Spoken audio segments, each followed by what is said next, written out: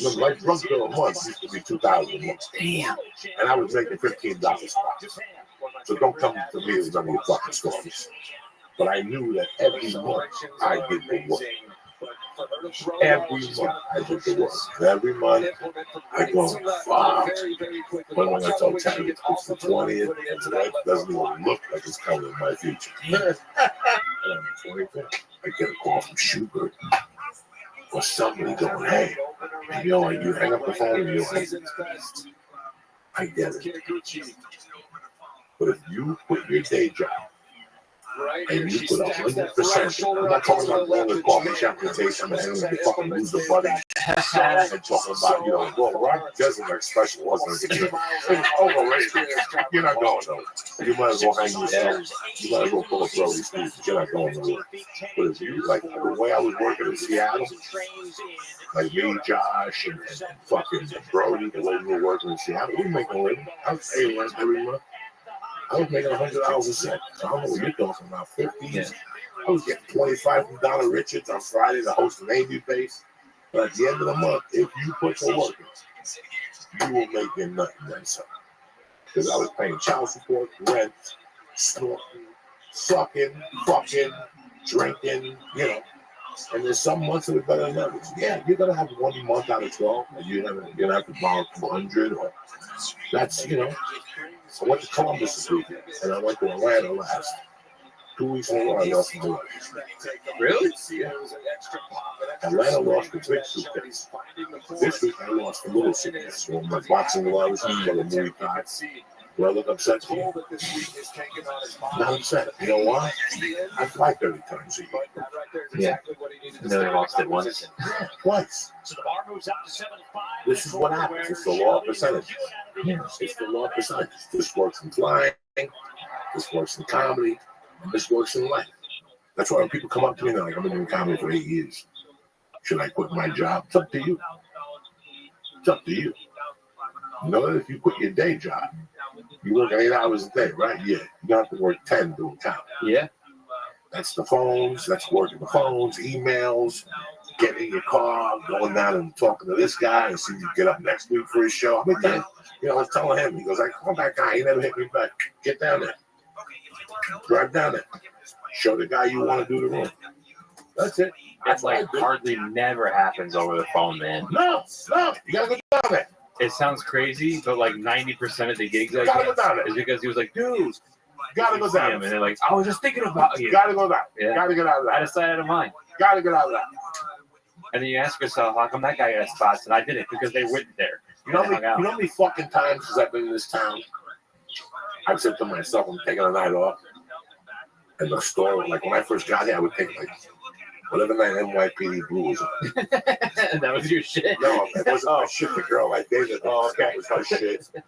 So I wanted to take a night off because I was so condensed with comedy. You know how many times I would say like I'm taking a night off, and at 6 o'clock I'd go, night off. Fuck you. And I go down there. All the nights, that was the biggest night. I get like an audition. Somebody would give me a gig, and on the drive home, I'm like, that's why I went out. Yeah, I do that a lot. As a comic, like once 90, I started comedy in 91. And yeah, for the first 2 or 3 years, I fucked around. For the first 2 years, I fucked around. I didn't know what I was doing. I was snorting and doing this. But in 93, there was no more TV in my house. TV disappeared. Gave it away. Brand new Sony Trinitron. Because if you're a real comic, you're not going to watch TV. You're not going to binge it. Game of Thrones. When you're a real comic, you don't want to sit. Those first 10 years, those first 12 years, you don't do nothing. I don't do nothing for my first 12 years. Nothing. I didn't know anything. Baseball, football, I didn't know nothing. I didn't know about sports. I lost touch with everything. All I thought about, especially when I got here. When I got here, I really turned it on because I knew this was the major leagues. This ain't the minor leagues. This ain't AAA ball. This ain't AA ball. This ain't single A ball. This is hardball. This is real fucking ball. And you gotta turn it on. I didn't know nothing about staying in. staying in. My wife left October of 91. That's the night my wife left till 2004. I never stayed. I'm not saying I drank every night. I'm not saying that I partied.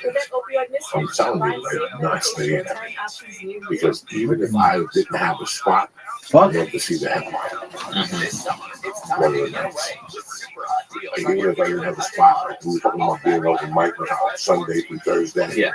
You have a lot of action, and on the weekends you have nothing. On Saturday. But I like to order pizzas.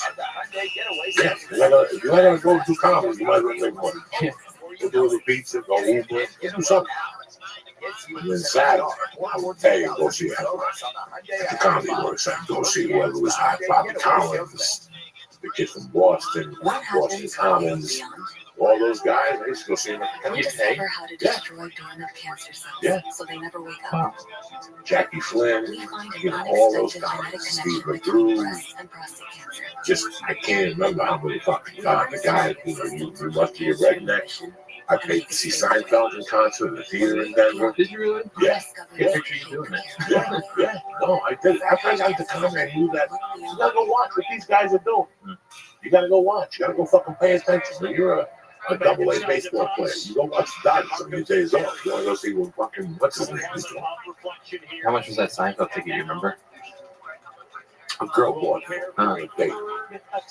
I told the girl I really wanted to go, and I got her a job. And she got her first check, and she took the table. Oh, okay. She paid for the ticket. I had a really good time. Seinfeld was clean. He had one other fucking one. Did you like him? Yeah, I always like Seinfeld. He had a joke about it. How does the hair crawl up the wall of the shower? That's my favorite joke of his. You ever take a shower and there's a hair right across from you? Yeah. How does it climb up the wall? I was fucking dying.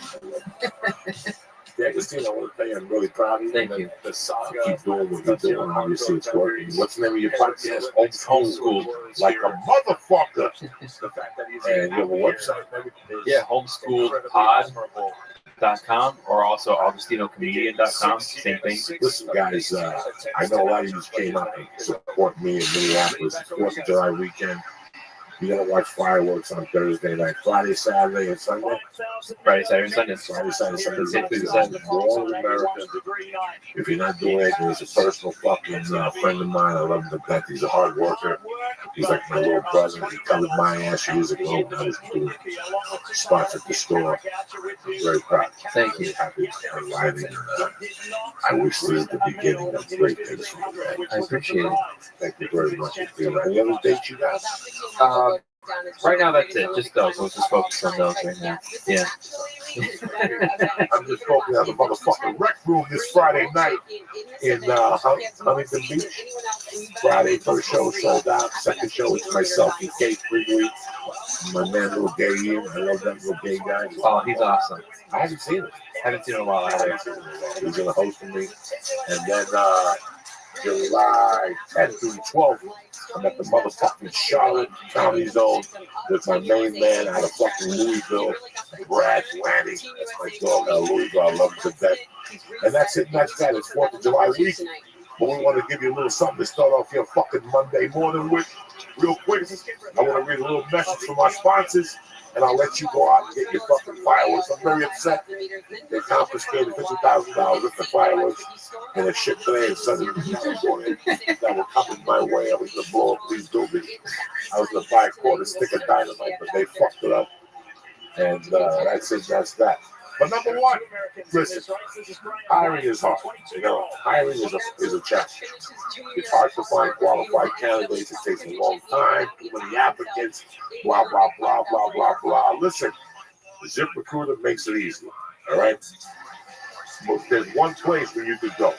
Multiple job sites, stacks of resumes, confusing review process. But today, hiring can be easy. And only you have to go to one place to get it done. And that's ZipRecruiter.com/church. Okay, ZipRecruiter sends your job to over 100 of the web's leading job boards. But they don't stop there.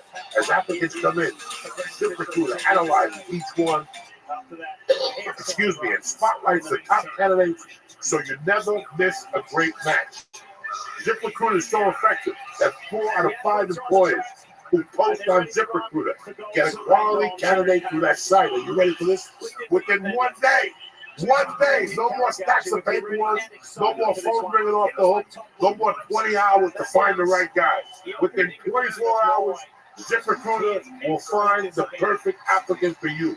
And right now, the church family can try ZipRecruiter for free, gratis, niente perte, right now. Go to ZipRecruiter.com/church, CHURCH. That's ZipRecruiter.com/church. ZipRecruiter, the smartest way to hire. The church is also brought to you by Manscaped. I don't know how many fucking times I'm gonna reach down like a Richie Ball. When I go to reach down, I got like split ends on my dick, and the split ends on my hair, like I'm supposed to condition my ball hair. And I feel bad because I always forget to condition your ball hair and the hair above your dick so it gets split ends, it gets dry. Fuck that shit. Use Manscaped. Trim that shit off. You want your dick to look like a fucking Marine. You understand me? With Manscaped, you will not cut your dick off, fucko. The suffering ends today, no anxiety, no nothing. They got precision tools for the family jewels. Manscaped has redesigned the electric razor. Their invention is called the Low Mower, a handheld razor with skin-safe technology, so it won't nick or snag your fucking nutsack or your love balls. Because you got to go easy on what the Lord gave you. This bad boy will leave you smooth, clean, and guess what? It's pain-free. Plus, Manscaped is rechargeable, easy to hold, so you can get it into all the nooks and crannies. Manscaped can get your fucking bag of death looking like a fucking model. You know what I'm saying? So you can comb your little ball head to the side, to look tremendous. And I'm going to let you know a little secret. If you trim the hedges, the tree will look a lot taller. What the fuck are you waiting for? Go to manscaped.com right now and get everything you need to make your dick and your balls shine. Keep your dick looking pretty fucking good, too. If this is the first time you're going to go to Manscaped, do me a favor. Consider getting the perfect package. It comes with a lawnmower and a safety razor plus the crop preserver, especially formulated deodorant. So your balls don't stink. I got it on right now. If I take a whiff, it smells like tiramisu. And the Reviver, a spritz that combs your nutsacks and refreshes your dick and your love balls to keep you nice and fucking cool in these summer months with the humidity and whatnot. So do me a favor again. The church family gets 20% off your first order when you use promo code CHURCH at manscaped.com. Listen, don't let them know the summer go by and you not get your dick sucked because it smells like a fucking jungle down there. If you want to get your dick sucked, you want to pull that bean out like Louis C.K. and you want it to look good. Maybe if Louis C.K. had Manscaped, he wouldn't be in all the trouble he's in right now. You understand me? So go right now to manscaped.com. And if you order the perfect package, they'll throw in a free travel bag when you use promo code CHURCH. That's manscaped.com. Use promo code CHURCH for 20% off your first order. Keep your balls clean, your dick nice and smooth, and you won't have Louis C.K. type problems. You know what I'm saying? And that's it, and that's that. Don't forget the Rec Room Friday, 10 o'clock show. And then Charlotte, the Comedy Zone, July 10th to the 12th. I love you, motherfuckers. We'll see you Wednesday morning. Tip top Magoo, ready to fucking go. Kick this motherfucking muley. Looking for the perfect grill? Find yours at Ace. Because at Ace, the perfect grill comes with free assembly and delivery. Like the greetings from motherfucking Podcastville. July 9th, motherfuckers. Get your shit together. The church and what's happening now is brought to you by him. Listen, 66% of men start to lose their hair by the age of 35. Once you know you're getting hair, it's too late. Is that hairline slowly starting to move backwards? Any bald spots yet? I got the solution. Foreheads.com, a one-stop shop for hair loss, skincare, sexual wellness for men. Listen to me, no snake oil pills and gas station counter supplements, just prescription solutions backed by science. Now, today, the church family can get started with him. A complete hair kit for just $5. Listen, it's tough losing your hair. When you're young, you're losing your hair. It's not a good feeling, I understand. But listen, we got help with science, man. and it starts with 4hinge.com. What we're going to do is give you a complete hair kit for just $5. That's right, you heard it right. $5 to get started. Right now, while supplies last, and subject to a doctor's approval.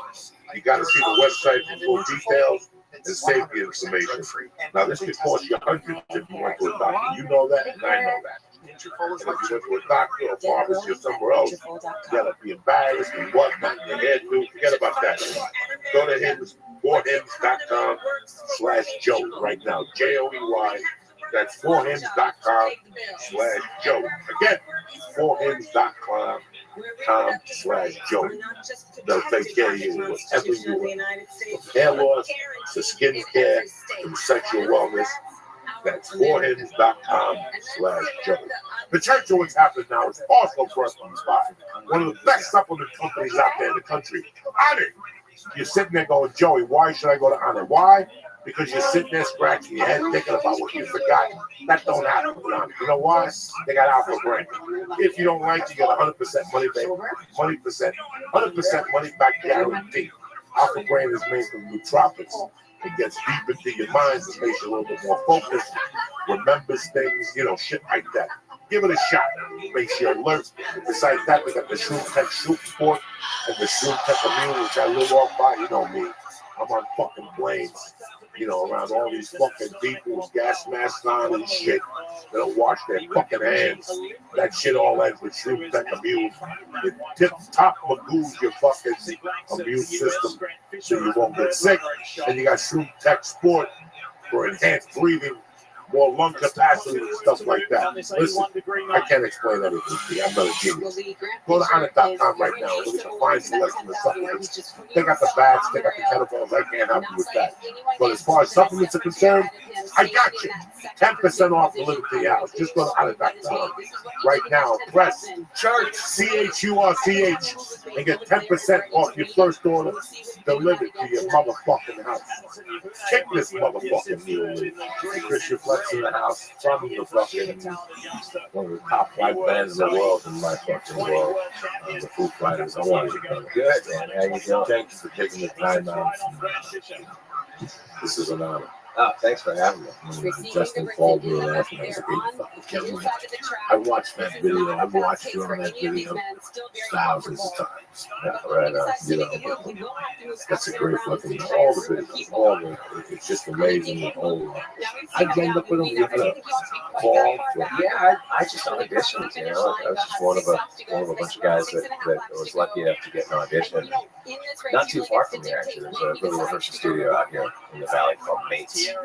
And I went in there and did a few songs, and then went back to San Francisco, and then I was living in San Francisco at the time, and then came back down a week later and had a sort of a more extensive audition. And then they let me know the next day that I got the gig, and it's been chugging along ever since. Just a sweet surfer guy from Santa Barbara. World's greatest rock band. It's funny because I've read a couple of your favorites and seen a couple of, I don't want to do the same interview with a friend asked if you wanted to audition for drugs. But I heard that the guitar is split from the Foo. Did you get your audition there?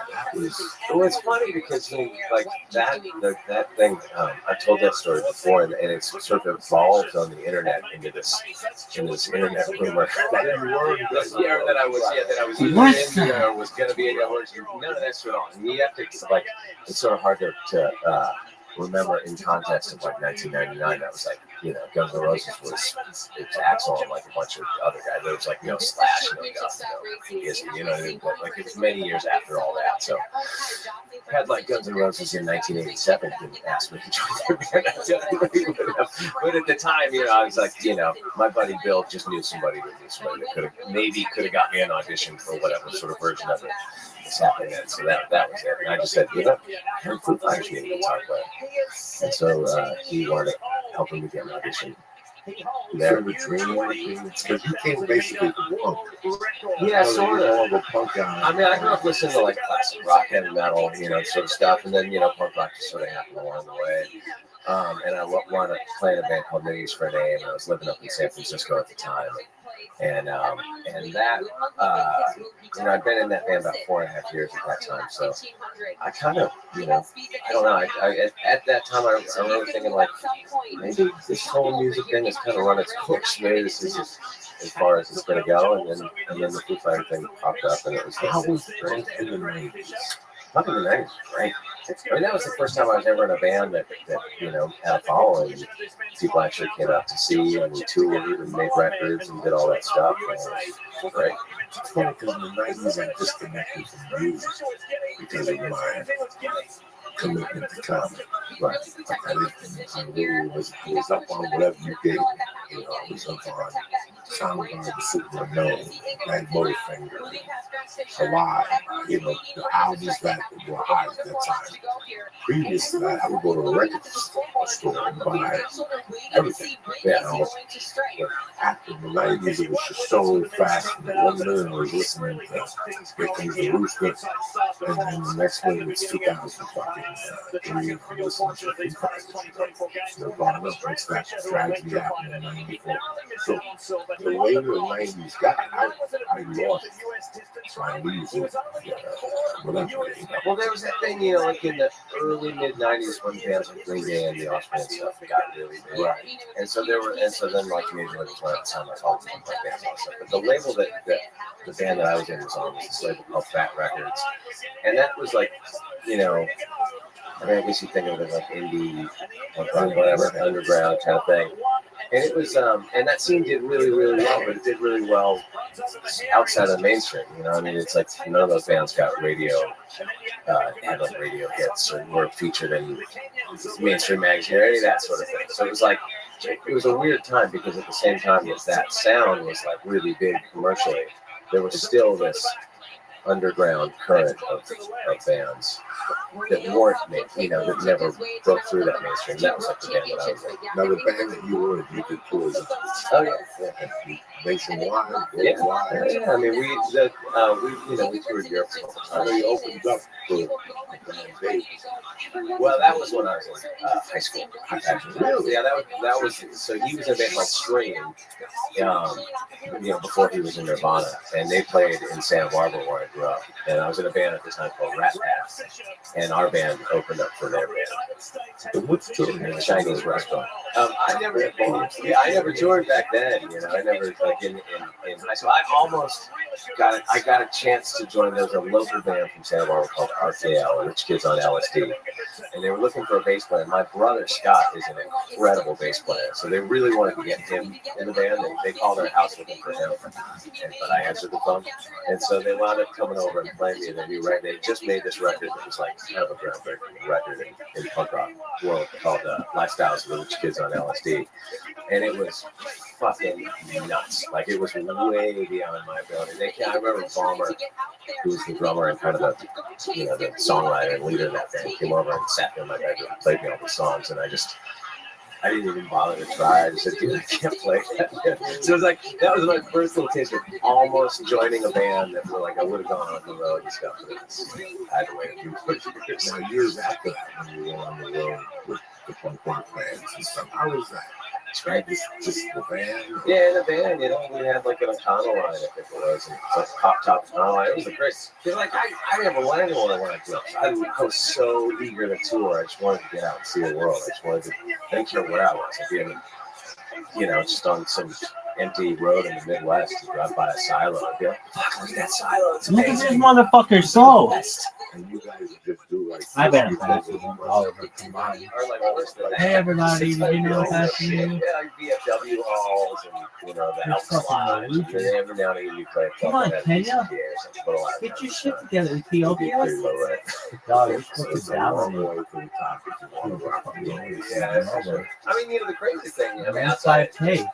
there's so many 13. But one of the great things to me at the time was like, I just didn't have to load my gear anymore. I just gave my Oh, dude, guitar somebody metal to to the a USA. guitar tech, and then I never had to And see the it 5K. until it was showtime. It was like heaven.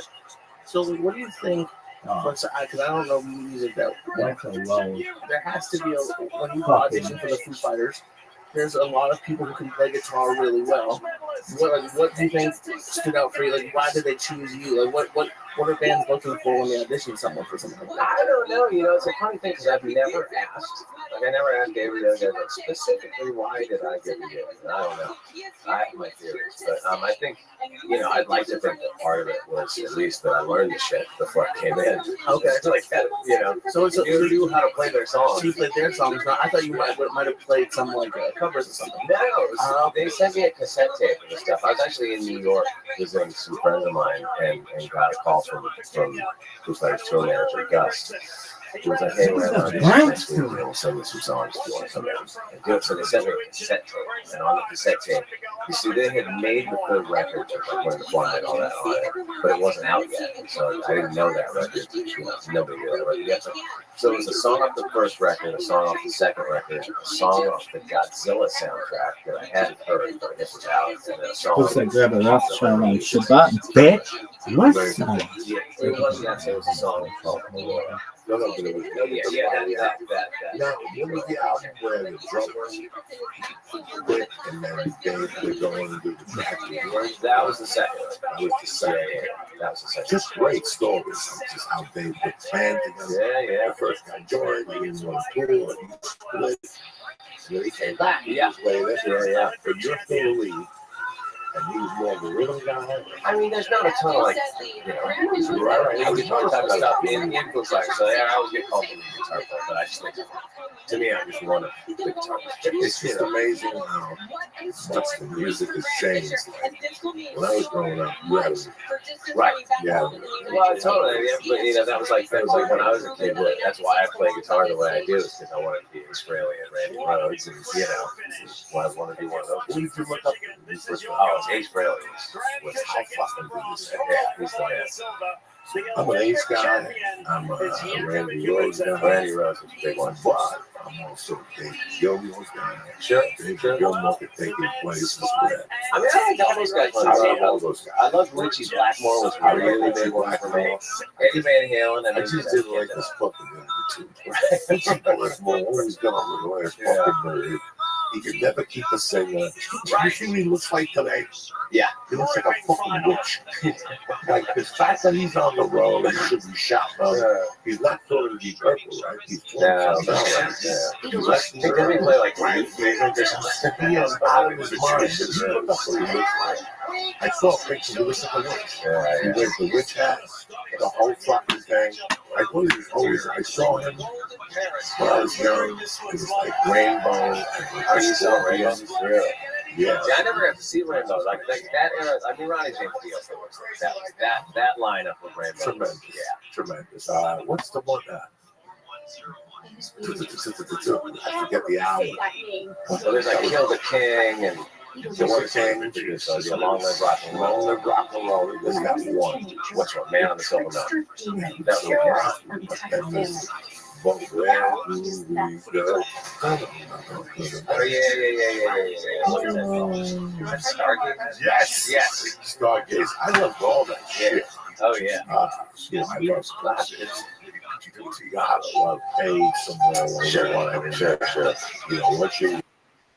What up? How you living, pimp? This is the greatest fucking day of your life. How you living? Yo, we've been waiting for you. How are you? Yo. Hello. Yo. What up, crazy Tex? How you living, pimp? What's going on in your neck of the woods? Are you a gangster? Are you a West Side or Die gangster? Or are you an East Side pimp? Are you a West Side or Die gangster? Or are you an East Side pimp? Everybody wants to know. We're watching the Olympics. Feel free to talk if you want. Gangster. Joe's Garage was always great. And I like all those guys. But as far as guitars, I like I was a Gilmore guy. Randy, lift the fucking swing. I was there. Van Halen opened up for Sabbath in the Garden. Oh, really? And it was like Sabbath, Rabbi Rothschild, running to the devil. Like he just knew it was something special. When I saw Rand, when I heard Rand, I was just, I never got to see him play live. It's just, I was a little too young. I didn't start going to shows till like 83. So I missed, I didn't get to see a lot of those things. I still wanted the Dio Ozzy crossover. Yeah, well, Dio was that was my first concert.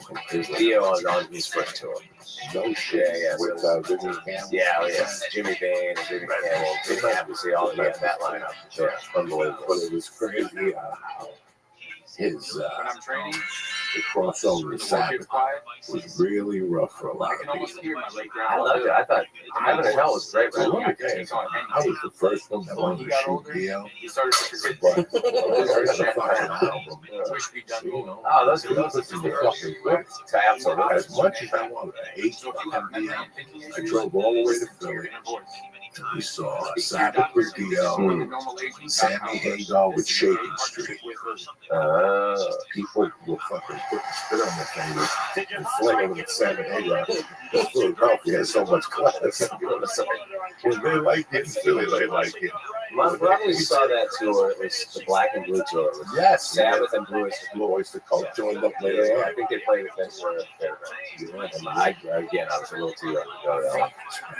Yeah, I have great memories of because I share a room. How many brothers do you have? I got 2 brothers. And they had the posters. Oh yeah, all that stuff. But I remember like the refund of the bed. Yeah, so my brother Scott was going to a lot of shows. He went to see everything. He saw everything. He'd come down to LA and he'd see Van Halen, whatever. He saw all that stuff. And I have great memories of waking up in the morning on like the school morning, and my brother being like sacked out in the bed below mine, and just seeing his like crisp new concert T-shirt from the night before laid out on his chair. I remember seeing like the Mob Rules, 3/4 length sleeve, just kind of draped over. When I was growing up, you couldn't wear a concert T-shirt unless you went to the concert. Like people would stop. Come here. Did you go to a concert? Take this fucking shit. How can you get anything to go to a concert? No, because people would still like, if you go to a concert, give me a shirt. Okay. Cool. When I was like, the other night, some girl had a shirt on, some young girl in the rec room, and I felt like saying, just give me one. I want to say, just hum one song. Hum one fucking song. My friend said he went to see the Dead and Bold, and he said, oh, it's dead. I go, this is a trick. This is a treat. I'm going to treat myself. Mayor was fucking tremendous on that tour. When they brought the Guinness a couple of years ago, he called me, like, the show started at 7:30, Colorado time, it's 5:30 here. I got called like by fucking half hour later. He said he had to leave Red Box. There was just a bunch of rich white kids with fucking Grateful Dead shirts on, smoking pot. This guy follows them. This guy didn't take showers for 8 days to go to a Dead show. And now he shows up and he's all these kids pulling up in BMWs with Dead t-shirts ripped to show them like they stop. You're not allowed in here. You can't wear that shirt. Okay. You can go in the show. How are you going to wear that shirt? I saw they've got like a Grateful Dead line at James' purse. It's like, oh shit. Yeah. That's kind of bummed your friend out pretty hard. Oh, it bums me out. It bums me out. Name one fucking, I had to fucking down the bus and go see the show. Fight for the weekends to get to New York City. You know how it was to get like AC/DC, Def Leppard? It's, 81, 80. It was rough to go in there. People would take your shit. I remember Ozzy Osbourne, some guy just jumped on my friend and started dry humping him. during the concert, yeah, go beat and fucking concert shit. I'm scared. You earned that shit. I remember the first show that I went to, that Dio show. You know, this was in '83, so it was maybe a couple years after like all these people had been trampled to death at that Who concert in Cincinnati. That's right. And I was like, 12 or whatever. I remember just being there. Some crazy shit's gonna go down and being on edge until the show kind of got going. I was like, okay, I think I'm safe. I got it. Cool. And I can't believe I'm blanking on his name. He was the guy who came in here. He did all the traveling now. He's in a heavy metal band. And he said his fans used to punch him during the show. No, he didn't know the tattoo. He was out there and he was Henry Rollins. He said he used to get in the mid-show. Yeah, that was a different that was 80s, right? Yeah, I mean, that was, I'm sure he's, yeah, I can't remember. That's a rough Come on, what's up, Tanks? Who in the fuck is Rabbi Rothschild? I started playing when I was about 11. Yeah, at 18, did you have any dreams? Yeah. No, I feel like, now that I have kids and have a dad, like it was, I'm saying, like, I feel like I was pretty lucky that I knew what I wanted to do from a really young, now from like 14. It's like, that's when it really, like, it's when I started going to see shows a lot. I was going down to LA a lot to go see shows, and I just thought, that's for me. I want to do that. So pretty much from that point on, I just thought, I'm just kind of counting the days until I turn 18, and then I'm going to move to LA, and I'm going to go make it. Is that exactly 18? More or less. When I turned 18, I dropped out of high school at the beginning of my senior year. I was just kind of fucking around and didn't have a job. I was just hanging out at the beach every day, not really doing much of anything. And I remember about a week before my 18th birthday, my mom was like, my mom's a probation officer up in Santa Barbara, and she was like, fuck this. I got you a job on Monday. Go see Linda down at probation, and you've got a job now. So she basically made me get a job, which was like the best thing that ever happened to me at that point, because I went and I got a job at the probation department as like just like a clerk, in the records room, filing shit. And because of that job, that was right when I turned 18, and then I worked there for maybe like 6 months or something. I saved up enough money to move to LA. I saved up enough money to buy an amp and move to LA. That's what that job did for me. And how many years did you go around picking bands? Oh, I mean, I first started playing bands in like 9th grade. We played in lots of bands all through high school, and moved to LA, played in a bunch of different bands, and then moved up to San Francisco in 95. And right after that, I joined No Use for Name. And then That was getting money then? Were you just getting by? that was No Use for Name was the first. That was like I was paying rent most of the time. You know what I mean? Yeah. Well, I had like my nut was like $450 a month or something like that. It was good. Yeah. That was my nut. My nut was like $8. Yeah. And I supposed to Trump. Yeah. My nut. Well, we would come home from tour, you got a little money in your pocket. I'd be good for a couple months, and then I'd go get a job delivering pizzas or working at the coffee shop, whatever, until we went on tour again. And I did that for pretty much the whole time I was in Vegas. Was it hard for you guys to start asking for money for, comedy and music? Like, was it weird? No, you were good at it. You were just like, no. It's funny. It's funny you ask. I don't know what it's like for comedians, but in music, especially in America, like, you're really kind of treated like a criminal in the club world until you have a booking agent and you put records out and all. And even then, still, you go out and they don't want to, nobody wants to honor your rider and give you any, you ask for water and towels or some beers or something. People are like, oh, fucking rock star, that whole thing. Right. Which kind of blew my mind the first time I ever toured Europe. Because you tour Europe and they just have a whole different system over there, where they feed you, they give you all the foods you can, it's just a different thing. But in the States, it's really hard, and you don't get paid, even when you're relatively kind of popular guy, you can sell 50 or 100 tickets, you know what I mean? Like, you're still not really. I think it was maybe easier when I was first starting out. I think it's much harder now. I just look at with my own, like my solo tour and stuff, and it's like I don't really have a huge draw or anything, and it's like I know how I do it. It's kind of a luxury for me, you know. I enjoy it. It's fun, but it's a fucking black hole financially. You know, like I don't know how any young band does it. It's nuts, you know. I don't know how anybody gets a foothold anymore. Years ago, I don't know the name of the band now. I know that they've been popular in the early 2000s, and they got another guitar player, and they moved on it. But a kid in my building in Hollywood, this had to be 99, was one of the opening bands on their tour. And he basically said they did not get that. Right. Now, sometimes people pay. Right, they were paying. They were paying. They were the first band you saw. The two other bands, and then that. Yeah. And they were hot at the time. I just can't remember the name of the company. But they were, it was costing them.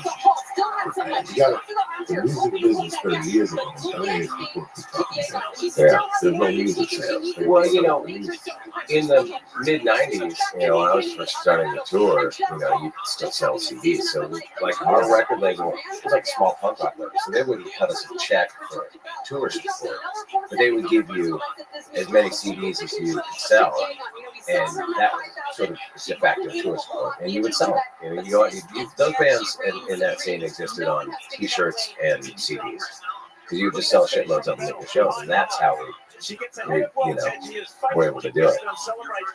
It's crazy how much music has changed. I was talking about New Year's. Oh, yeah. She came back to the sport. White and Olympic bronze medalist. Like it's Quiet Riot and somebody else. You were guaranteed a certain amount of money every night. T-shirt sales. From the opening band, you were guaranteed $750 a night. If you did 4 shows, that was side money. And then the headliner was guaranteed whatever, $1,500 a night. A band the shirts, you know, even like that. And they were doing arenas. Yeah. The numbers, I kept them small because I don't want people to think I'm exaggerating. They were up there. I'm sure what they were making. They were also selling music at record stores, you know. Yeah. All those guys were losing money on tour. Now it's completely gone the other way. Right. Everybody makes money on tour. You have no choice. You have no choice. I saw them. I saw Quiet Riot. That was the first big show I ever saw. Quiet Riot at the Forum with White Snake. That's what they were saying. It was White Snake that when John Sykes was the guitar player. Good. Yeah, that was a good show. And now you're in the Foo Fighters. You've done how many hours? Oh, man. I don't even know if I have to check. It's a bunch. It's 20 years to come on. Tracks on Learning to Fly. Did I learn? No. Oh, I didn't record on that. That was the next record. One by One. You record that was the first record. According to Wikipedia, it says 7. Yes. You've done 7 fucking Foo Fighters. I think so. Oh, yeah. How do you feel? Pretty good. Do you still feel like you made it? Yeah, I mean, kind of, yeah. I mean, you know, sure.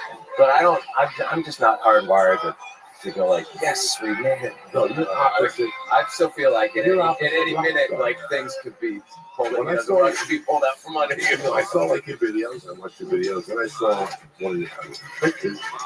I'm like, he even said his guy can buy a surfboard. You have no. I do have some for sale. I was gonna say, so we'll talk after the show. You have no use for the video with rock star. He's just a beach guy that plays fucking ukulele, the guitar. I know you love your guitar. I've seen pictures of you. I have moderate to severe You're such an interesting guy. When I see a picture of you with a flying V, you know, there you are, Michael Schenker Jr. You know, and then you're also like you're great friends with Foxman. You know, Wheeler Walker. Oh shit, yeah. And you're into honky tonk. Yeah. Podcast. You country people. Yeah. You know, Yeah. It's so weird how I see you on stage fucking jamming to best of you, and then You just put out a song, June 16th, and it's honky tonk. Well, it's funny, to me, like country music and rock and roll music aren't that far apart. And I got a lot of good friends certainly in rock and then in country too. And it seems like, especially with country music people, there's so much crossover there. Like so many of the people that I know in the world of country and Americana, all that are people who grew up listening to rock and roll music too. So I to me they kind of go hand in hand. But I know to a lot of people that it might seem strange, like genre hopping, but it doesn't feel like that so much to me. You're an artist. You're a fucking artist. I'm an artist, goddammit. You're a fucking artist. I'll do what I want. Didn't John Lennon say if you gave him a tuba, you'd figure out how to get a fucking sound out of it? Right. Yeah. You're an artist. Nothing wrong. I love Gordon. Don't get me wrong. The singer is horrible. But I love fucking Joe Perry. Like Aerosmith and did the Joe Perry project. I love when I see a guitar player, a drummer. When I see a fucking up the other guy from Guns N' Roses, great guy, a lot of stuff, collaborate with, shoot him, okay? You're telling me something. Yeah. You're telling me, number one, you're not a fucking knucklehead. That growing up, if I can't, that's up for debate. If I come to the opera, sure. You know what I'm saying? Yeah. When it comes to I think that's true for most musicians. Like most musicians, I think have pretty broad musical taste. Most people that sort of spend a life in music. Well, shit that shocks you. That's what it is. Right. You asked somebody what's your favorite. I remember I saw these big black people playing friends. They came up to me at the conference and said, "Hey man, you shoot the one shot of the latest Happy Sound is my favorite." And then aren't you the Crips? How is Adam Sandler your fucking favorite? Didn't like people shock me. So even when I see musicians, they like it, they support, and like you and what you want. You're two different fucking dudes. You're the same. He's an artist. Yeah, I figured out how to just he's got great country. Yeah. I think that's why his records have done well. Those songs are catchy. It's funny because I interviewed him for when I first met him, and when I interviewed him for my podcast, and my wife, I was listening to it was one of his first records. Big fat tits. And I was listening to it and my wife came home. She didn't know that it was like she didn't know that it was tongue in cheek, his lyrics and like, you bitch and all that stuff. And she came, she's like, what the fuck is this ignorant shit you're listening? She got so mad. Good research. I don't think so. Maybe. If she wanted me to, maybe not. But it's just always intrigued me. As a child, as a fan of music, when a guy takes off, does something that's completely different from what his genre is. Sure. That shows me he's a true fucking artist. And that's what is his art. He enjoys doing everything. He enjoys doing big Ben and fucking whatever. This is up like Spider-Man. He plays the violin. Oh, fucking. Well, I tell you, it's really true. Like, I did a lot of solo touring in the first part of this year. Some of it just full on, just me and an acoustic guitar, and some of it with a band, and we, did walked a lot of miles, for the first half of the year. And then we went back and did a week of shows with Foos in the States, and then just did a couple weeks in Europe. And it really does kind of that's one of the advantages of doing what we do is the fact that I do have the time to go out and do these other things. I can come back to it, it recharges you as a player, What's his name? Success is going from area to area with enthusiasm and consciousness. It's really, I enjoy that. Yeah, it's good. And we're sketched up to be a comic for years. I just sometimes Tuesday, see you Sunday, get home Monday morning, turn around, do laundry. I love doing stuff. I want to do music.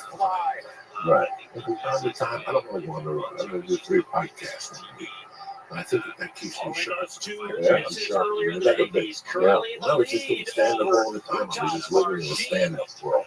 I could just see just waiting for the food. You know, just waiting for the fucking food. And you know, I think about it now in hindsight. If he would have done that, like if they would have done that, they would have probably smoked one Friday's dead like the Eagles. I choose to There was at 6 or 7 years, and you ever see that what they went through with before the long run, they had a hard time. And Oh yeah, they yeah. had a follow up to Hotel California, and then before that, they had now all those 3 albums. They were together like. Well, there's something. 6 or 7 years. There's something about like touring all the time. It's like you kind of put your life on hold. You know? It's like a time machine. I don't want to see you every day. I'm gonna love you. Like that's but eventually we're gonna disagree. Right. And eventually we're gonna disagree and disagree and disagree. And it's a party cake, and then they want to talk to each other. Right. When I see a guy like Don Feldman, I wish that after like Hotel California, he was down if he wanted to sing on that fucking song, you know, they screwed him over. You're that good of a fucking guitarist. Go get 3 fucking dudes and go put something together up at the Canyon Club. Right. And put it out, and that would have gave that situation some revenue. Yeah. That's why I think you guys are so successful with Foo Fighters. Because he's always, that motherfucker's always, Yeah. that dude, David Grohl, he's always in something. Oh, definitely. He's in Cuba playing Congo drums. He's in the fucking, he's in Virginia doing this. Yeah, and you know, pretty much everybody in the band is like in one way or another. And I think that probably, you know, kind of has something to do with the longevity of the band. You know, everybody kind of goes and scratches whatever itch they need to scratch, and then you come back and you're good to go. We're going on close to 17 years. 20 years. 20 years, yeah. Wow, yeah. Yeah. Still sound better than that. I mean, so is part of you doing solo touring is. I know you're not gonna say you get sick of it because. Well, what does it feel like to be on tour and you're doing songs that you wrote 15, 20 years ago? Do you still get enjoyment out of that? Is it more exciting to play new stuff? Yeah, I mean, I think of course it's always more exciting to play new stuff because, like, you know, you don't know it as well, and there's a little more of that fear factor. When you got a new album and you're trying to remember you know, it's just less muscle memory. Those are the songs that give you that little rush, like, oh, I don't fuck this up, you know? Okay. But, you know, at the same time, like, you know, all my life, and ever long as something that always, it's always grim, you know? Right. I mean, we're not the type of band that's going to come out and do, like, you know, weird jazz versions of the songs you want to hear and all that sort of, play a bunch of, like, obscure B-sides. It's just not what we do. And I don't think that's what people want to see. Right. And, you know, nowadays it's like, to come for anybody to come to a show, it's like, tickets are expensive, parking, get a sitter, you literally buy beer and a t-shirt or something. It's like, you can't, you got $8,000. Yeah, you can't, like, not play Learn to Fly because maybe you don't feel like it that night. You know what I mean? Like, you gotta just bring it every night. And I think, I don't know, I think Gabe's really, that's one of his gifts as a band leader is like he gets up for it. If you could see him before we go on stage, he's like bouncing off the walls for like an hour. I think that's just how he gets, like, gets going, you know, to lead the charge. He's a true performer. Oh, for sure. And, you know, like I read a little bit about his early stuff with LeBron and stuff like that. You could see he enjoys it. Oh, definitely. There's a lot of people that do it for the drugs, do it for the drugs. You know, it's one thing. We do it for those things, but we enjoy it. It's one thing to be up there, you know, and really be having a great time. I'm just on the plane right back to Chicago last week. I had not much. Everything I downloaded, I watched. And I watched Rolling Stones.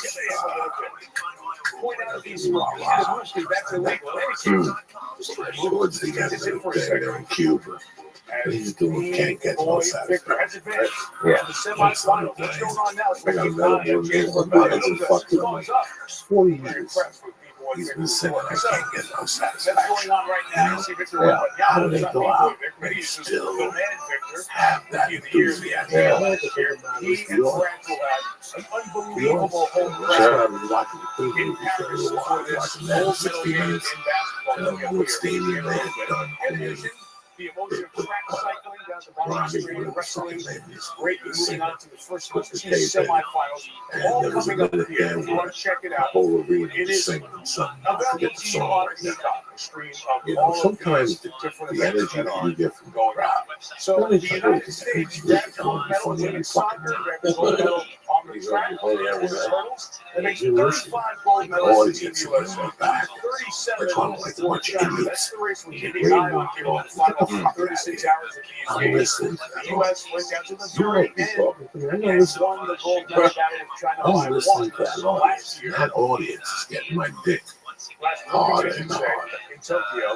So sometimes I love, you sit there and go, how can you do the people joke and enjoy it? Again, these people, they don't want to hear you do, there's nothing worse than going to see something. Going to Hollywood Bowl, going to see something. You're ready for fucking, not playing como Bob, but the other one. And also, he's like, this is a new song I wrote about Mexicans crossing the border. Listen, save that for fucking, save that for the jazz bar in California, right? I'm like, today you're doing samba petite. Well, I'm going to throw a fucking fit here, okay? Are you ready? And it's true what you said, yes. They don't want to hear cheats going. They don't want to hit tape. This is a new song I wrote when I was roller skating. You know what I'm saying? Get the fuck out of here. Sing that, play that fucking funky music, white boy. I tell you, you mentioned the Stones. We got to back up Mick Jagger a few years ago on SNL, which was like the greatest night of my life. And we did a few rehearsals throughout the week with him. And you're talking about how does he get up to play those songs, whatever. He would come in every day and go, so I'm just gonna lay off a little bit. And the minute Taylor would count the song in, he became fucking Mick Jagger. Like, he could not be Mick Jagger, you know? And every time he said, oh, lay back. And then, and he never took it light. He just went full, 110%. Can you imagine when he banged those little 23-year-olds? I'm 70, I'm not going to put it in your ass. Bam! And dick in your ass, and you hear his fucking Beast of Mercy. Did you grow up a Mick Jagger fan? Oh, big time. Big time. Yeah. I was out there like my own. Really? Yeah. Are you going to go catch him? Pasadena? I'd like to, yeah. Are you thinking about it? I'm thinking about it. Yeah, when is it? I think they rescheduled. I think it's still August 20-something. I think we're overseas at that point. Have you watched that Rolling Stones? No, is that good? Yeah. They're going to South America. All right. Learning all the different dialects of the country. Yeah. And then comes out talking shit Spanish. Yeah. He's brilliant. Does he pull it off? He pulls it off. When he goes to Cuba, he pulls it off. Yeah. When he goes to these places, you can see him how he gets a report. He does research on town, so he can talk shit. That's what comics. That's a couple of local references. Yeah. I mean, Leonard Skinner goes to Alabama. They're not going to open up with fucking, whatever. They're going to open up with Sweet Home Alabama. Yeah, sure. What do you think about all these music movies coming out? Especially like the one that really interests me is that Beatles one, where like I think that's kind of a cool concept where like no one remembers the Beatles. Do you guys, as a band, think like, oh, it'd be kind of cool to have a movie based off on music? Or I mean, I would like to hope that we're many years away. It's another one of those. Yeah, really movie made about us, but yeah, that'd be pretty. I love the Queen ones, and in large part probably because I'm not a crazy diehard Queen fan that knew all the stories and had knew where they took license. Well, I mean, I like. I didn't know I don't know the details of how they go, so I could just kind of watch it as a casual fan, where it's like like Pat and Taylor who know all like what that's wrong, they combo that. You know what I mean? I think maybe saw it differently. Even though I think they liked it too. But I thought it was great, and it got my youngest son listening to Queen constantly, which I thought was great. And then that kind of turned him. He like, I don't know, turned him into a little rock and roll fan. So I thought it was great. But like, most of the time with those movies, if I know too much about the subject matter, I can't get past it. Like I tried to watch that Netflix Motley Crue movie, and I made about half an hour in, and I because I was like the biggest fucking Motley Crue fan ever, and I couldn't. There was no. I just couldn't look at those guys pretending to be Motley. I just couldn't do it. I don't know why. And there was no. What's the term I'm looking for? Suspension of disbelief. Suspension of disbelief. Yeah. I just couldn't get that. Yeah. Why would you hope that it would be a while until you had a movie based on the? Because we're still here. We're still doing it. It's too soon. I don't even know what the Beatles. What's the Beatles?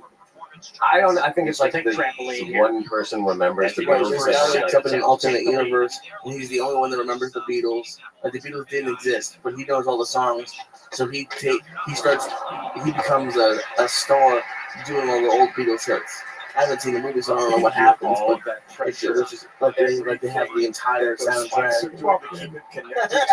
Honestly, there's nothing about. Well, I watched the trailer. There's nothing. No offense to anybody involved in that. There's nothing about it that appealed to me. But Okay. So oftentimes with those kind of things, like you watch it and you're you see it on a plane, and you're like, that wasn't so bad. Okay. So I like that they opening up.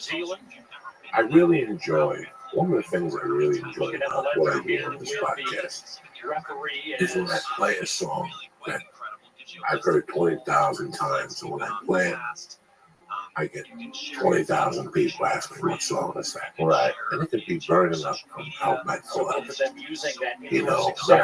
Nothing bothers me, bro. People really don't know. The original 5 album, fucking monster that was with it. Right. From that first album to that Night at the Ruts, which a lot of people have liked. I'm not a big fan of it either. But nobody really knows, like, Get Your Wings. Nobody really knows. Do you know it's so weird that you say that? Because I saw them at the Forum a few years ago, and it was really like 90s hit heavy set, and people were fucking losing their minds. And I had that same realization, like, wow, none of these people even know fucking the good shit. And they're not clamoring to hear it either. You know what I mean? Like, they were. This has been the thing that has. I love music podcasts. I love doing it. I try to do 1 or 2. I try to get Dean Delray and one. I remember the first time me and Bert Kreischer spoke about the Rose that we played Don't Cry in November Rain. People were emailing me for weeks because they only know Welcome to the Jungle. They know the new generation just knows that, I played, what was Sammy Hagar, Ronnie Montreux? Oh, yeah. Space Station number whatever, 18. Yeah. The next day, people lost their minds. Prince, Sign of the Times. There are certain songs that John and Paul wrote. He did a really I can't fantastic go for job that. just keeping Jesus, things people lost their minds. simple and trying to use the adrenaline and the energy from the Kim, crowd. what was that? Greg Kent? Yeah, Yeah, and he knows There's been so many songs that it makes me like go, holy fuck. So now when I wake up in the morning, I play the 3 songs and one one more more. attempt here. Whether it's Cowboys from Hell, But this is, there's nothing more I exciting. play a couple of Foo Fighter things. But a lot of people know the Foo Fighters. Like, everybody knows. But there's bands you like Michael Shannon. UFO Lights Out. They jump out of the world. They jump out of the window. When I play live UFO, yeah, it's really weird. And that's why I get mad sometimes because fucking they'll flag me and they'll say I'm going to get sued. And I can't see a band getting mad at me. Who flags it? Oh, for real? Yeah. Yeah. If this was different, I'd have on fucking albums on right now with videos of you breaking down where you got the riff from. Right. I can't do it. I'd rather do that with you. Yeah. But you can't do it. You yanks it, flips it. I want to see kids to get educated on, this is what it's. When you hear blow up the outside world, you can tell Chris Cornell was influenced by that's the Beatles. Well, the outside world is John Lennon, basically. Right. Like a little bit. So I want people to know, but that's the tough thing. Yeah. And I hear it all the time. People call to Eddie Trunk and shit. They yell at him. Like, there should be more radio stations. People fucking open music. All these things. Well, this is like the thing with it. Seems like every time we do an interview now, why are there no rock bands? What happened to rock music? Where's all the rock bands? And it's the same thing. It's like there's a million of them. Like, why aren't they getting mainstream exposure? There's tons of rock bands out there. Tons of great rock bands. Great rock. Why it's that they're not in the mainstream this day and age? Why have well, I read Keith Richards' biography. He made a great book a couple of years ago. He made a great point. You only make 5 hours. Going second and 10, Right. for a little bit of quiet, And this is 5 hours. That's knowledge. You've forgotten how to wire a drum. Like, they're like, they forgot how to wire a fucking. Have you read that chapter in the book? Yeah. We got so technological that we forgot the basics. Well, it is interesting because that somewhere along the lines, with digital recording and everything, the emphasis started getting more on like making everything perfect and everything's getting lined up perfectly. The reason all the albums that we've been sitting here talking about sound the way they do is because they weren't perfect at all. They were all fucked up. It's out of whack and it's wrestling. Like you said earlier, this is rare. Sound the way it sounds. We all got away with it. But that is one of the things I really like about these last couple of solos. I don't know if you're familiar with Dave Cobb, who's just a producer on some tons of mistakes and like that. But he records like the way that you make those records with no click track.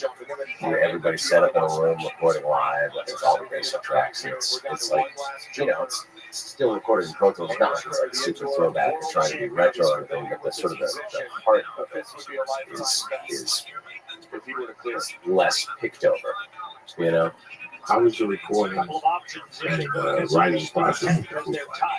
It varies from album to album for sure. There was a couple records we did and we recorded everything on tape, and that was really fun because you just have you get like I get like one guitar track instead of like when you're recording in Pro Tools you get like as many guitar tracks as you want, and then we'll figure it out one mix, kind of like. So it was fun. Pretty much we each got like one track, and you'd have to do whatever you were going to do on that one track.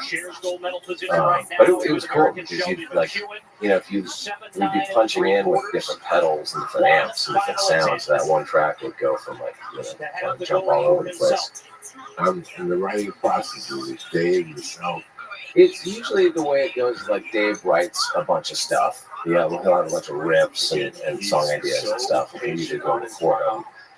Just him playing everything, send those out to everybody, and then we all kind of learn them, and then we get together and jam on them as a band, and just kind of jam on them and record them, and keep kind of working on it until usually we'll do that for a while, and then when it feels like everything's ready to go, we'll jump in and go record it for real. Yeah, we just got home. We're just over in Europe and did a bunch of festivals and did a couple of our own shows. We've never been to Croatia. We played in this old Roman gladiator arena place in Pula. It was fucking mind blowing. It was like small, but like it was just rooms. It was incredible. So cool. So we just did that and a bunch of festivals, and then we got a couple more weeks in August. And then a couple of things here and there. We're going to South America and Central America in end of September, October, I think it is.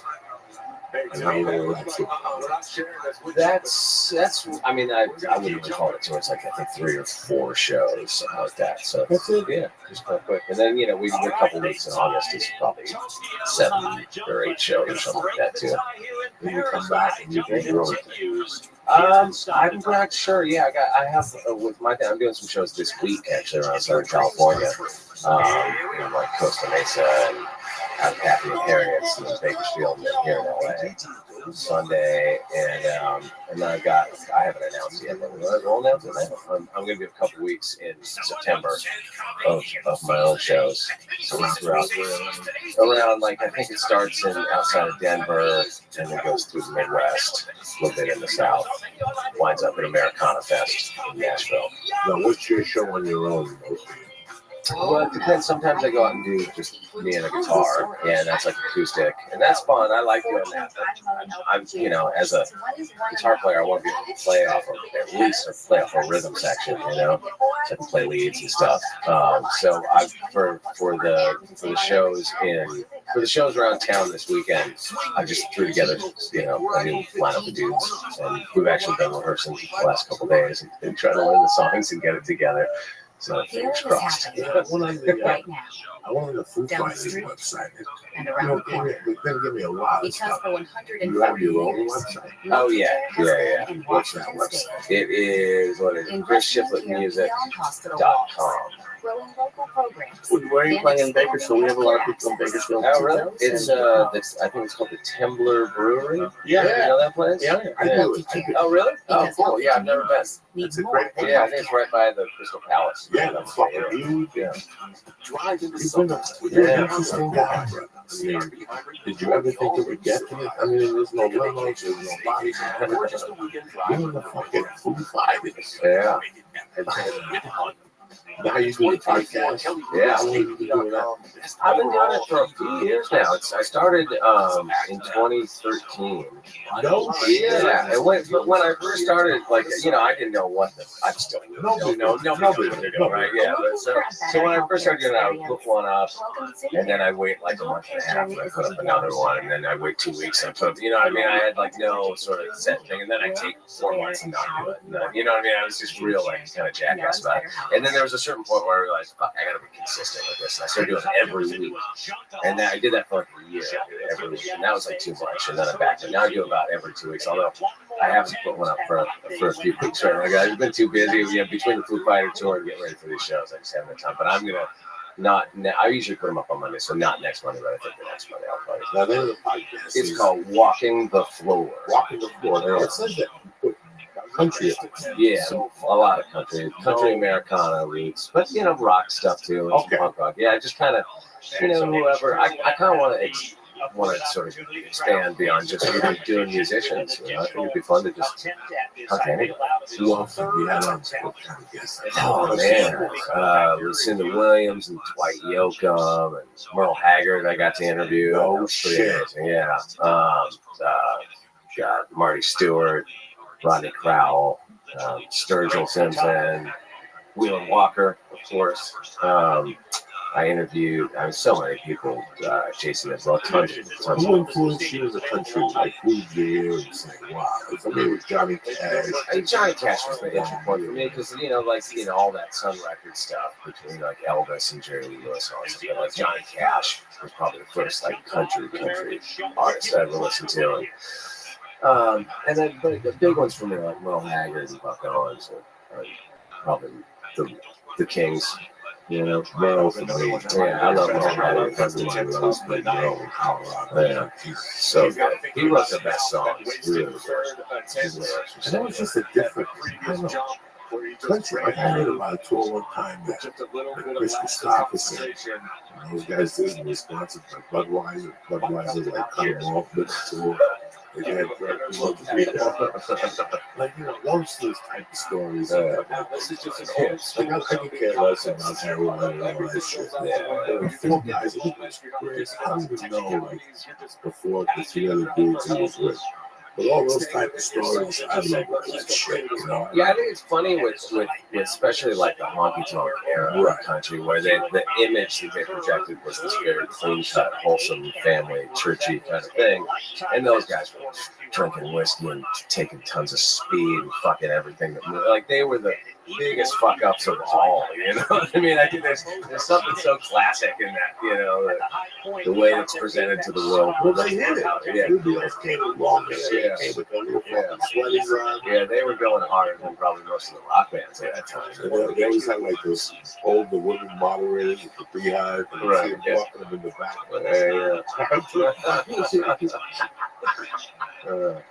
You're an interesting guy, man.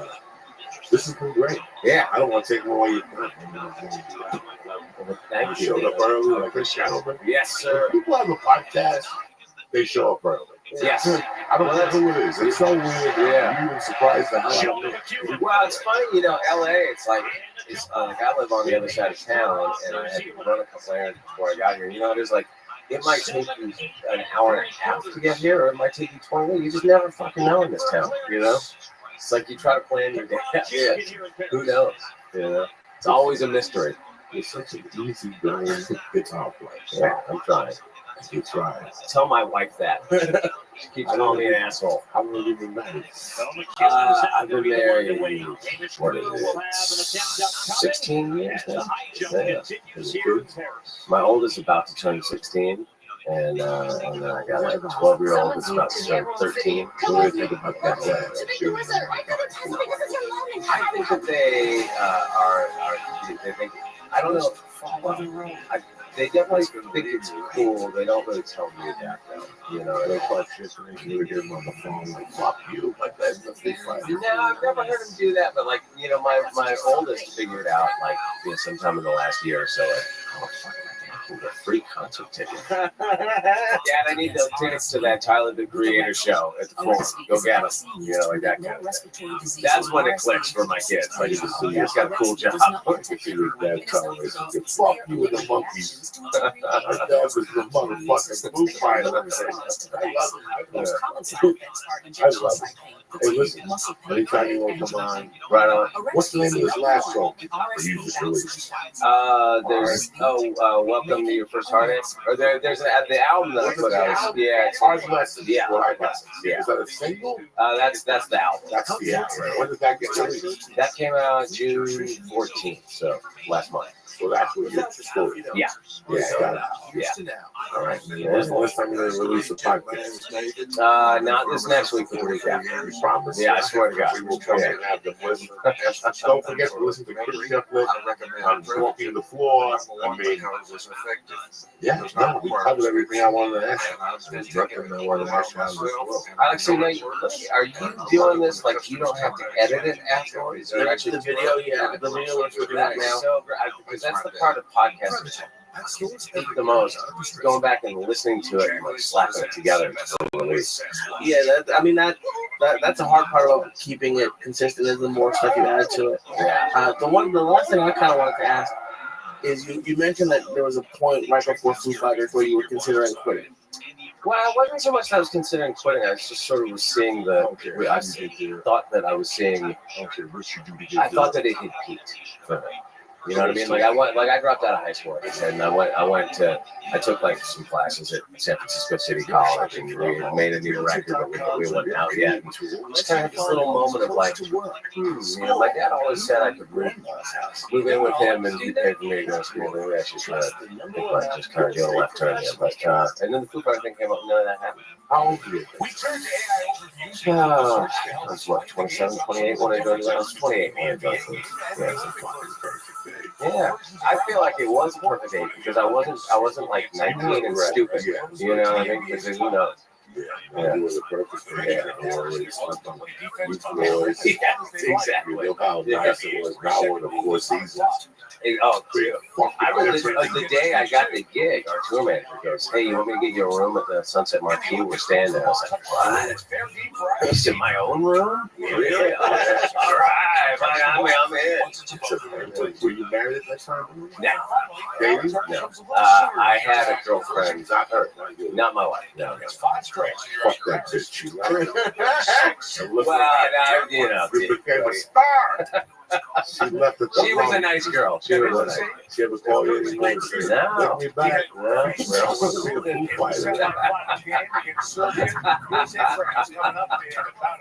I love you, buddy. It's been a pleasure. It's been a real pleasure. Thank you, guys. Thank you very much for going on. Any dates? Give me some dates. What's the Okay, yeah. So so Wednesday the 10th in Costa Mesa, the Wayfair. And then Friday the 12th at Happy and Harriet's out in the desert. Saturday the 13th of September in Bakersfield. Which is a great place. Yes. I'll be there. And then Sunday at the Moroccan Lounge here in beautiful Los Angeles, downtown. It's fucking beautiful. I will be Thursday, Friday, Saturday in Charlotte, North Carolina, at the beautiful and the fucking tremendous Comedy Zone, you bad motherfuckers. I want to thank Chris. I want to thank the Flying Jew, but most importantly, I want to thank you guys. Do not forget, I will be at the Comedy Zone in Charlotte this weekend. 5 great shows. Saturday's close to selling out. And then the 9th of August, I will be at the Lincoln Theater in Washington, D.C. That's how we do. We're keeping the summer light. Tickets are cheap, $28 in Charlotte. Take a chance, Columbus Day. You're going to have a fucking great time. Also, the Church of What's Happening Now is brought to you by 4hymns.com, a wellness brand for men. Whether you suffer from erectile dysfunction, you lose your hair, you have problems with skincare, 4Hymns is there for you. You've heard us talk about 4Hymns and how they help young guys look their best. If you haven't yet, it's time to see what they're all about. The best way to prevent hair loss is to do something about it while you still have it. It's time to get a handle on those precious locks. I ask you, do you want a bald spot to pop up on your hairline to receive, or do you want to do something about it first? Why do guys turn to weird solutions or do nothing when they can turn to medicine and science? The solution for you is 4hymns.com, a one-stop shop for hair loss, skincare, and sexual wellness, okay? No snake oil pills, no gas station counter supplements, no more awkward in-person doctor visits and long pharmacy. 4Hymns connects you with real doctors online, which can save you hours, completely confidential and discreet. You answer a few questions, the doctor will review it, and if they determine it's right for you, they can prescribe you medication and free hair loss, and it's shipped directly to your door. It's that easy. Get the hair loss treatment everybody's talking about. It's been featured in GQ, Men's Health, Esquire, Playboy, just to name a few. Now, today, right now, the church family, we get started with a complete hair kit for $5. Joey, $5, $5, $5, $5 at 4hymns.com/Joey. See website for full details and safety information, and while supplies last. Because I know if I got a deal at just $5, it'd be going off the shelf. This could cost you hundreds if you went to a doctor. But no, with 4hymns.com, we got you. Go to 4hymns.com/Joey. That's 4hymns.com/Joey. The church is also brought to you by Onnit. Listen, when it comes to supplements, Onnit is the king. From the protein powders to the CMT oil to the Alpha brand, which will give you 100% money back guarantee. Keep the product. Who does that? Nobody but Onnit. That's why I believe in it. I trust them. I love it. Aubrey is doing a phenomenal job down there at the Onnit Center. Be a part of it. Go to Onnit.com right now. Take a look at the great supplements they have to order. If you find something, go to the box and press in church and get 10% off your order delivered right to the crib. Nobody gets their feelings. You understand? Listen, I want to thank you guys for continued support. You know, I love you guys with all my heart. I'll see you in Charlotte, but most importantly, I'll see you Thursday morning or Wednesday morning, ready to rock. Tip-top motherfucking Magoo. We're coming into Charlotte big time, all right? Now I want to play a little song for you from Shipwreck from his new album, Hard Lessons. I love you guys. Thank you very much for listening, for taking the time. Kick this fucking deal, dude.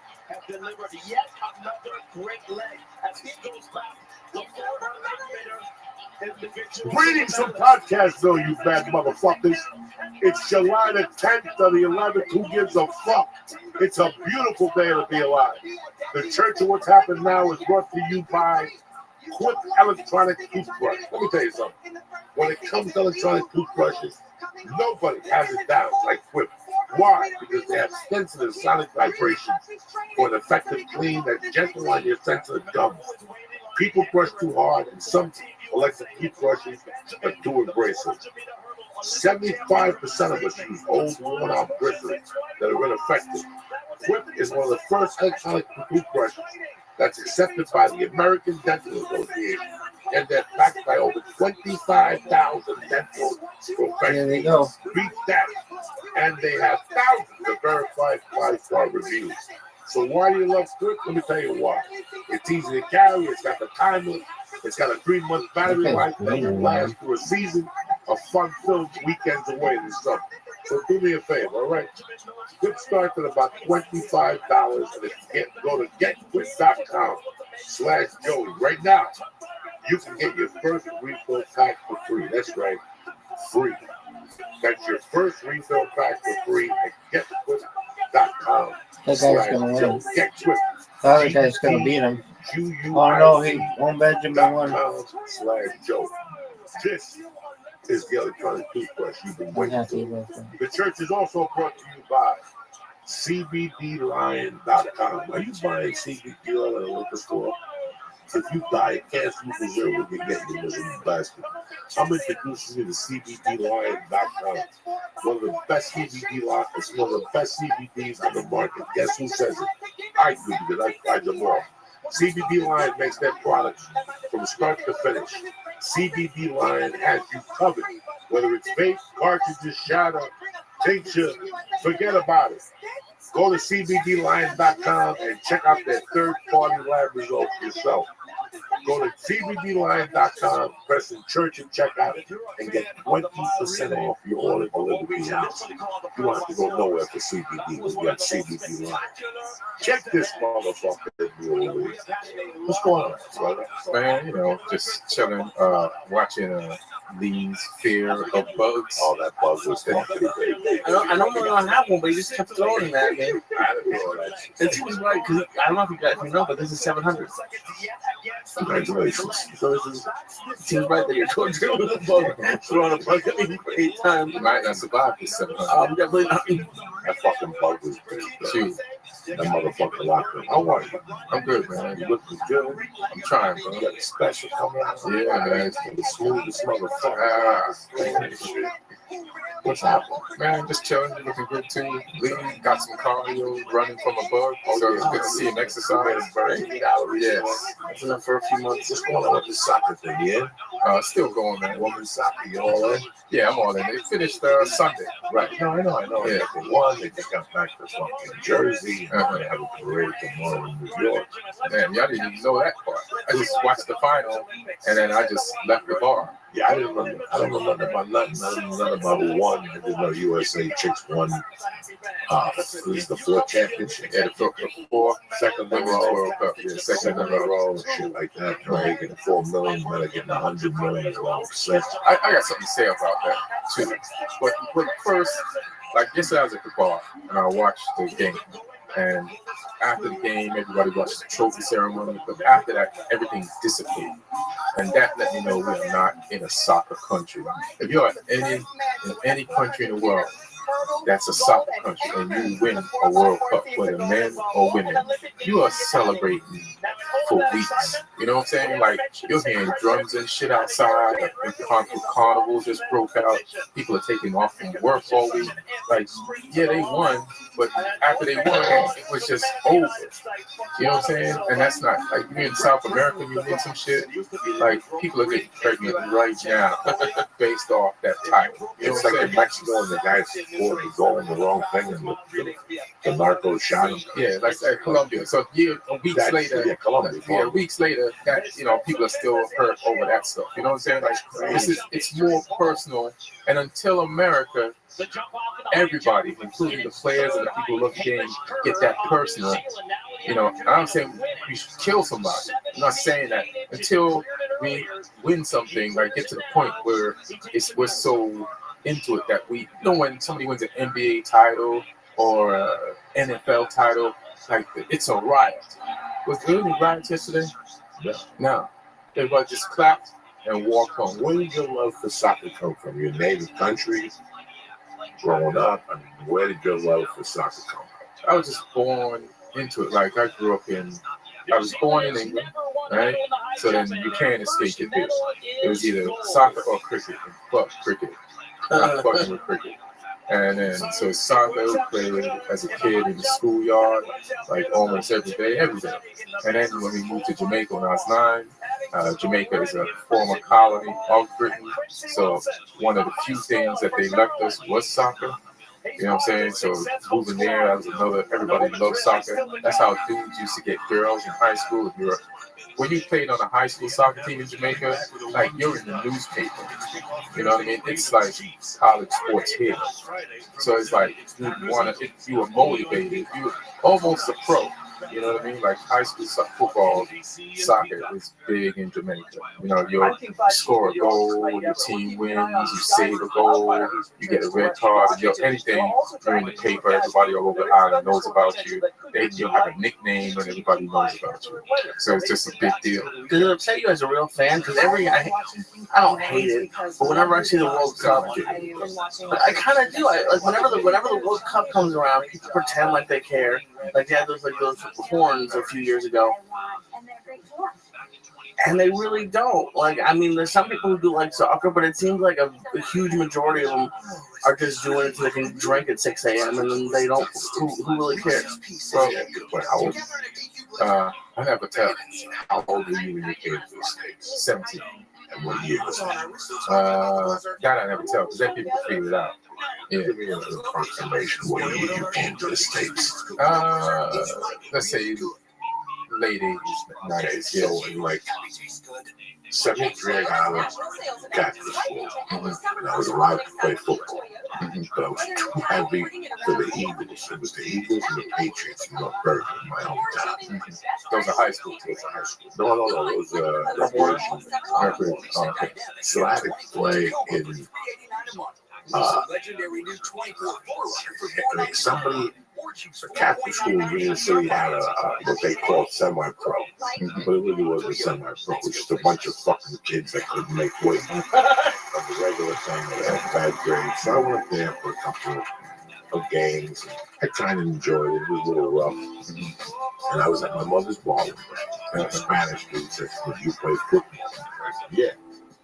And he goes, "Do you want to come play at Hudson County Park on Saturday?" I was sure. And he picked me up at my mother's house. You know, I got in the car, nobody had a football shirt.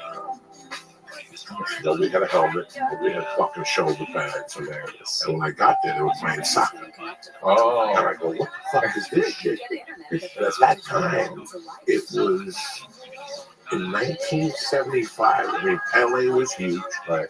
You know, that's all I knew about soccer. LA was huge, but it wasn't what it is today. Right? It took a long time to get to what it is today. Yeah.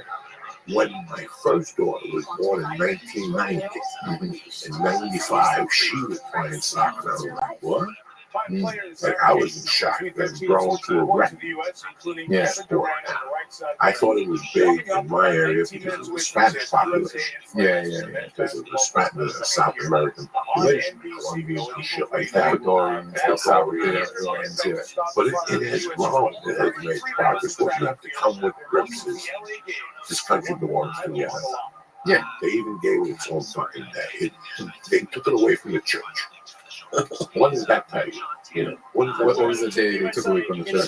Sunday. Oh yeah, hilarious. They took away Saturday. College football said, "Fuck it." Right. They took away Saturday. But that's how big football is. Right.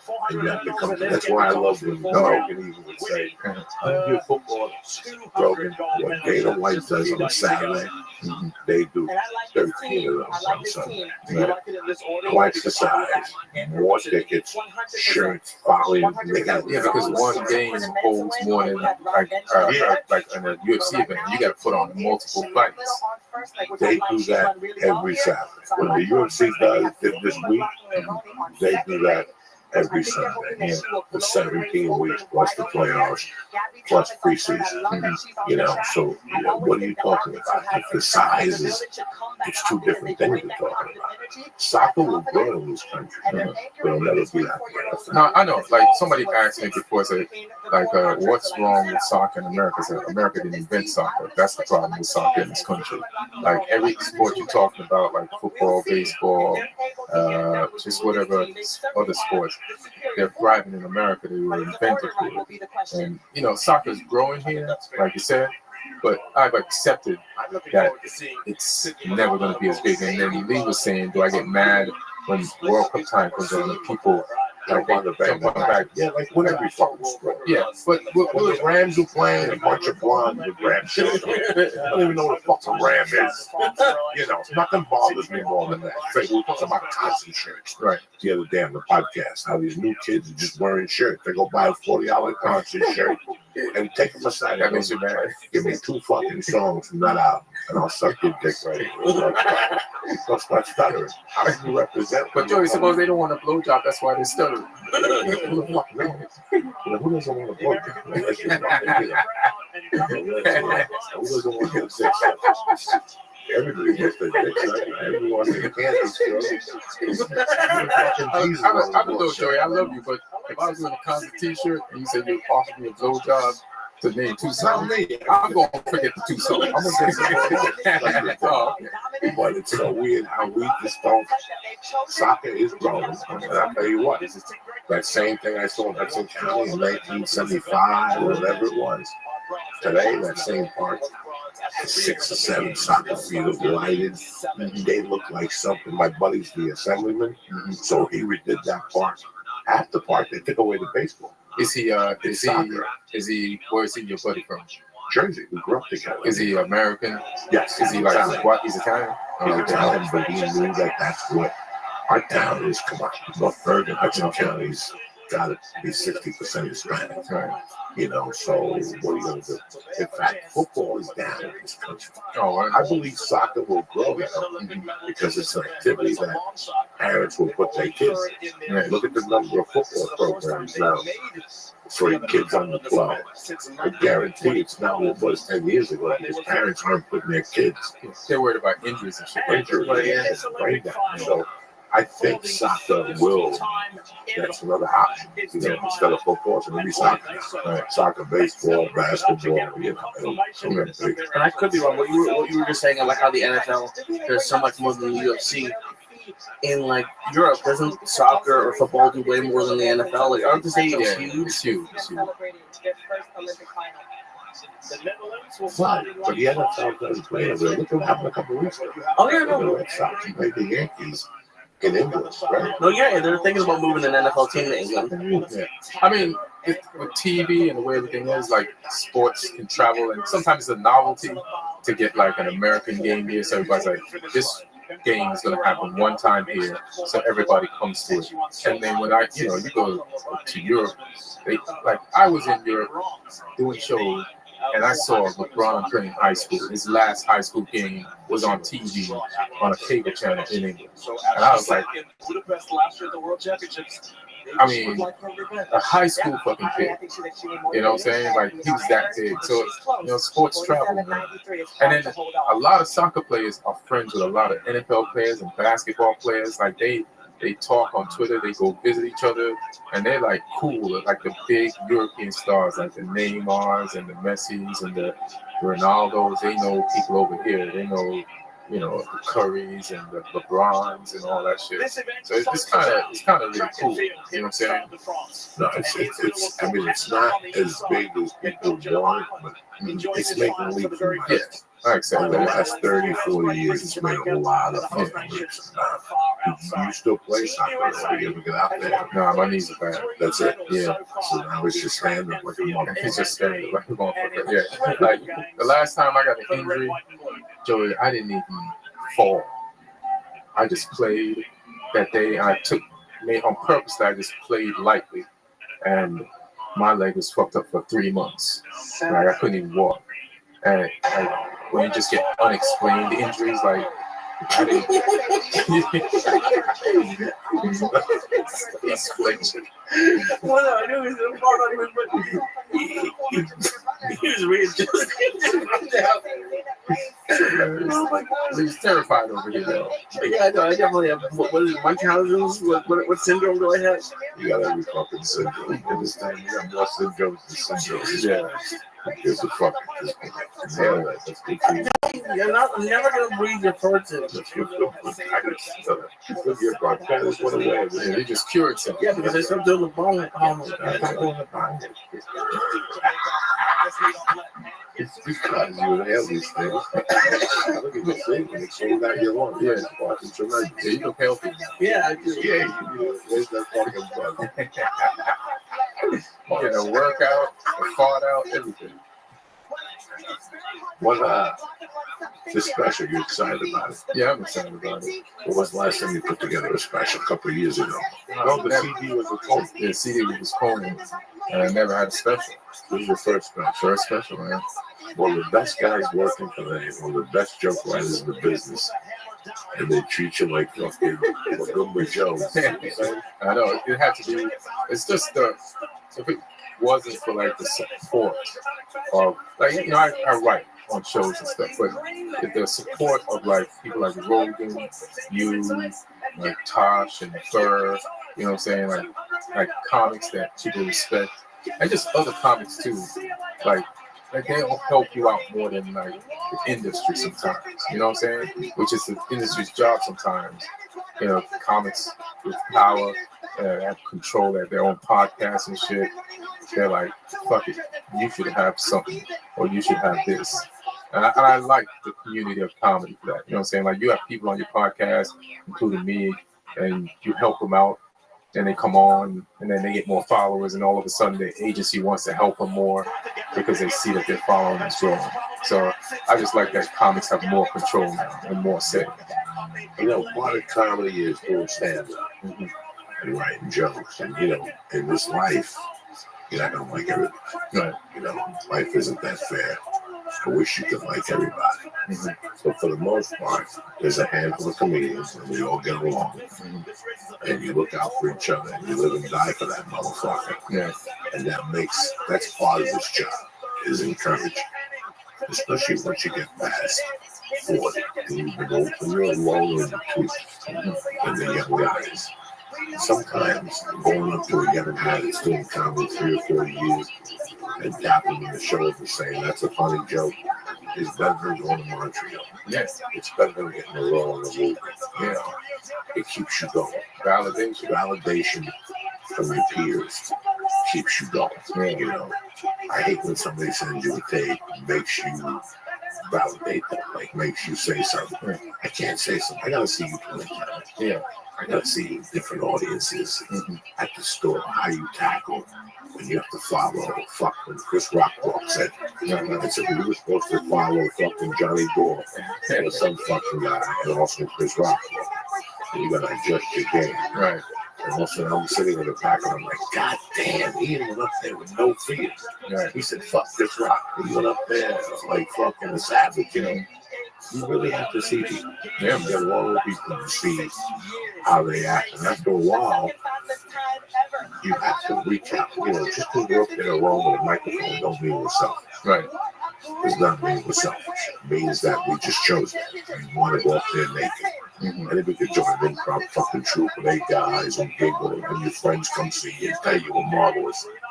You know, in my world, I respect stand-up comedy. I really have a big, because I know what they're going through. Right. I know what they're going through at the 5th year, the 10th year, the 15th year. Because you've been there. You see it. You know what you feel like. You feel like shit. So when I saw that Bill was producing the podcast for you and stuff, I was very happy. Yeah, You know, that brings that. How long you been friends with this? Shit, I've known him for a long time. One fucking Like, time. from New York. You know what I'm saying? And when I first moved out here, he had moved out here. He had booked some pilot, but then I guess it got canceled. So he was going to bounce. I was like, yo, stick around. That was 97. 97, 98 or something. 98 when the show got canceled. And then he went back. He went back. Yeah. And he did the right thing. Yeah, I'm glad he didn't listen to me. He started from scratch. Yeah. Just big progress. He was a little depressed. You know, because we're all depressed when we lose that shot. Yeah, because We think it's going to define us. because normally, because you've seen that be somebody's only shot is that one shot, and if you don't take that, like there's some great comics from like the 80s and 90s, like what's the guy that killed himself in the shower? The Platypus Man. Yeah, Richard Jennings. which is one of the greatest fucking comics. One of the greatest. Just one shot, it felt like. And then after that, or maybe I had a bunch of comics, but one made it to the ear and it didn't work out. And that haunted me. I'm the Western gangster. What is a shot? Okay. Describe a shot for people who are not comics people. What is a shot? Well, I'll tell you what a shot used to mean. And then now, you don't even know what the fuck a shot is right now. Because it could happen so many different ways. A shot could be today an Instagram post that goes viral. It could be a YouTube. It could be when you just told me off air, you did the podcast with Rogan in December, and everybody listened to it. And then the guy upstairs that you've been with the agency for 4 months called down the other guy, said, "Hey, you didn't tell me you had Joey Diaz." And then you know what I mean? Like when I started, the shot was it's a step-by-step set of shots. First, you try to get an audition for Montreal, so you get the audition. That's a part of the shot. Then Here we go. you audition for Montreal, and then they say yes, you can go to Montreal. So that's another step. 4 years or in the making, phase of the Playboy. shot. And then when you're at Montreal, you kill, and then you got meetings, and after the meetings, you get a TV show deal. And then you see if your show gets picked up to even get shot. That's another part of the shot. And then you see if the show gets picked up to go on the air. And then you see if it lasts on the air. If it lasts a year or 2 years or 3 years, your shot is over. What's the gangster? Because nobody will remember that show. It's a show that was on 9 to 10 years or 8 years that people will remember. So, but then now you can kind of fail upwards. I feel like now if you are on a show, you can parlay that now more and say, well, I was on this show, and people are looking for people. There's more platforms, there's more channels, there's more shows. So people are like, all right, let's get that guy who was on. He was sanctioned by these people on this network or platform. So maybe we can use him on ours. You know what I mean? But the terminology shot has kind of changed. Well, now, shot for me, man. Your big break. Right. You know how many big breaks I was going to get? 30. You know, I mean, let's take the longest shot from that. I thought that was going to change my life. Right now, that it's been on the air for 13 years, we get out of the way. Right. How could it not change your life? Look at the cast. Look what Adam Sandler, the damage he was doing in 2005, Right. 2004, 2000. Anything he touched turned to go. Right, Joe, that's the worst It's all over. Once this movie comes out, you'll take it. Here's the fuck up thing. I forgot you was that's the fucked up thing. The crazy thing is that you Hi, is and it dog? the movie get What's just sitting at home looking at the phone. what's that one And thing nobody called? called. And then make it through a bunch of movies. And Logan got a bunch of movies. And Tracy Morgan got put in fucking 30 Rock. And Terry Crews, forget what happened to Terry Crews. And I forgot he was in this movie. yeah, there I was, the fucking ugly chicken What's dance. Did you feel bad that you saw everybody getting shit? Horrible. Yeah. Horrible. How would you feel if you thought this was it, your life was going to change? Right. When I say change, what was I thinking? Well, I think I was going to be driving a convertible fucking Maserati Blew with it. 20 people in the car. No. Blew it. You know what change was for me? 20 weeks it was. 200 people coming in the shows, maybe. Mm-hmm. Getting an agent to book you. Getting a stronger theatrical agent. Right. Good. Did you have an agent at the time when you got it? Yeah, he was a bum then. He's a bum then. Like Tony Montana and Scarface. You know, it didn't change it that you got that. It set me fucking. Like the movie came out in May, and by October I was a fucking mess. So, like the phone had rang, the waitress came and spoke to me, you know. But I kind of like that. I'm not right. Right. That was somebody else who got it. It would have been all over. It would have been billboards, variety, congratulations. You kind of sit on the set. Clients doing this, you know. It's just the weird things that did happen. And I'm not crying. I got the experience of my life. Right? But when I was doing that movie, a wise man told me, he pulled me aside and he goes, "You're doing great at this. But this has to take time. It's got to take culture." Right. And recently, I said, you go on the fucking Rogan podcast, nobody knows who the fuck you are. They look you up, and now they go, "That's the fat dude from the longest shot." Now they research more. Right. So what I learned was everything comes back in culture. Right. Everything, that Mad TV you did that nobody fucking saw, now when they air it at 11 o'clock and there's a million people out there's a snowstorm, and you're a fucking star. Right. So everything is culture. Everything comes in culture. What we did in 2007 was good. History's not coming back and repeat itself. Right. You know, we've heard people calling different criticizing you, my name is wrong. They don't know. Right? So it comes back. Now they'll go pay the $5. Right. Now that's validation. That's my favorite show. Now I gotta go see all those things. For me, it was not a movie, right? Like for me, it was not a movie. It was not me killing on the road. People fucking hated me on the road. It was telling a hooker story. Telling a hooker story about me mugging a hooker. So it blew me away. And you told it on the podcast. I told it on the podcast. The only place you can find next thing you know, when you meet on the show, out of the house, cheering to tell the hooker story. Yeah. The one thing I think you guys not are missing, but maybe don't realize how big it is, because I'm almost 2 years in. Like I see people, like a shot for me is you letting me do the Wilbur, is Felipe letting me do a guest spot at Caroline, like that sort of stuff. That like to me, because like I've seen. I'm not West Side gangster. No, to me it feels like a shot. That's just an opportunity. I'm not West Side gangster. From the fucking beach and go, oh, that's what's the bottom of the ocean. Okay, but I don't mean I'm gonna get an agent and you blow up. I just mean like it's the next step. It's like right now you got no shots. You get you on stage. So the next 2 years, you don't think there's levels of shots? No? There's levels of shots. But for you to get spotted Caroline isn't really going to propel you. It's just to show you what it's going to be like. It's like when Jim Valvano made his players cut the net down before the season began. Show them what it feel like when they cut the net down. Right. That's What's fuel in your engine. That's fuel in your engine. Right. When you go up in front of 1,200 people and you bomb, you're going to go home and that's fuel in your engine. I'll never be mad at you because we all went through that bomb. The first time we got up in a big theater, and we go in, we gave you a guest spot, you fought, and you're excited, also getting laughing. Now you're back to square one, so it's really not a shot.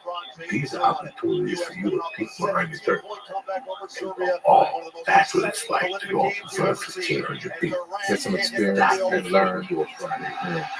That's what it's like. You're at the 2-year mark. All you need to do is get on stage, put your head down. Oh, no, I don't expect anything, but to me, that's because I see people at open mics who've been at open mics for 10 years and haven't done a real show. So to me, that's a show. I mean, maybe in 10 years, I'll control. In this business, you control what you're going to do. And it starts by the word. I'm not doing it. What's up? I'm not doing that place. I'm going to lose doing 5 spots a week. But the 2 spots that I do, are really going to help me. Right. Those are the things that at your level right now, all you got to worry about is what you're not going to do anymore and how you're going to prepare yourself up. But in the meanwhile, all you got to do, look, Phil Burke on this should be us. Phil Burke got his head knocked off with a TV show that was the reason why I hurt Phil more than it did was because it had all the makings to be the next Seinfeld. It just wasn't a TV show with him and fucking some bump in the wall. It had the guy from Office Space, Dogma from Donnie and Greg. They had an all lined up cast. I don't even remember that show. Yeah, I just remember he was on it. So when he went down, if you learn anything from Tom Rhodes, Margaret Cho, Greg Giraldo, Tom Rhodes, Margaret Cho, Bill Burr, and Greg Giraldo, those 4 people, the biggest lesson I learned was that once your show gets canceled, and while that show's getting paid, keep getting on that fucking horse. Yeah. Because that's the key. what you and I have witnessed is motherfuckers that get a TV show and go, shit, I don't need stand up. And the show gets canceled after 3 years. And now those guys that they were neck and neck with doing stand up are now a level on top of it because they quit. And now they show the fan, they got to start all over again. They're going out thinking they got to get class. Oh, you on that show, they got canceled. And you got to start all over again. Starting all over again? Those are the motherfuckers I take my props up to. Because most people, after the show fails at CBS, they go away. They become real estate. Hilarious. They really do. And we've seen it. And I've seen it. I can name 5 guys that came to this town that had more heat than you, me, and Sebastian put together from fucking Montreal. Came down here, got a shot of the TV show. The show, the pilots didn't get picked up. Now the agents are a little worried.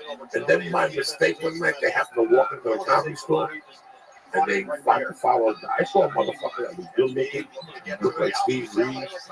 I forget what his name was just like Superman, built like Superman. Went up to Montreal in '98 with all this fucking clout deals. Was he funny or just good looking? He was just good. Yeah, and they gave him that. They gave him. But I was going to say him walking into a store with 4 G's. You know, with suits on. You know, that's a lot of Jews. Shit. He fell hard. I never saw him back at the comedy store. In fact, I never saw that motherfucker again. Did Dice leave with his Jews? Dice left with the 3 wise men. Only one little assistant Jew left. You know, I've seen that 1,000 times. I've seen that 1,000 times. And people think they come out here.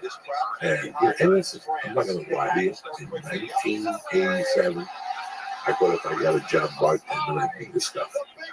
Just bartending? Yeah, oh yeah. I was mixed drinks. And somebody was like, oh, you're perfect for Hollywood. I was retarded, too. And then I got here, and I realized, you know, what's the movie that made those 2 guys famous? Not Sleepers, but so those that they went out. Oh, I know you're talking about. Swingers, yeah. He has a line in there. What are you talking about? I gotta work hard. I ain't never given out development deals at the airport at LAX. That's what it was like here in 1995.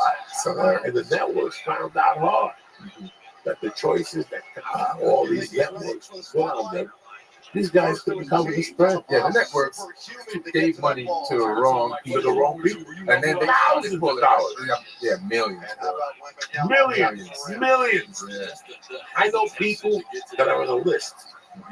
I heard this from a VP once, and we were talking. He was telling me that Fox, for example, every year they have a list of like 10 to 20 people that are like past movie stars or like had a show and failed.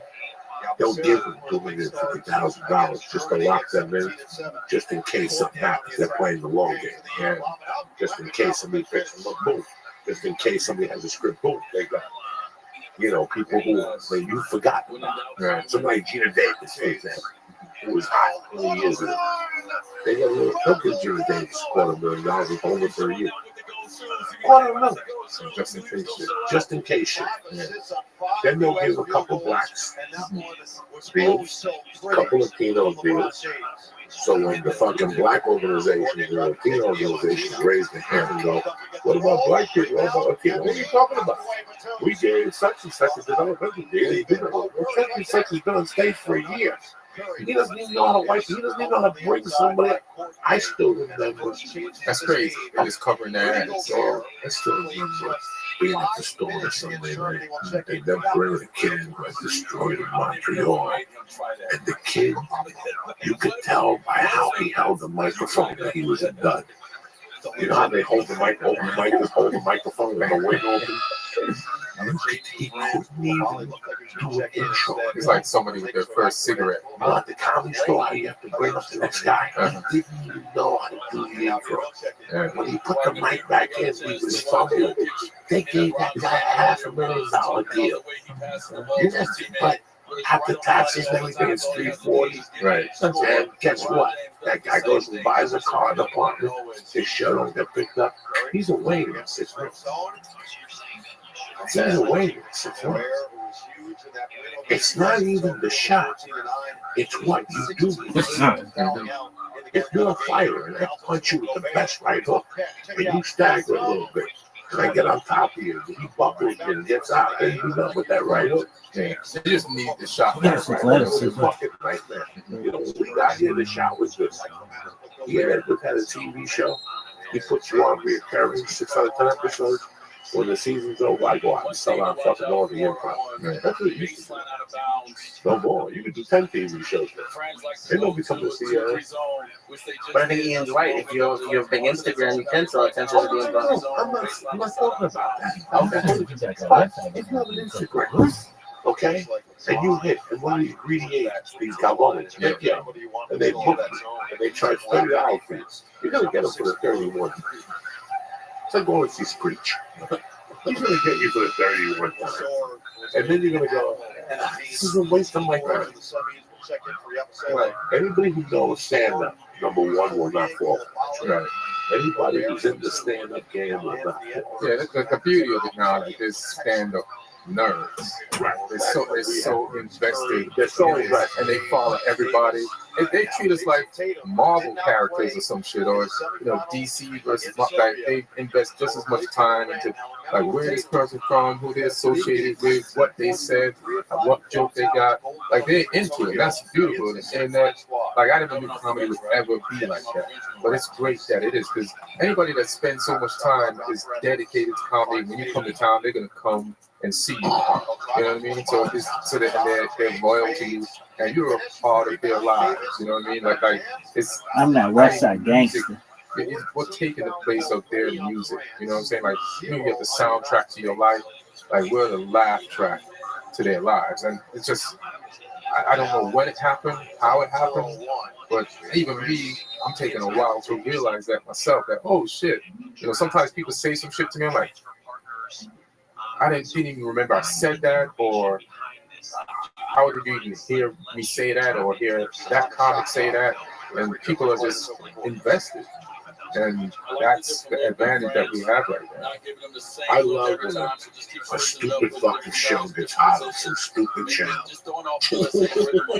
and some fucking agent that's got no morals takes these 3 fucking idiots, puts them on. I'm that West Side gangster. These poor guys don't really know. Right. They really think they're the shit. 11 to 12. And you Do some play-by-play.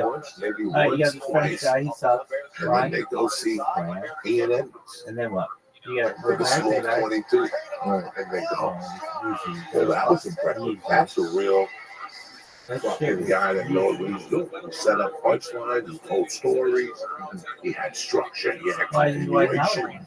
There's a guy that's a real fucking stand-up. And there's not a lot of those guys around. I'm not a real stand-up. Those stories, I use energy to trick the fucking audience.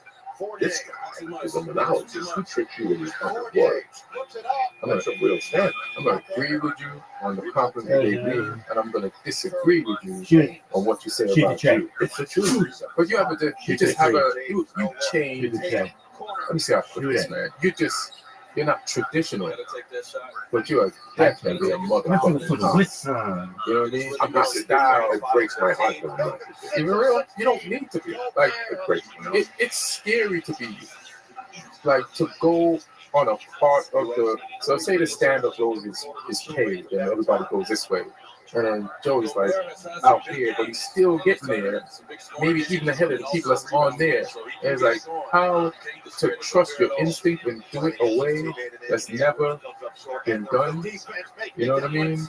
And maybe, I don't know, circumstances made you just be like, fuck it, I'm going to be the ultimate Joey, the ultimate me. I don't know what it is, but that's just dope. You know what I'm saying? That's what stand-up is. Yeah. I don't know what's so mindful.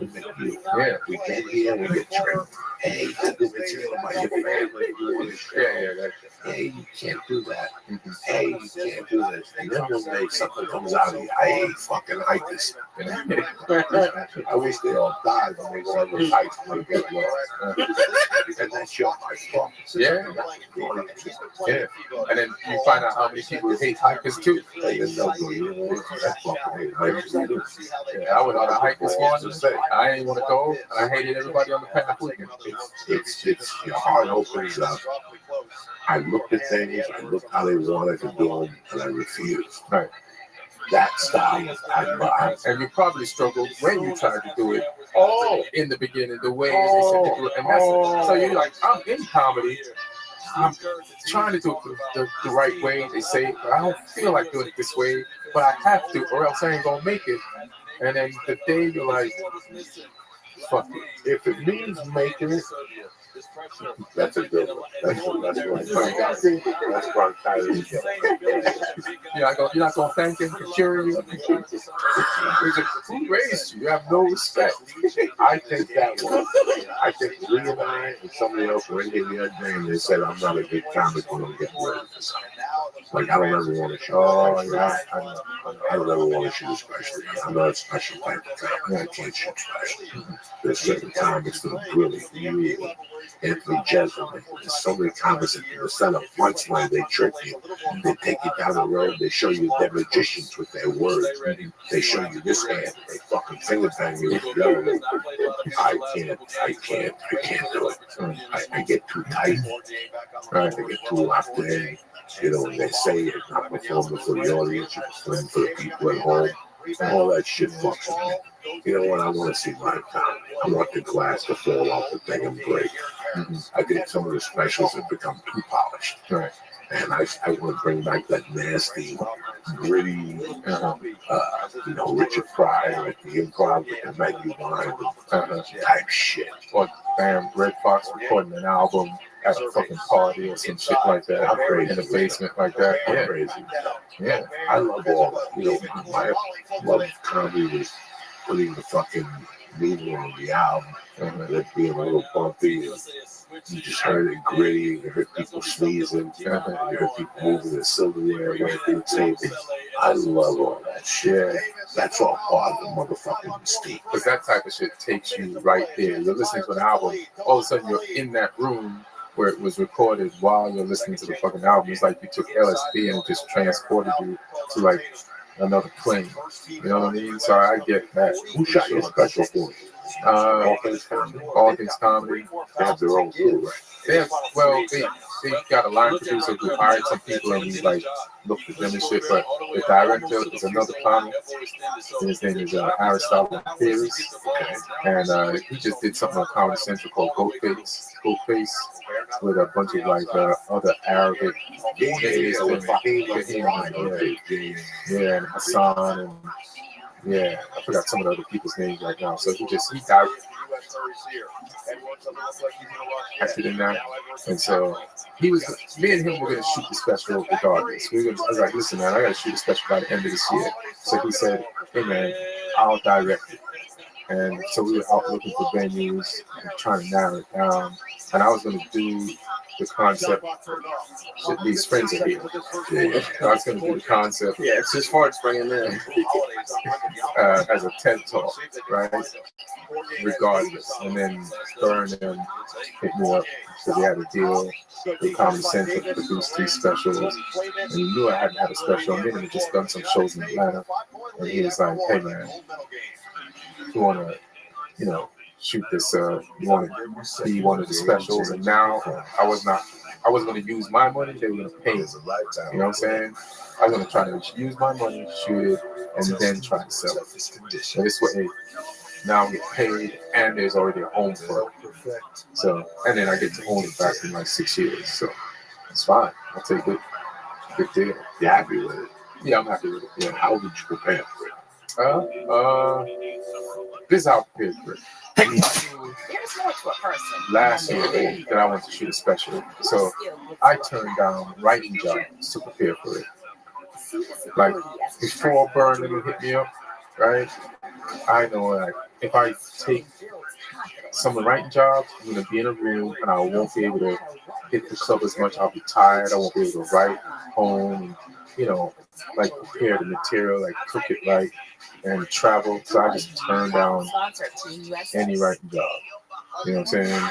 And just I did shows in Vegas. I did shows anywhere here, fucking parties, just anywhere. You know, it's improv, the Laugh Factory, the store in New York, just anywhere. I just did shows. Did you work on 15-minute chunks? Yeah, sometimes I would headline places. I'd work out the whole thing. I did shows in Palm Desert where I had to do the whole thing, run the whole thing. I did the rec room. And then sometimes 15 minutes. Now let me work on this part. I'll come up with a new joke. Let me make sure this joke is ready for the special and it fits in with the rest of my other material or the section of material that is going to follow in that order. So, you know, just anywhere I could get on. What kind of writing preparation? How many hours a day? Would you have a time in the I always try to write before I do a set at night. You know, so just the loosing, yes, to get your mind going. To get my mind going, yeah. It doesn't even necessarily be counting. Right. I can write chapters, paragraphs in the book. Right. Yeah, that's what I do. Yeah. Just to stay loose. Just to stay in this here. So I just work on my shit before I go on, like an hour or two. And then sometimes you come up with new shit. Sometimes you just, like my memory is shit. Like, if I don't go on for 2 days, I don't even remember the whole act. I can't even remember 10 minutes. So it's just good to go over and get a refresher so that I'm not stumbling crazy up here. You know what I mean? I felt that I didn't prepare correctly for the Netflix special. Why not?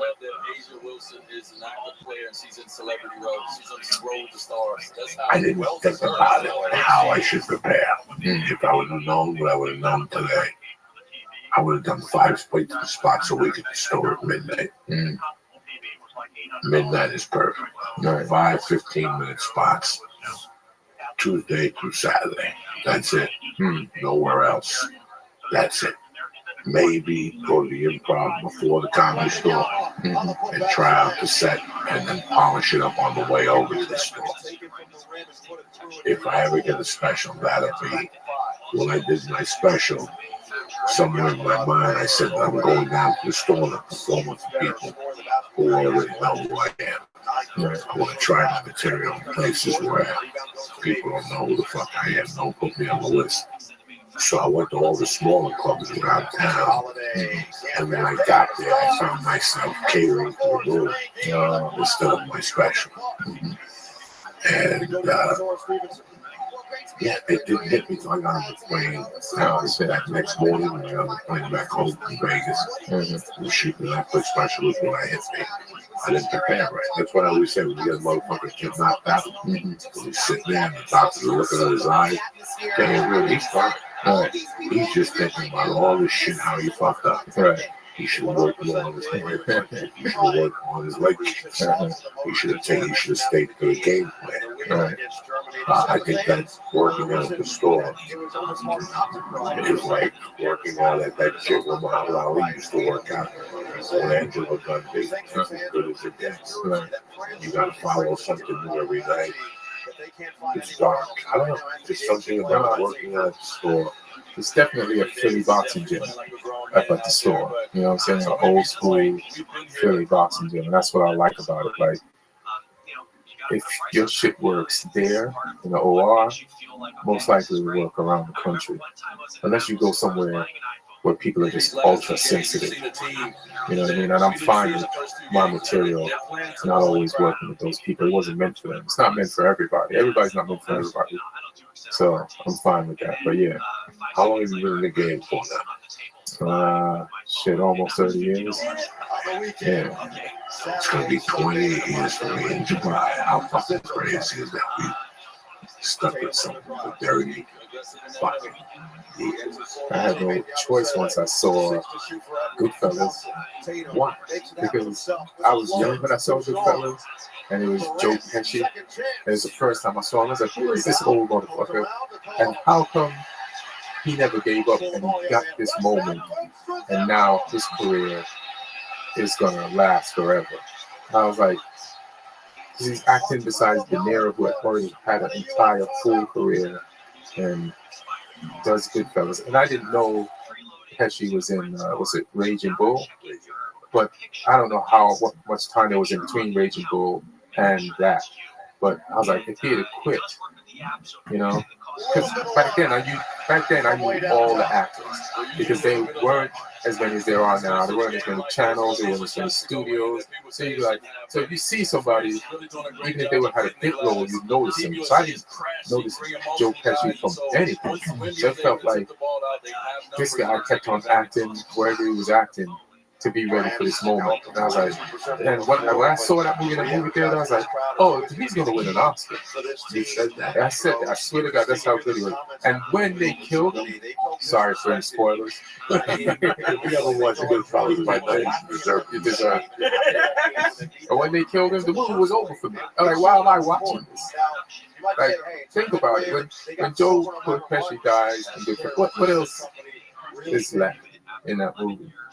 And I was like, this guy. So that was a weird connection I made when I saw it. And I like, I'd never give up. And then another thing why I knew I'd never give up, because the moment I realized I was going to do it, I'm like, I'm doing this for life. And another thing was I quit soccer, and that was my first love and dream, and there was no professional league in this country. And then years after, there was one, and it was just too late to get back in a groove. And I was like, shit, if I'd never given up, I might have been able to play at least 1 year in the MLS, just 1 year or two. And I was like, man, I'm never giving up on anything ever again that I love. And even when I'm not famous or rich, I'm still having some of the most fun of my life. I'm still laughing. I'm still meeting the best people. And people who end up being fucking great motherfuckers, you know what I mean? That you didn't even know. They were just people to you. And you're like, you don't know. And look, they end up being trendsetters and shit like that, and like culture changes. And they're just motherfuckers who are in the gutter with you, just grinding. And you just like this person from Boston, from wherever. And then now we look down the road decades later, and like, look at these people. And it's like, if I had given up on comedy and gotten a job, you know, heartbroken, I'd be at home right now. You know what I mean? I had the same experience as you. From when I got left back in the 7th grade, my life became basketball. Like I was like, fuck, pussy makes me big up, right? I'm gonna focus on hoops like a motherfucker. And that's all I did. The Willow Street basketball camp, you know, superstar, the Hurleys. That's all I did. I took 300 jump shots every morning like Jerry West. That's how I started my day. 300 jump shots, you know. Then I go play. Then I go home and lift weights. Then I rest when it was humid. Then I go back out and play again. Then I go home and eat dinner. Then I had late night games. And I was part of leagues. And my freshman year, some guys just didn't like this. We didn't start. You know, in fact, the motherfucker didn't play. And I was destroyed. Right? I was one of the best guys on that team by far. He didn't like me. And I let that motherfucker beat me. Yeah, he beat me. I turned to drugs. I mean, that was the beginning of my heavy drug zone. Acid shit, because it didn't work out. I didn't know how to handle it. And it's just one guy. That was one guy that 10 years ago, I was going to kill that motherfucker.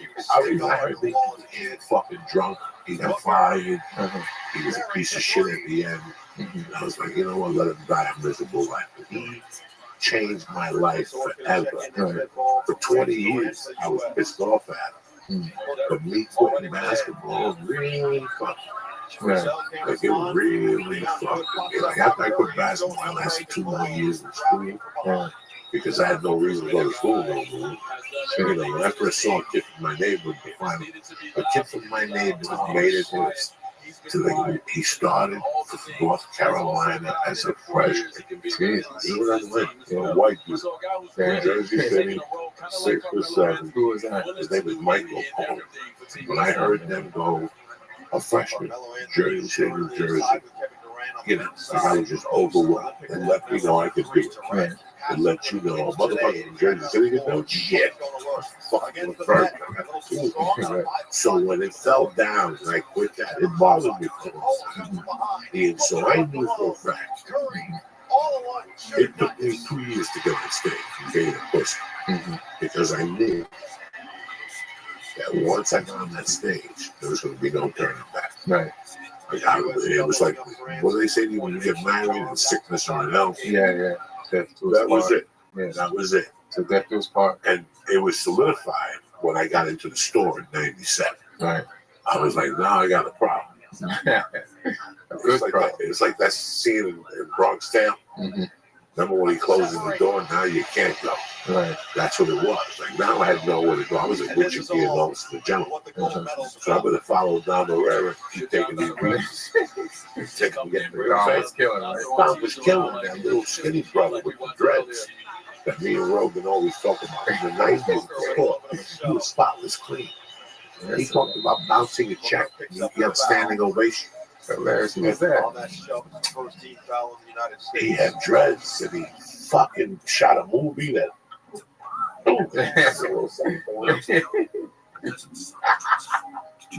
Lee, you can put this will go through the sweater. It's bug spray, Lee. He's breathing it in. Just because you have one of those little Japanese masks, don't mean you get the full effect of the SARS mask ain't gonna help you. You take a breath. Oh, that came over here. Oh, Yeah. that shit was That one other night. That third one of the night. You could be on Naked and Afraid with this. Like, you know how Naked and Afraid the bugs eat the people at night, or you just one part and it's bug free. Almost free shot. Onions and mushrooms. As soon as I was eating those onions, I was eating them with Lee's name on it. I'm like, he's gonna love these guys. Look at the You hear that? He eats for you. He does. I was not saying that I get fish or a protein shake today. I got too. Yeah, I knew it. I had a protein shake too. Joey's like 7 years old. Look at his face. I love it. This girl stuck on the Muay Thai, so we know how to kick. And then goes with his shirt. Now smell it when he gets home. Oh, yeah. It's like going to a Jersey bar when they smoke. Smoke cigarettes. You know, he takes that shirt off in the morning. He's like, what is that funky fucking odor in this goddamn shirt? But that quitting that devastated. So I know I got to pick up. Once I got to the store, once 98 came, I was, however old I was, 35 or something. And I knew that this was it. This is the only shot I got. I'll ever do anything. Right. Never mind being successful. Right. Never mind being Kevin Hart. No. Right. I was just thinking about just telling people I got to try. That's good enough for me. No, that's dope. I remember, like in college, I went to New York Institute of Technology because they had a soccer team that made it to the semifinals of Division II. And I was like, my sister went there, so I'm gonna go there. I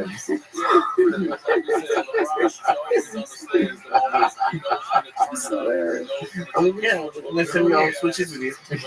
So I went there to see if I can get on that team, you know. And the first year was terrible because the fitness level of those guys, and they were English guys, Haitians, Argentinians, like people from all that coach got players from all over the world, like. People that didn't make it in the professional in England by the time they were like 19. By then it was over. But they were still fucking good in top level shape. And England had, England was into like not the skillful player per se, but the robust, strong, fast robot looking motherfucker, you know? And then these players were like not as physical as those British professional players, but they were fucking good. And so the first year was just terrible. Like, we do like in the morning the drills are like crazy, just the running cross country, just fitness. So by the time I got the soccer to do scrimmage in the evening, I so fatigued I couldn't even pass the ball to somebody with my shirt on. I just kick it away, just tired. So then the second year I was prepared mentally. I passed all the fitness tests. I played my ass off.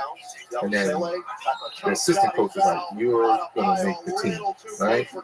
And And he kept on telling the coach who wasn't always down at the field on practice night, Ian's ready.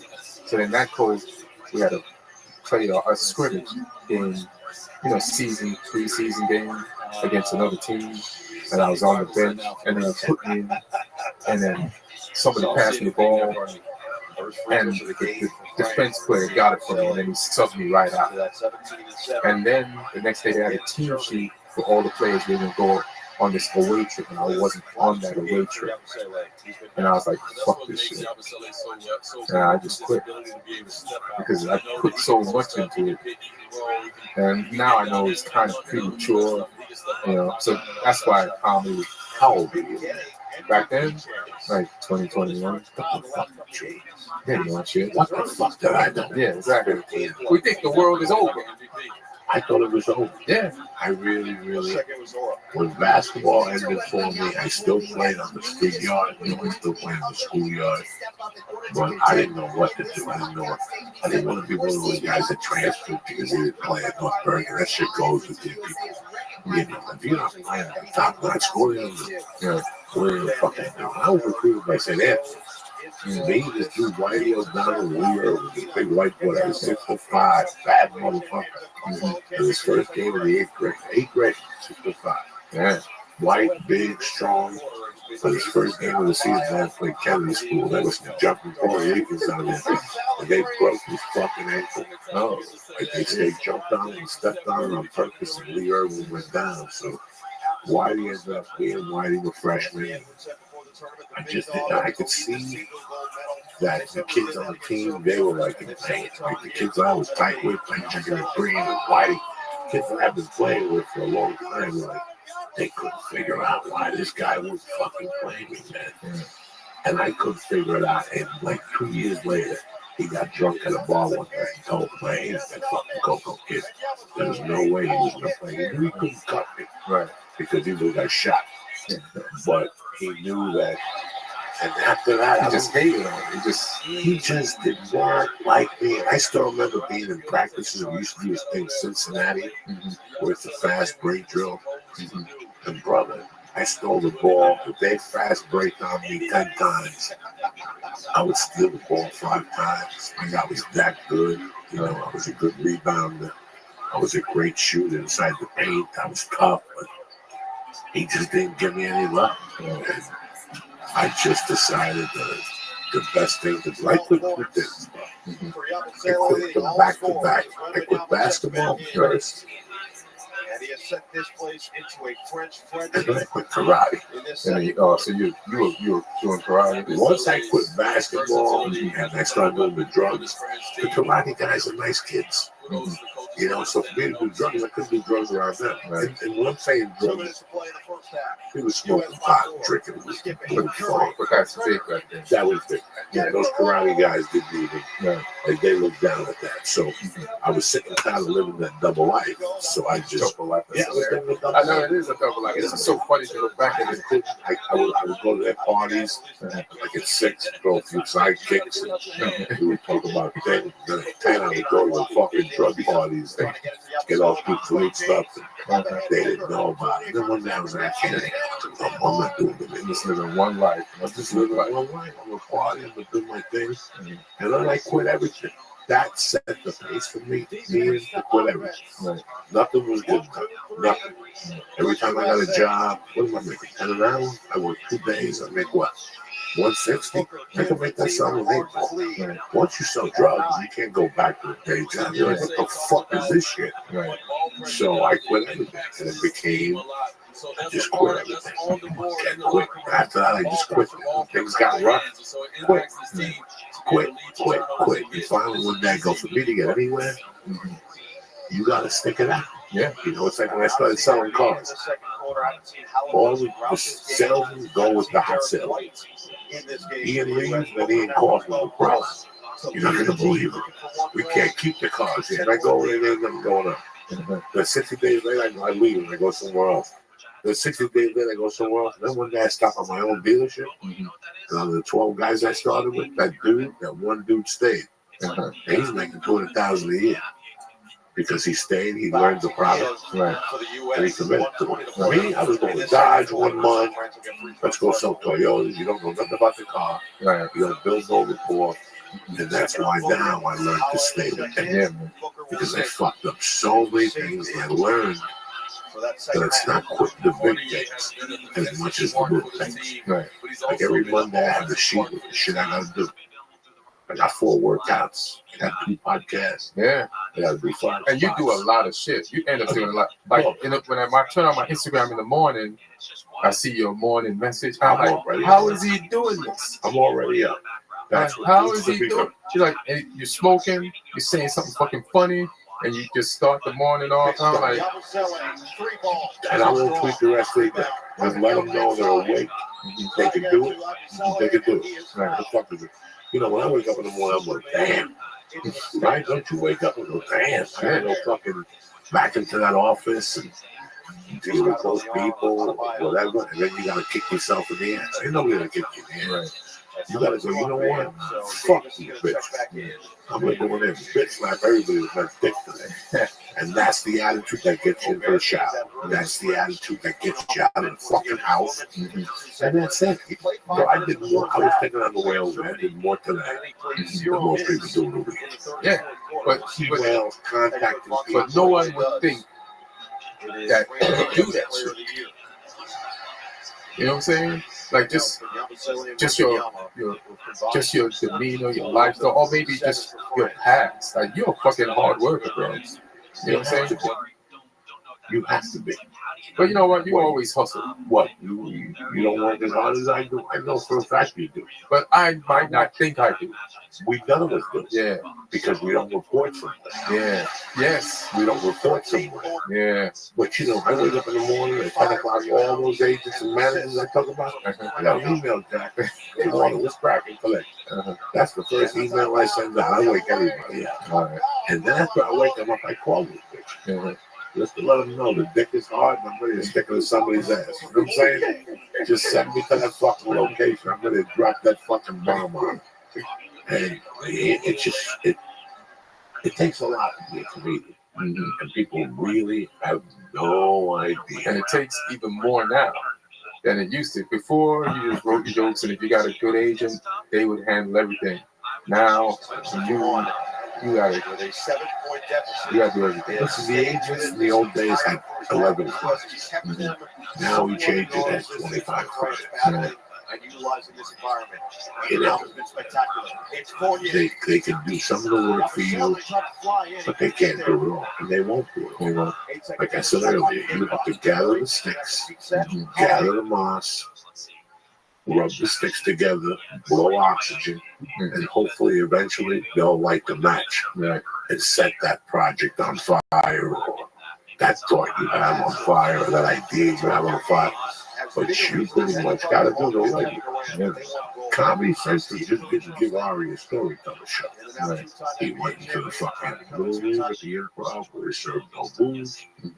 Then he started selling out the bigger room. Then he got the digital. Remember, he got the digital first. Yeah, it was on digital. That went right to YouTube.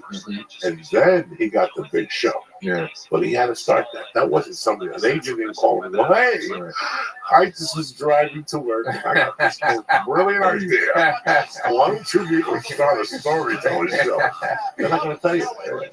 You have to build it from scratch. Look what Kill Tony did. Yeah. Look at what the dude did that you say. The Rock the Bro. You know, my man, Josh Adam. Josh Adam Myers did a phenomenal job. Did the show get picked up at Comedy Central? No. But he fucking sold it. Right. And if he sold it once, that means you can sell that bitch again. And he still does it. And he still does Yeah, it. he still does You know, we all forget was that when I got into comedy, Bill Maher was on Comedy Central. Yeah. Bill Maher was one of the original shows, politically correct. Comedy Central canceled him. What did he take it? HBO. No, ABC. Oh, yeah. ABC. With your boy writing, JP. JP Anderson. What's his KP name? Anderson. KP Anderson. KP Anderson. I saw KP Anderson today. Look at that. That is crazy. That's my boy. I've seen him in a year. 20 years he's been there. Yeah. Questions. When he was a little writer on, we used to go see Bill Barr. And he was like a little writer for Bill Barr. And he might welcome us. You know, but I was curious if you had a writing thing just to help young comics. Is there a system that you use? Is there a certain for stand up? Like for stand up, it's like let that marinate a little bit. Let it affect I'm about to throw this water right here. It's getting thick now. This is going to be a long answer, so you'll probably get hit with a lot more by the end of this. Look at these faces. Oh yeah, he's loving it. Oh yeah, I'm loving it. Calling ZipRecruiter in the morning. Joey actually blows it over there. That's hilarious. I write a match up there. God damn. That's why you're breathing in. That shit is strong. Hey, bitch, you ain't coughing. You're not breathing. A little half a fat cough. Charles Bronson over there. Oh, yeah. Charles Bronson covered his ears. He had good skin when he first came here. Like Charles Bronson. He's not smiling anymore. Oh. Good Lord. That is tremendous. Those are tremendous parts. That's how the little skinny Chinese do things. 40 hot dogs. That's the kind of thing you have to cook. No, he doesn't even have parts like that. Yes, he does. He's a tremendous. I'm sorry to interrupt you guys. So what was the question again? My mind just just got reset. I remember one day I was playing tennis with Mitch Hedberg. I said something to him like, "Oh, Mitch, I called you in the morning. You didn't answer." He goes, "I don't pick up the phone." 9 to 11. And he goes, "I turn everything off. And I just randomly get up. And I take a breather and I fuck around. And then I do it again for another 2 hours." And I was blown the fuck away. I was really sitting down for 10 minutes.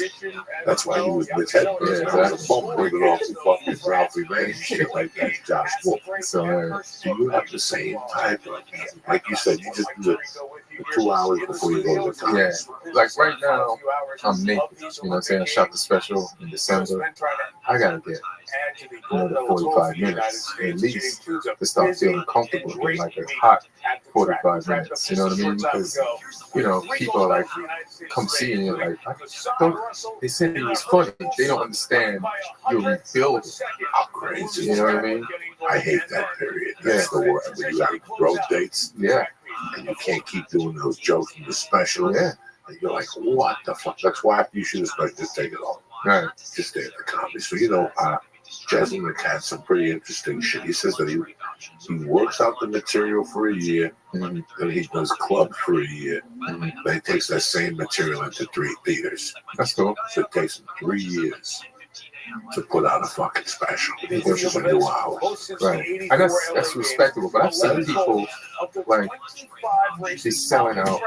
They skip the comedy store part and go straight to selling out weekends at major comedy clubs.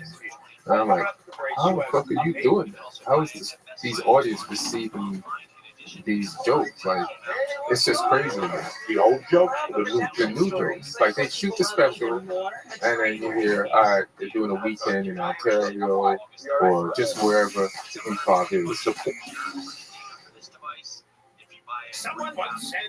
Now to write with new shit. Well, here's the deal. All right, so the whole process changed because, again, of greed. Right. Yes. It all changed because of greed. Right. You had 2 options, just like a band. You either release the album, tour it, and not do the same materials. Maybe keep the closure. Maybe you had a really good closure on that special, and you want to keep that closure because getting the closure is the hardest fucking thing. Right. I see that. But so let's say you shoot the special in December. In today's world, they're so greedy, they get that motherfucker out of the Right. Like that. Give it up. Has to You fucking go, girl. flourish Let's in go, the girl. immediately. Dun, dun, So they dun, get you out. dun, dun. That's why I didn't play. I'm going Now out. you're stuck. Yeah, 3 fuck months. First off, after you shoot a special, you work hard or you want a great week off. Yeah. You got to take a week off. You have an idea of what you're going to say next. And then it's like anything else. The 3 weeks you struggle, you eat bag of dicks, those new jump, nothing working, then boom, you got 5 minutes. Right. Oh, shit. Right. I got 5 motherfucking minutes. There's 3 more weeks and you're popping 7. And then that joke you wrote 2 years ago that you had nowhere to put, You find it. Boom. Yeah. Now you got 18. Because I got a joke like that There you go. in my new 25 right now. There you go. That you wrote 4 years I forgot ago. about it. I was looking through the old part, and I was like, oh, court, Bible, all right, boom. There you go. It's so weird how a bit that you wrote 6 years ago might not work. That's why you gotta look through your notebooks. I once a great comedy writer, joke comedian, told me that if you look through your material before you go on stage, all these things increase the percentages of you not bombing. Yeah. They increase the percentages, looking through your material, going scoping through it. I know for nice comedian, they go, look at these guys that they actually think about what they're gonna say. For a young comic, I didn't want them to hear that. Right. I know what dice means by it. And it's not to get caught up in your material. No. To go up there and do your thing. It's the material you got plan B. Don't get caught up in your material. It's just you have some structure, but if some shit happens, there you go. You're ready. But that's a part. You're ready to call an audible immediately. If they got 3 defenders on you on the right, and if they're charging linebackers at you, you got to be ready for the audible. You know what I'm saying? You got to be ready. Yeah. And then, so you know what you're going to say, but if you don't get to say it, it's no big deal. It's no big deal. You just have to be, that's comedy. You have to know that going in, but you have to prepare, I feel like, to have the set. But if some better shit jumps off from the audience, or if somebody with a crazy laugh that night, or you're saying earlier, if the drink falls, you have to react to those things. You can't just be, And I listen to I used to record sets and never listen to them. But since I feel naked now, I've just been listening to everything. Like, especially if I don't get to do that hour before the set, writing before the set. At least the drive from my spot to the club, I'm listening, and then I'll think of a line that I could add to the thing. And then I've written that day, because all writing really is if you add a line a day, and it's 365 days in a year, you got 365 new things, and that's more than an hour. You know what I'm saying? So it's like, just stay involved with your shit. And even when you're washing your car, or you're just doing something in the shower, shit will come to you because you're just in tune with it. You're living it. You write it right down. And you write it right down. Yeah. You get free shit. You try to write. Sometimes something might come out, sometimes not. But because you're involved with it, like you fuck around and you just write anything that has nothing to do with stand-up. But when you're on stage, shit comes out because you stretch. You know what I'm saying? You stretch, you're ready to fucking run the race. So then you're up to speed. And the automatic shit kicks in. You know what I'm saying? How much time difference was it when you did the CD for Conan for the special? Say 3 years. Oh, so you were way beyond ready then. Yeah, I was ready. The material was getting stale. Yeah, I was ready. The material was getting stale. Like, that's why I was like, I was going to pay my own money to shoot it in December, because I couldn't hold on to that material anymore. I couldn't say it anymore. I had to at least shoot it and put it in can. If I didn't sell it, at least it was in the can. At some point, I could release it, and then I could just move on and go to the other shit and start writing new shit. When did you shoot it? Shot it in December. Yeah, it's been 7 months. Yeah, 6 months, 7 months. Yeah. The Balboa team. Yeah. No, what is that? The San Diego. No, I shot. That was that was you mentioned it earlier. That was Brendan Shaw. He did the Balboa in San Diego. I did Long Beach. What's the name of the place? No, I forgot. That's how great my memory is. That's right. I'm on Long Beach, yeah. Like December something. Yeah. That is Friday night. Mm-hmm. Comedy Central. Yep. 8 o'clock. You ready to Midnight. Yeah, you ready to rock? You ready to party? I didn't put one together. That takes work. It takes work. Any dates coming up with these fucking marvelous people to go support you and see. Yeah, I'll be at the Funny Bone in Ohio. The week after that, Columbus, Ohio. It's just that great room. Great room. And then Comics in Connecticut the week after that. This is all in July. And then in August, I got a date. What the fuck is that date? Go wait a few hours. This is coming out Wednesday? Yeah. Alright. Go to my website, beanedwardscomedian.com. It'll be updated by then, and the dates will be on the calendar.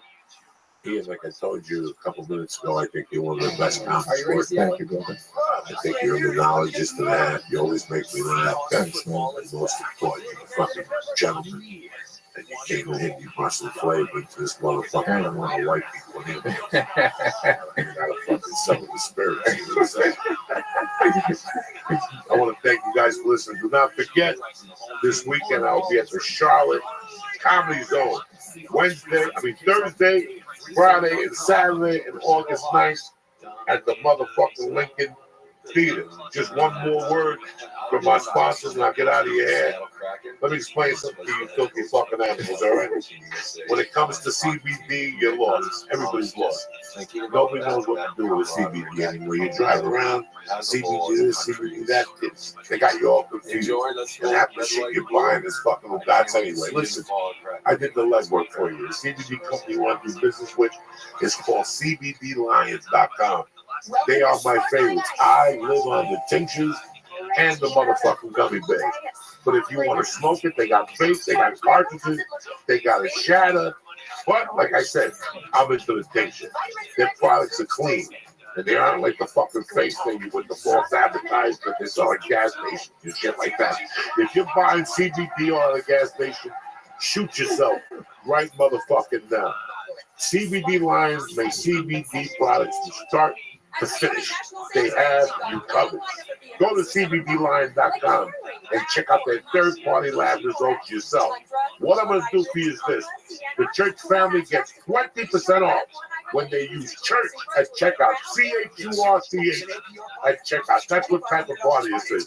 So go to CBD Lions right now, and check out whatever you need. I go with the raspberry gummies. I go with the 1,000 or 5,000 milligram tincture to get you fucking going. And I'd also, hey, if you like the vape, go with the vape. If you want to do the shadow, go with the fucking shadow. Go to CBD Lion, press in church on the way out, and get started right now. You're going to be fucking happy Uncle Joey turned you on to CBDLion.com/church. Also, listen, my teeth are fucking green, but it's not because I don't brush. It's because of 30 years of abuse. Picking your toiletries somehow always involves a delicate game of stacking and space hacking. And you don't get it started on lotion that's falling all over your dock kit. That's why Quick, the electric toothbrushes, work just as well at home or as they do on the go. I use Quick. I take it with me on the road because it's compact and it's wireless design, tucks easily in the corner of your carry-on or your back pocket if you're just spending the night like Oscar Madison.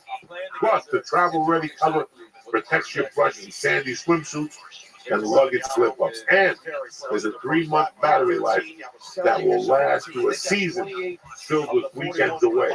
They're making it easier for you to even keep up with your wake-up and wind-down routine when you're out of the office. Listen, Quick is an electronic toothbrush with effective clean that's gentle on your sensitive gums. People brush too hard, and some electric toothbrushes are too abrasive. But Quick has a built-in 2-minute timer that pulses every 30 seconds to remind you when to switch sides and help you clean your whole mouth evenly. Up to 90% of us do not brush for a full 2 minutes or don't even clean evenly. Multi-use covers work as a stand and mounts the mirrors, slides over your bristles to pack and protect your Quick on the go. Brush heads are automatically delivered on a dentist recommended schedule every 3 months for just $5. And a friendly reminder when it's time for a refresh and to stay committed to your oral health. 70% of us use old, worn-out bristles that are ineffective, all right? I used to be one of those people, but ever since I got Quip, everything has changed. Quip is one of the first electronic toothbrushes accepted by the American Dental Association, and they're backed by over 25,000 dental professionals, and they have thousands of verified 5-star reviews. And his brush, my daughter brushes with. The new brush is the same as our original version, just tweaked with side-down knobs. Kids are inspired to brush better and more often with oral care that looks and feels like the products adults in their life use. And they're proud to use Quip. My daughter loves it. She just pulls it off the mirror, brushes, works the timer, and she puts it back, and she's 6 years old, and she's got beautiful teeth. That's why you gotta help them develop a grown-up routine without the childish gifts. Why I love Quip for the reasons I told you, okay?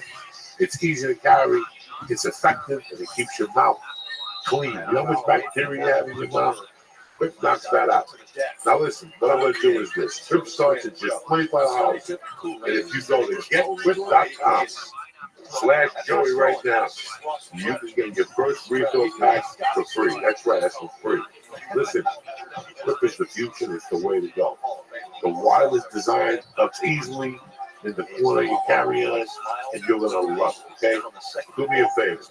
Go to Quip right now. Getquip.com/Joey and get your first refill pack for free. That's your first refill pack for free at getquip.com/Joey. I want to thank CBD Lion. I want to thank Quip. But most importantly, I want to thank you motherfuckers for listening and supporting the podcast. I also want to thank Ian Edwards for coming out and for being a beautiful guest tonight. I'll see you motherfuckers next Monday. Tip-top, but if not, I'll see you Thursday night at the fucking Comedy Zone and bring reefer, bring everything. Edibles, Vikings, Gorilla Biscuits, Boogaloo Pills. I don't give a fuck. Lee, kick this goddamn meal. Well, Noah, you can hear the booze in the background. Joel Embiid said, I'm going to interact and enjoy myself. He knew I'm on West Side. When they move, I'm going to go right back at him. He ended with, it's going to be fun. Haven't phased him yet. And the Blues are coming to our Greetings from Podcastville. It's July 15th, the day the devil was buried in motherfucking sea. The Church of What's Happening Now is brought to you by Zip Recruiter. Listen, you know how hard it is to find intelligent, hardworking people out there. You know how hard it is to find qualified candidates. You have any idea? It takes a long time, all right? Too many applicants, you got to go through them, blah, blah, blah, blah, blah, blah. ZipRecruiter makes all that go away. You know why? Because ZipRecruiter makes it easy. ZipRecruiter is so effective that 4 out of 5 employers who post on ZipRecruiter get a quality candidate through the site. Ready for this one? Within the first day. No more weeks, 3 weeks to find. No! That's how effective using ZipRecruiter is. So do me a favor. Right now, for the church family, you can try ZipRecruiter for free. You can try it for free. For free.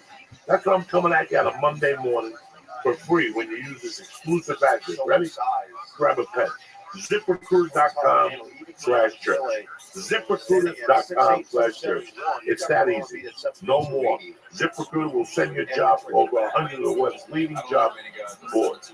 But they don't stop there. You understand me? And like I said, right now, you try it for free. That's ZipRecruiter.com/church. CHURCH. ZipRecruiter. The smartest way for you to hire.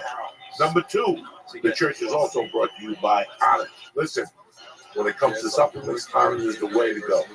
I get on planes every 2 weeks. I pop 2 or 3 of those Shroom Tex Immunes, nothing.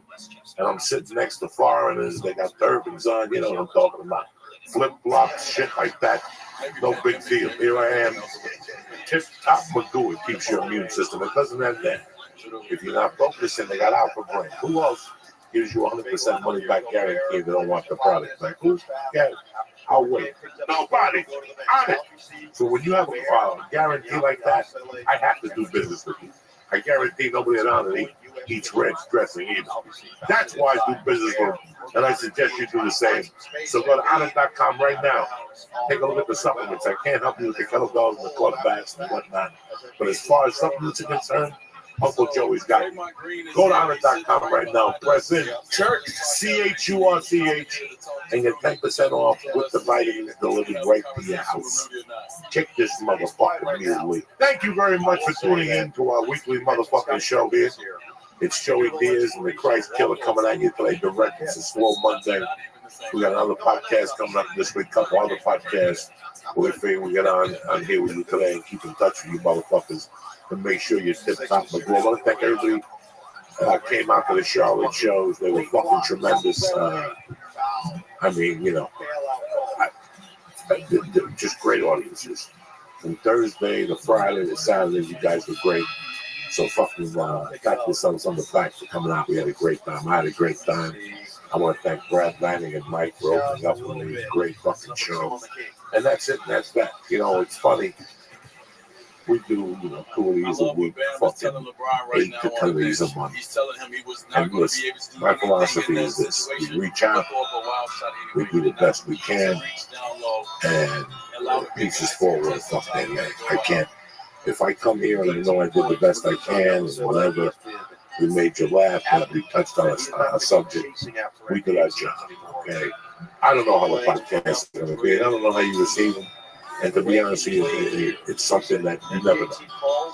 You could have Jesus Christ on here and not hear a thing, and then do a podcast about frustration, and people hit me up with fucking emails. So I never know. I never know what to expect. All I know is I come in here and we try to fucking talk to us over, and that's it, and that's that. I wasn't fucking around.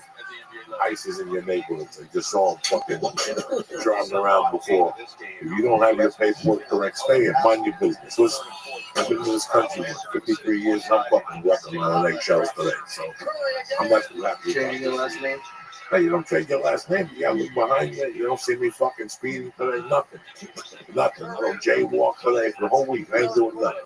I'm minding my business. I'm not even go the lower can. That's how scared I am. 1 minute I'm driving, next minute I'm in a fucking hut in Texas with 50 Mexicans with masks on and shit, smelling like shit in that poor fucking place. Jesus Christ, let them out, will you? They just let them out, give them roller skates, make them go downhill. You got 1,000 fucking Mexicans and Guatemalans and Cubans, and God knows what else is in that fucking cage. Sweating all day. They got no t-shirts on. Their fucking feces is around. Jesus Christ. What is it? Feces shit all over the place. Fucking bird shit. Just get the door, point them in the right direction, give them $8. Tell them that they come back, they're going to end up in Saints and let them go. That's worse punishment than fucking keeping them in there, breathing their own fucking Mexican shit. Peanuts, whatever the fuck they got in there. No telemundo. Can you imagine being in there? No hablo. Nowhere to sit. Fucking, it's amazing what's going on in this country today. But anyway, who gives a fuck about that? The real issues are us right now and how we cope with things. It's funny how I was talking about frustration, you know, how we all get frustrated with ourselves. Yeah, listen, first you start frustration on the system or whatever you're lashing out at, your boss or your job, and then you throw the frustration on yourself and it just grows. Okay. So now you get out of the frustration zone. You have a long talk with yourself and write down what you need to do to change, and you put your plan into action. Now what's next? You got expectations. You know, this weekend in Charlotte, I learned something. I learned that my last year, I executed how I wanted. I stuck to my plan, and now I'm seeing the results. In Charlotte, I did 5 shows, and each show was better than the last one. You know I'm honest with you guys. I tell you, when I went to New Orleans, I ain't a bag of shit. In Columbus, I had good shows, but in Charlotte, for some reason or another, my energy was right on. The execution, the material was right on. I even got to improvise from the beginning a couple shows because I had some people that I grew up with in the audience, and I wanted to explain to them, you know, how I incorporate all that into my act and whatnot. I talked about number one buzz, growing up with the fucking junkies and all this shit. But my point is this, you know. Last year, I got the opportunity to shoot a Netflix special. And you guys were very happy, and you guys were very supportive, and I tried to work as hard as I thought I could work, but I did it all wrong. I put different pressures on you from different directions that weren't necessary. But that's not here or there. The most important thing is what I did about it. You know, when I got on that plane, like I've said 1,000 times, when you see these guys lose in MMA, and they're sitting on the mat, like, when he got knocked out, why isn't he getting up? He's fine. He's hearing a couple birds and shit. His vision's a little fucked up. He's thinking about the things that he did wrong. That's what that flight was for me. The night after I shot that Netflix special, and I want to thank Netflix for giving me the opportunity and everything, I just didn't prepare for it the right way mentally, and I fucked myself. That's it. It happens in life. Even at the 27-year mark of comedy, or the 26-year mark where I was at that time, I fucked myself. And that's why we live and we learn. You're never going to stop learning if you live and you fucking dead. If you go for it, you're not going to live. But if you live, even if you fail, you're going to learn, and then you can either give up or build yourself up and attack that thing that you got. And that's exactly what I did. I came back, and I knew the plan. I knew that the new plan was going to be, I was going to try to write one line every day, one line. And number two, I was going to try and just perform at the comedy store. For some reason, I put a fear in myself about going down to the comedy store and not trying new material. That was all bullshit. Those were excuses I just gave myself. And every level in our lives, we give ourselves excuses. It takes things to smack us to get away from those excuses. So the last year, and you could ask Lee, you could ask anybody, I pretty much stayed at the store. I think I've done 3, maybe 4 spots outside the store when I'm in LA. The store is going to fucking ground. When I'm in New York, yeah, you guys would love to see me at the cellar, and I go to the fucking Dangerfield. Why? Because it's the bottom of the fucking barrel. It's the original. It's 8, 10 people, and you got to work from a different perspective. You can't work from the perspective of your strength. You have to work from the perspective of your weakness. But anyway, when I came back, I set a plan in motion. You know, I set the same plan up. When I reevaluated that Netflix performance, and what happened, and how I led up to it, it also made me reevaluate the podcast. And we stopped with the marijuana, and we stopped with the edibles. It made me reevaluate where I was slipping in a lot of areas. And we executed. I stuck to it. I'm only going to the store. I only want to follow Dalia. I only want to follow Ali Warren. I only want to follow Sebastian. I only want to follow Bill Burr. I only want to follow Ron White. I only want to follow Joe Rogan. That's it. Plain and simple. Laying down and following Theo. That's exactly where I like it. That's even better for me, a change in energy. Somebody will withdraw. You know, these are the things I force myself to do. Do you know how many nights I'm sitting on my couch at 8:30 and I got to go do a spot at fucking 10 o'clock and I got to follow 3 eaters? You know what it takes for me to put my fucking shoes on those nights? And you know me, I don't just put my shoes on. I take a whole fucking shower. And when I'm in the shower, I'm actually getting into character, preparing to go to the fucking store. Preparing. So that's how seriously I take the store after 22 years. When I go down there, it's to go to fucking war. It's like going to Jackson Winklejohn. It's like going to America's Top Team. You've been fucking around in your garage for years, and you got it. It served you a purpose to a certain level. Now you have to force yourself into that fucking level. Part of your expectations is forcing yourself. It's not what you want to do, what you believe in. It's forcing yourself. You know, flying fucking sucks. Flying sucks at every fucking level. It's whatever hours of your time going into the unexpected. What's the unexpected? The plane could go down. They might lose your luggage. They don't have a part. Your flight's fucking delayed. You know what? I love doing comedy so much. I overcome that. Like, it doesn't apply to me. When I get on a plane, I go fucking prepared. I bring all my shit. So at not one point do I think about what's going on right now. I'm on a fucking tube that's closed, and I'm flying through the air with 40,000 fucking feet, which is pretty goddamn scary. I don't like doing that. but you do. You force yourself to do the things you don't want to do. It's very easy for me to get in my car and drive 2 miles to Flappers, and on the way back, stop and get a fucking donut. And it's even easier for me to go to the fucking Hot guys. Guess what? It's even easier for me to go to the fucking Laugh Factory, because all I really gotta do is fucking go down the hill, hook the fucking left, hook the right, and I'm right in front of the Laugh Factory. I pull up, I give the little valet $10, and I tell them I'll be out in 15 minutes.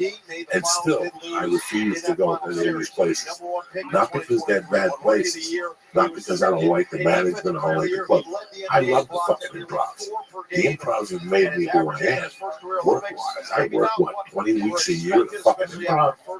But my work, my home, my true soul, where I get to be a fucking animal, and nobody says a word to me about it, is the comedy store. So that's how I wanted to train. When I go to the comedy store, I go to the comedy store to be fucking animal. When you guys go to when I used to roof, for example, I worked for a company from Monday to Friday, and we did flat roofs. Everybody knows anything about what I'm talking about. There's probably roofers listening to me right now. We did flat roofs, and we specialize in ballasted roofs, which roofs are made from rubber, and you put rock on to hold them down. You have to fledge it, you have to flash all the pipes and the fucking air conditioners and the heaters and all that shit. But basically, you lay the fucking thing down, you put the rubber, you put rock on top. On the weekends, I would go to neighborhoods. Because in Colorado it always hails. I had a wife, I had a kid. I think at the time as a roofer when I started, I made $600 a week. I was making $15 an hour, whatever time, 40 hours a week, whatever that is. 600 a week. I was making $600 a week. That's $2,400 a month. They were paying me cash. So I was basically making $2,400 a month. So to supplement my income, I would roof on the weekends. And I would roof residential homes, a garage with a fucking house extension. Now, most people look at those houses, the regular roofing company would look at those houses and say, that would, if I did it, and I did it, it would take me 4 days. So guess what?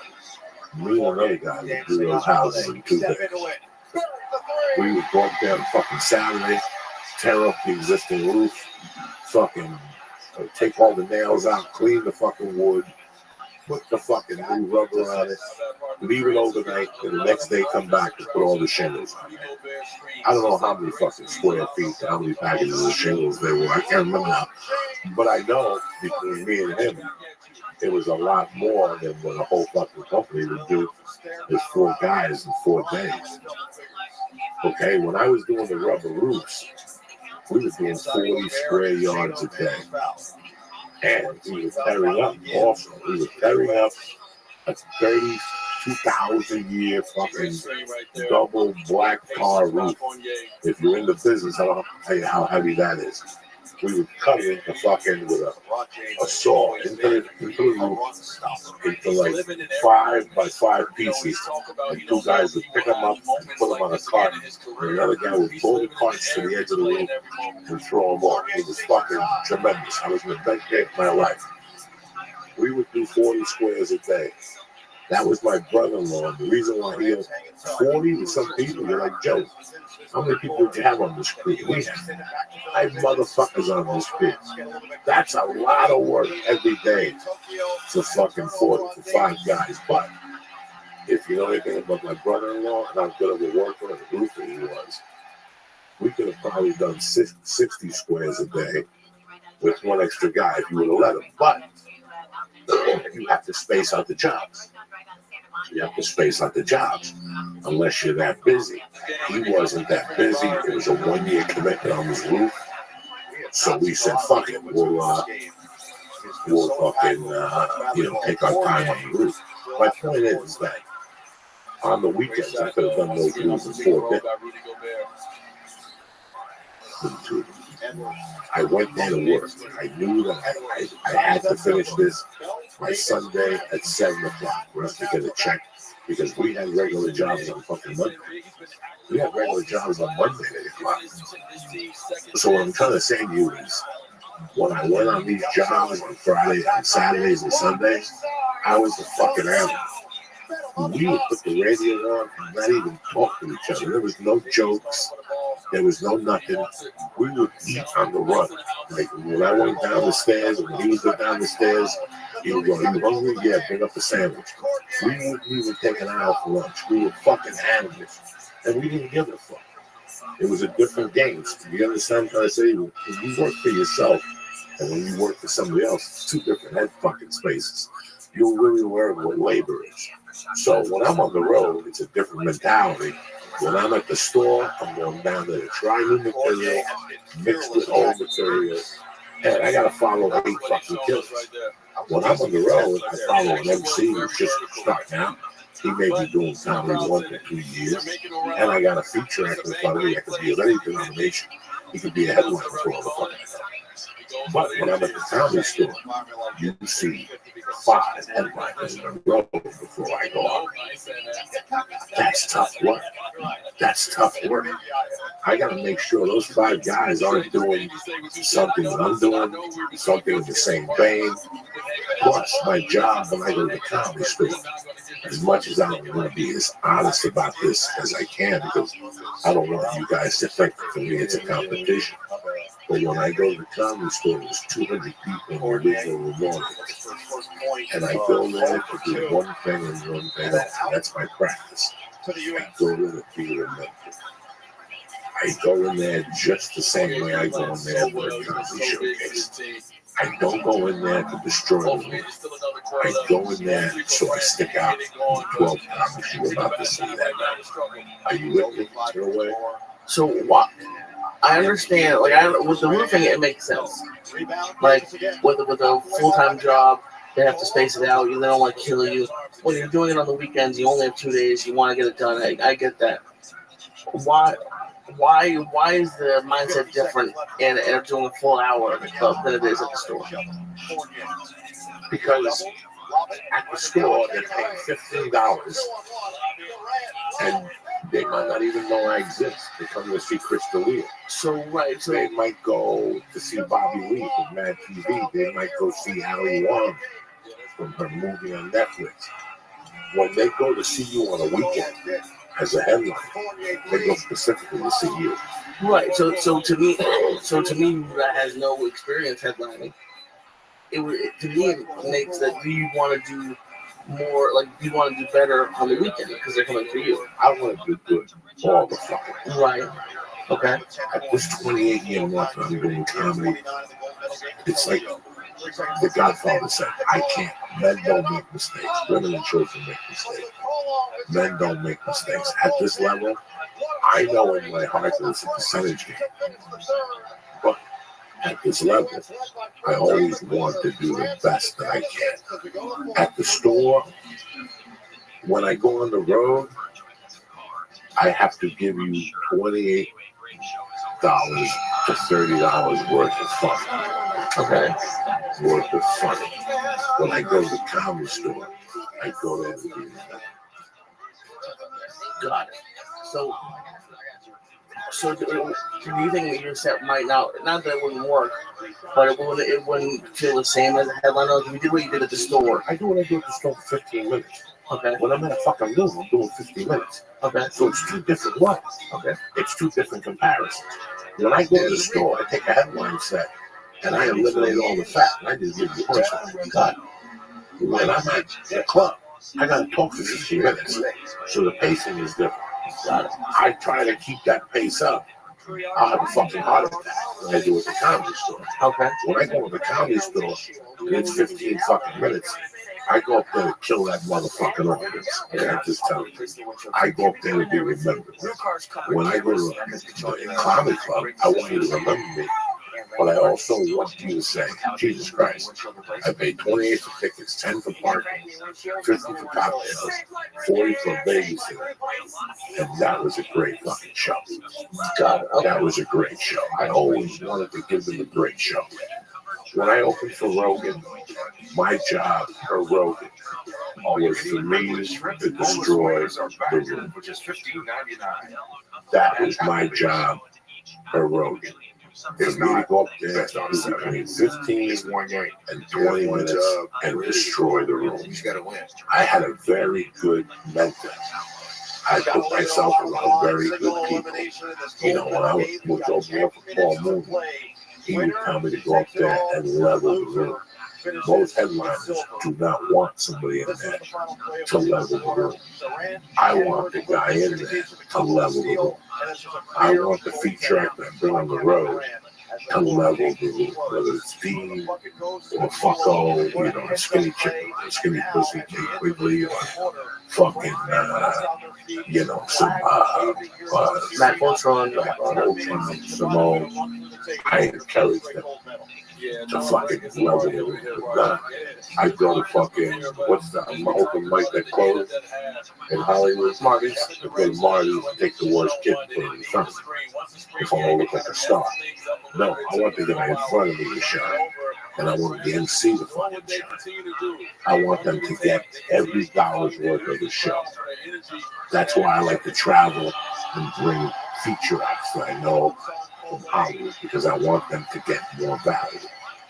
I really like bringing women before the road, because a lot of guys bring dates, and the dates look at me. They tell them all about Uncle Joey's crazy, and 10 minutes into my set, the date doesn't like me. I want the date to get something out of the show. The girl in front of him was pretty fucking fun. I want the girls to get something out of the show. I just don't want. That's why I like women opening up for them. Because even if they don't like me, the girl says, well, that girl made me laugh. God. So, I mean, I guess what kind of what you're saying is whatever happens at the store before and after you really doesn't impact you. And when you're on the road, it's like you're in charge of the When I go on Mitzi Shaw constructed the comedy show store for it to be a lab for comics. It's a college for comics. It's a 4-year to 7-year program. I just read an interesting article in the LA Weekly. It was published maybe 3 years ago about the dude who stuck up for the dude who was hitting Mitzi, who's a great guy. I shouldn't even train him like this anyway. He always opens up the store. He's an old guy. Right, yeah. I forget what his name is. I know what you're talking about. And he was talking about how the comedy store is a floor. Argus Hammer, a great guy, phenomenal writer. He spoke about how his comedy store is a 4 to 7 year education. He's not mine. And that's after you do 5 years at your fucking neighborhood comedy club. Like, it's not just getting on stage there. It's the watching, it's the electricity, it's the feeling, the vibe. When Mitzi Shaw opened up the comedy store, she created it to be a 4 to 7 year college. In life, guys, what do you do? When you want to make the most output out of something, what do? You go to junior college for a year, then you get into a nice college, and then you want to get your master's or your doctorate or whatever the fuck you want to get, or your law degree, then it's another 3 years. So it's 7 years of your life, no matter what you do. If you join the fucking Navy and you want to fly fucking jets, you still got to get a college education. Then it's another 6 fucking years in the Navy before you can fly fucking jets. So that's 10 years. You got to be dabbling around. I may be wrong by 2 years, but I think if you go on as a college graduate, you go on as an officer. So no matter what you do in this life, you're going to have to put time in. And then, and when you think about the time, you go, oh, fuck, I'm going to do double that. Once you're there, you're enjoying it so much that you're sitting back and you go, I'm going to get to that level. But for right now, I'm going to enjoy where I am. That's the hard. For me, that's the hardest thing about almost anything. No, I'm not good at that. That's the shit that'll kill you. And you have to look at those guys like Bill Burr, Sebastian, and Ali Warren, and Joe Rogan, or the people that you work with in your field, in the top notch in your area, and go, guess what? That guy ain't got dick in him. It's just going to take me 10 years to catch up to that guy. But I will be there. And the longer that I've been in this town, the longer I've seen fucking D.O. Don just walked here off the field, off the plantation in fucking Louisiana. D.O. Don's been in L.A. a long fucking time. Kicking around MTV, this, that. D.O. Don has been kicking it around for fucking years. He just didn't walk off the fucking, Katrina Lodge. Bobby Lee has been walking around as long as I was walking. I still remember Bobby Lee, coming up from San Diego. You guys have heard the story. This is a jerk. You have to look at it and go, interesting. I'm not there. But I will. I will. What does it require from me to get there? That's where the notebook and paper is essential. Where you have to write down, you want to be where that you fucking guys, I'm a fucking ex-fucking cocaine. You guys know that. Do you think in my cocaine stupid? If you guys know anything about cocaine, or if you've done cocaine, or if you have a relative that does cocaine, name fucking the word patience anywhere in that addiction. There's no fucking patience in that addiction. That's why you do coke. You're sitting around all day, and even through the cocaine, I had enough logic that I would look at Rogan and go, I don't know if I'm going to get this. Like, I would open up the Joe. When I was opening up the Joe from 2000 to 2010, guys, to 10 years, do you guys really think that I had my eyeball on fucking headlining? Yeah. Not in a million years. Really? I was such a lazy sack of shit that I was pretty content and just featuring the jump. People would call me and make me headline on a headline, but it wasn't something I was aspiring to do. 10 years ago? I was very happy opening up the jump. Wow. Because I didn't go to Montreal. I didn't go here. I was never included in anything. All I was doing was booking movies. Somebody put a thing on Facebook the other day. I know the church page is that. They can't believe how much TV I've done over the years. And now when they see me, from Raw on SVU to the Meatball King on the Kid Show to the, I did all the Wizards of Waverly. I did fucking, Cold Case. I did all those shows on CBS. I did co-stars on all those fucking things. And people Scare Tactics has been playing a lot lately. Okay. And I did 4 or 5 episodes of Scare Tactics, maybe. They've been playing lately. People been hitting me, oh my God, I got all fucked up the other night. I saw your episode of Scare Tactics where you were, they hit the cocaine in the cars. And I had to get the cocaine from the kids. It was me. The episode I taped the other night, because the other night I couldn't sleep. And I woke up, and the episode was just about to come on. Of me and the guy who shoots Tony Montana in the bar in Scarface. Who I talked about the story that he was an extra. And that's how I found out. Because I got to work with him on Scare Tactics. He owned the garage. Some guy came in for a job. They gave him a job. And then he finds cocaine in the door panel. So he tells the guy from Scarface, well, the guy from Scarface wants to call the cops. I come in with another bodybuilder guy. And I tell the guy it's the coke, we're going to shoot him. And the kid's fucking shaking. Oh my God. Oh, and they showed the other one when I went to the kid goes, but my dead grandmother, I'm like, fucking dead grandmother. He beat out the fucking dead grandmother. It's ridiculous.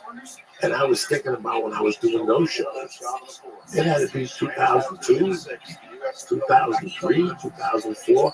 Here I was doing movies, TV, opening for Joe, and I knew the producers of that chick.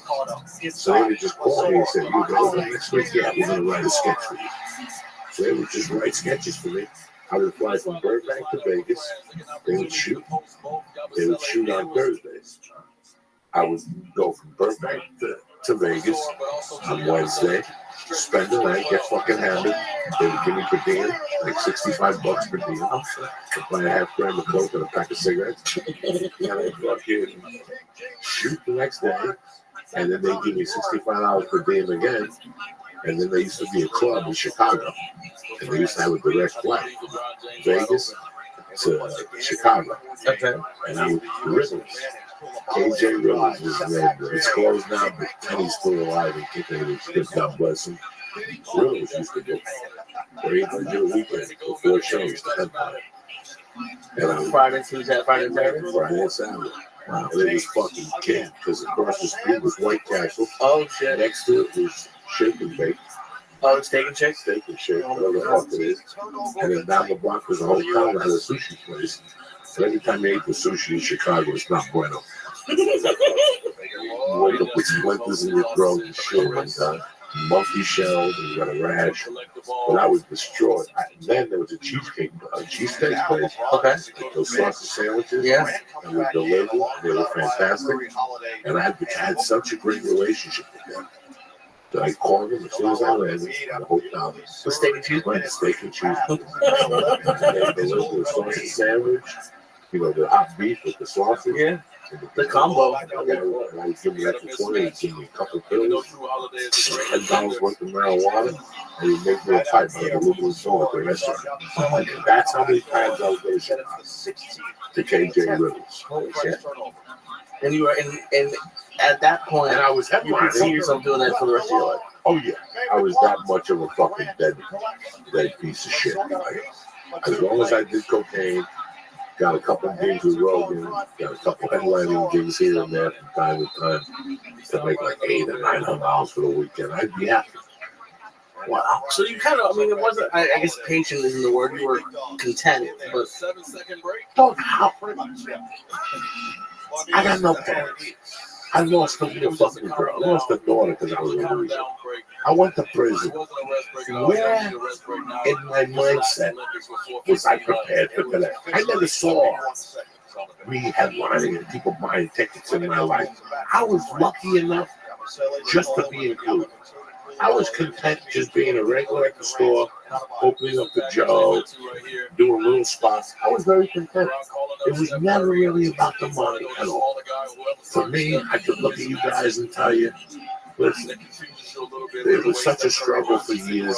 I'd given up on money 20 years ago. And I was probably, in those days, I was cracking anywhere from 80 to 100 grand. I bust out a $20,000 deal from somebody, and the rest I'd make acting and doing stand-up comedy. And the acting in those days, I was getting $12.50, $17.50. You know, for Spider-Man, I got $600 a day. You know, there was no money with acting for me. Everybody else was making all this illegal money. I was a shitty. I got scale on everything, you know. But I fucking worked. So, like, when do you think being content goes from a good thing to holding you back? Do you think, like, oh, absolutely. Absolutely. We all get in the comfort zone. We all go in the comfort zone, and sometimes life throws you into a fucking lion's cage. You know, I love the, you know, listen, life threw me into the lion's cage, but one day I got out, and I went back into the lion's mouth, put a chair down, and sat down. I did it on my way. There's two different ways you go in the lion's cage. You can go into the lion's cage on your terms or on their terms. Right. We all go into the lion's cage on their terms. Eventually. Okay. And then it's our job to get ourselves out of the lion's cage, go back in there, tell the lions, shut up, sit down, open your mouth, I'm putting my fucking dick in your mouth. So you're always going to be in the lion's cage. It's your job to get out and then go back there and you set the fucking rules. Right. I didn't know that either. I didn't know that. You know, I didn't know that either. For years I depended on comedy, but that's a lie because in 2002, I was doing my own auditions. I was hustling my own script. I had taken my hustle as an actor to a different fucking level. That's why when you look at my IMDb, you see tons of work. Right? And there's tons of shit that didn't get recorded. Tons of shit that I think about. What the fuck ever happened to me? So, if you want me to take it, okay. It's crazy that we're talking about this because somehow I've been thinking about something, and I need to be careful about how I say it because I don't want anyone to think that I'm ungrateful because you doing this and meeting you has changed my life. But you said something about a year ago on the podcast that I've been thinking about. You said that you just offhand. You said like in a year or two you won't be able to do the podcast. You're gonna have to, if you want to do comedy, you're gonna have to go on the road. And like the New York trip and San Francisco really opened my eyes to show me what was available. And the thing that has been going through my brain the last couple of weeks is, am I content? Like, cause I'm nowhere near ready to. I'm not gonna make a living being a comic. If I was gonna be on the road, I'd be driving Lyft and doing Postmates and renting a room for a couple months in a different city. But just you saying that a year ago, I've been thinking about it. And I'm like, is it now? Am I? Because I am very content in what I do. I do like this. I like getting to meet people, getting to do this, and doing spots around LA. But when is the right time? When do I go into the like Tiger? It's kind of a. This is all decisions you have to make. This is what nobody can tell you. Nobody can tell you anything. One morning you wake up, your 2 feet hit the ground. You go pee, and you say, I'm going for this, and I'm not looking back. You know, in 1995, I was forced to do something I never dreamt to do. I never, ever, ever, ever in my life dreamt of it. I thought I would live in Boulder. Boulder in 1995 was a different community. It was a little smaller, there was no traffic. And in my world, I could have saw myself dying there. Like I really could have saw myself dying there. But there was a problem. The problem with Boulder, I didn't have a college degree. So my jobs were limited. I had the sports betting service that I worked for, and they gave me a job, which gave me the opportunity, between us sitting with his family, gave me the opportunity. Those guys there making $200,000 a year and taking the summer off. In the early 90s? Early 90s, there were guys making $200,000 in that office and quitting on April 15th. And having May, June, July off and coming back August. Fine. Not bad. $200,000 a year. I could see myself do that. I just couldn't see myself making $200,000 a year. Really? Yeah, like my thinking was shot. You know, like I was a felon, I had all these strikes against me.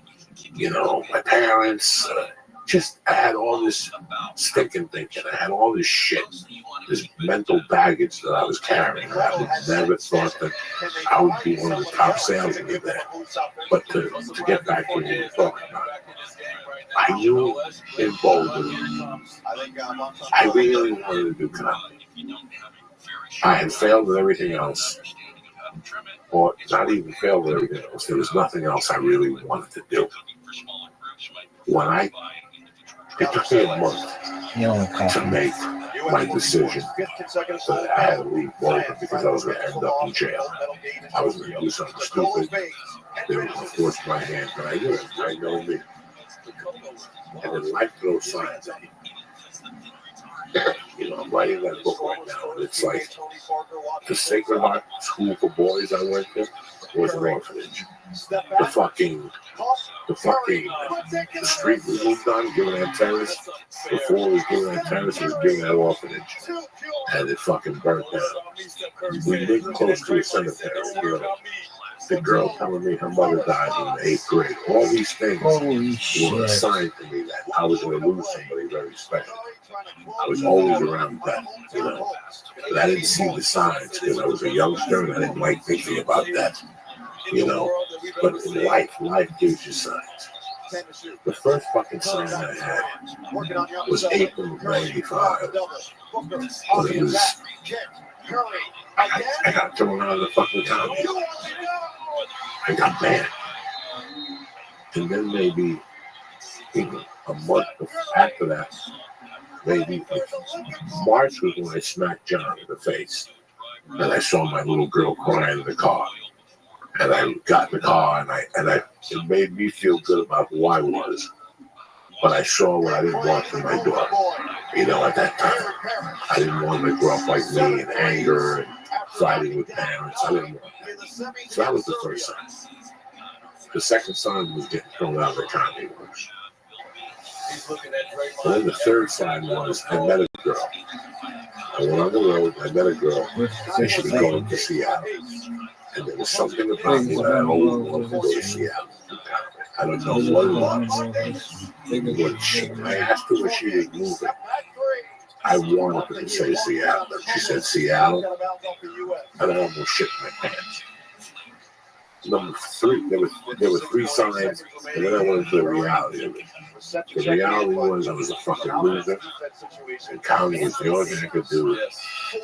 And if I stayed there, nothing good was going to happen. Yeah, I might have ended up a local comic, and maybe I would have opened up to the Denver Nuggets, and maybe there could have been a lot of options, but I didn't see it.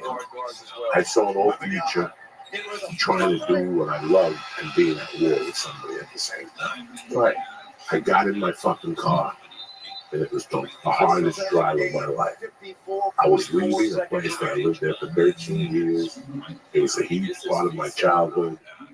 I had grown up there. I had gone to prison there. I got married there. There was so much of an emotional attachment to me being there. But at the same time, I really wanted to pursue this. I didn't want to pursue stardom. I didn't want to pursue Hollywood. I just wanted to let me know that I could stick with something and that I could be a productive member of society. What's a productive member of society? A guy that makes $40,000 a year, pays taxes, and doesn't get in trouble. That's all I wanted. And I thought that comedy could get me out of trouble. It pulled me out of bowl. When I sit here across from you and I tell you that I've been on a bowl for 24 years and that I cannot ever believe I found the strength to let Boulder, to leave Boulder. I could use New Jersey as a comparison in 1983, but who am I kidding? I was forced to leave. I forced myself to leave. Boulder was where you are right now. When you called me from New York, what did I say to you? You're having a good time, or you're seeing how normal people live. Right. You're seeing how you should be living. Don't worry about the money. It all happens. It'll come to you. This is how you should be living. You shouldn't be talking to Joe Diaz or Steve Simone or these guys because there's nothing they can do for you. But you have to talk to people who are your age and going through what you're going through. When you're at these fucking places, Birds and these places, you're talking to people who are trying to be movie stars. Right. They're not trying to be down and dirty comedians. They don't want to learn the mechanics of comedy. They're trying to cut through. And I'm not saying all those people. No, there's definitely people here. 40% of those people are trying to cut through for the fast track to get to a place. I came from a place where nobody spoke about it. All we focused on was on stand-up comedy. Right. So, yeah, I expect you any day to go, I've been thinking about it. I want to be a stand-up comic. I need to go to New York. I need to go to San Francisco and bang it out with kids my age. The natural evolution is I'm married. I have a family. You know, I've been here 22 years. I have a comedy store. I'm already established as a comic. You're trying to do the same thing. This is a place that You get established here. We've had 15 guests I'm not who with studied something. comedy in LA and established here. I think for you, you'd be better to go to New York. New York, Closer to your mother. New York would be tough just because how expensive it is. What Every city's expensive. Listen, every place is expensive. Right, especially when you're doing comedy. But $3,000 could be a lot, or $3,000 could be a little. Always remember, that's your choice. When you look at things, $3,000. I'm not with that. Gangster. You know, if you have to move, I gotta take a whiz. and On the west move yourself side. into Manhattan, to fucking, you know, whatever the fuck, however you want. For France, back-to-back silver medals, and But they are you going to are walk with there. their heads Take a held train, high in front of the you'll figure sold-out it out. crowd. But this night, When once you again, want to do something belongs that to the bad, USA. that you Fifth really, consecutive really gold want medal. to do this, 35 you'll in figure it the out. last 36 in the Olympics. You'll Steph figure it Curry out, and company you know. get it done. Everybody has that time in their life when they have to, you know, but it doesn't work for everybody. There's people who are very close with their families, and I appreciate that, and I understand that. I know where you're coming from. But there's other people who have a dream, and it's uncontrollable. They want to go for it, whether it be a dance in Vegas, whether it be doing theater in New York, whether it be doing theater in Chicago, you know. Me, I wouldn't want to be in this market for stand-up when I'm starting out. Right. There's so much unnecessary chatter that you need to hear. And even without that, the thing that I noticed, because I'm very lucky for the level that I'm at, I've got to do great shows that most people don't. But it's still limited because there's so many amazing comics. The shows that I got to do in those two cities are I did about a month's worth of shows in a weekend. And so what my thought process was, because like what you were saying about Robbie before, this has been so important and special to me that I never want to leave here having any issue with you or with the church. Like that would never be. That's what I'm trying to avoid. But like I'm also only. I'm 31. I'm gonna be 31. I've only really seen Boston and LA, and being in those two cities showed me how much more there is. And you talked about like Texas. I'm like, what if I spent a year in Texas? What if I spent 6 months in Denver? What if I went to St. Louis and spent 3 months? You know, I went to New York to do the film. And I saw two people in New York that I was very happy to see. And I let them know. I let them know it to their face. We watched. And it was Bob Biggerstaff and the girl. I can't think of her name right now. It's very funny. I counted both of those guys 20 years ago in Houston. And they got really stuck. And I'm not saying nothing negative about Houston. It was a good comedy scene. It was a great comedy scene. But certain negativity went over the scene. And Bob Biggerstaff decided to pick up and go to New York. I cannot tell you how happy I am. And if anybody knows Bob, let him know. I can't believe how proud I am. Because I know how tough of a decision it is to pick up and leave. I know. But, and there is never a mistake. Always remember that. There's never a mistake. You left for a fucking reason. There's never a mistake. You make it work because your dream overpowers the mistake. It's never a mistake. I can look you all in the eye and tell you, when I went to Aspen the first time, it wasn't a mistake. When I went to Denver the second time, Boulder, it wasn't a mistake. When I left Boulder for Seattle, Jesus Christ, you heard the stories here. Wasn't a mistake. And when I left Seattle for LA, even though I was not prepared, even though I was not prepared for my journey to LA, I know in my heart at that 8-year mark, I put my time in. I really put my time in. But when I look back and I know I'm fucking ecstatic when I went. And I made it work. When I went to Seattle, I went with a girl. I was broke. But guess what, bitch? No matter how broke I was, I still got on stage 6 times the first week. And I got to Seattle on a Saturday, and by Friday I had my first paid gig. I let it be known that I was there. One day I got open. And I went back there Tuesday and let it be known again. And that Thursday I called from John Fox offered me Moscow, Idaho, with Vince Valenzuela. I still remember him. He's still my buddy on Facebook. And me and Vince drove to Moscow, Idaho, and did Friday and Saturday. That's how a change of scenery invigorates you. You know, it just does something to you. I had nothing but admiration for the Denver scene that I left, the comedy scene. There was nothing wrong with it. I left Denver because of personal reasons. I left Denver because I couldn't cope with the fucking wars. But I knew exactly what my head was comedy-wise. So when you get up and you're ready to fucking make the move, there is no looking back. There is no windshield wiper. There's no feds following you. You make sure there's no ghost following you. You put your head down. You served your time. You did what you had to do, and you're gone. I would never be mad at you. None of these people would be mad at you. Nothing. Because you're making a move to better yourself. Okay. You know, we've always discussed it here. You look like a Pavarotti. Yeah, you're here, and you go to your apartment, and then you drive a mile to the fourth wall. I've told you for years that I live in a fucking gym. I live in a 4-block radius.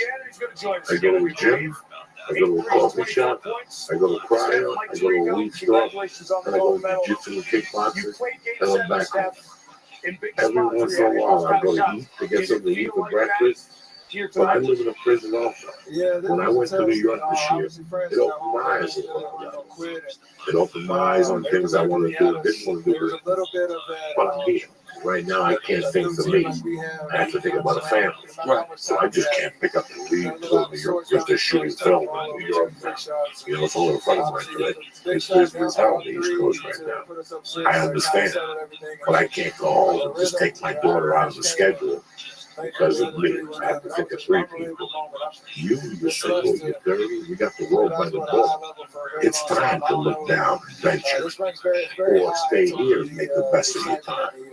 No matter what you decide on, if you really want to be a coach, it's time to downsize, take a look at your possessions, and say, this is what I want to do for the next 5 years. It's a 5-year plan. In those 5 years, I'm going to hit every state except Hawaii and fucking Alaska. Right. But I'm going to hit every fucking state. And if I got to do 10 pork in Idaho, I'll do 10 pork.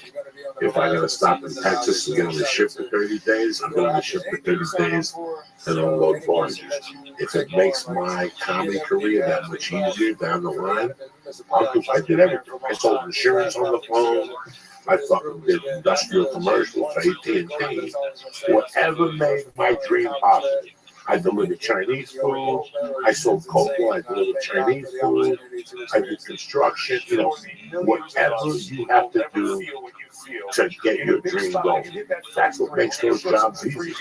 But this isn't what you want to do all the time. What about the guy that you're making sandwiches with at Subway? Right. This is his life. You know that you're doing it for 6 months in the Bronx. But in 6 months, I'm going to be doing all these little gigs around the 5 boroughs. I'm going to be picking up $50. Don't give yourself an unrealistic goal. No, I'm going to be at the Comedy Cellar every night. Right. With Louis C.K. That's why I was, because I love New York. But that's why I was like, you know what, maybe New York's a couple years away. Just because I can see how competitive it is.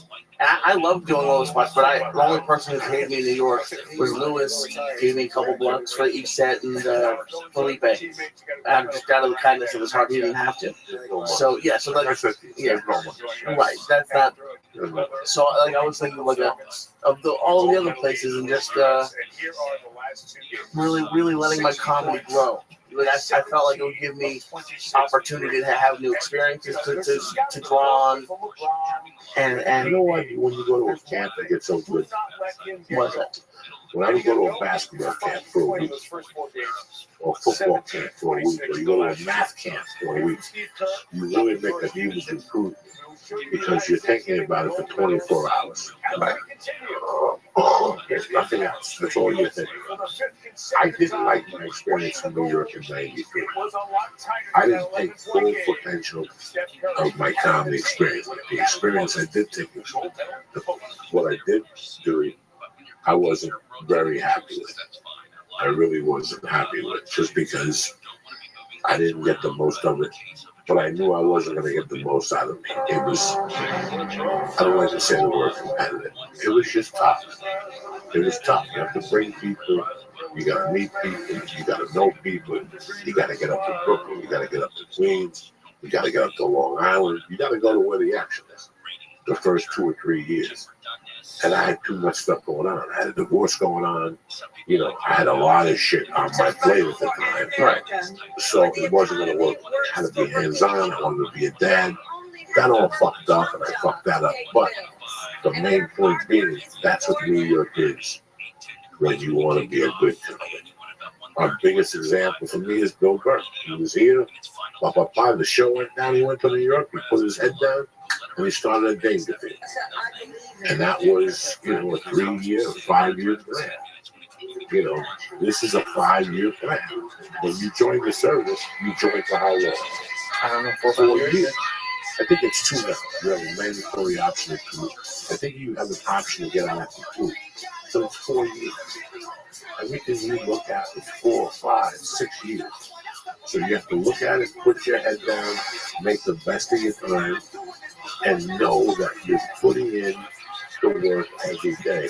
So there's no frustration, and you got to keep your expectations in check. I can't say to you in a year, I'm going to be on the phone in the main room every year.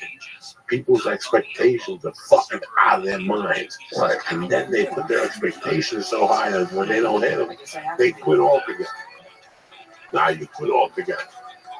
No, your expectations should be small. You should have goals. You should hit all your goals every week. Every week is the same. Every week is the same. When I was in Denver, I had a schedule.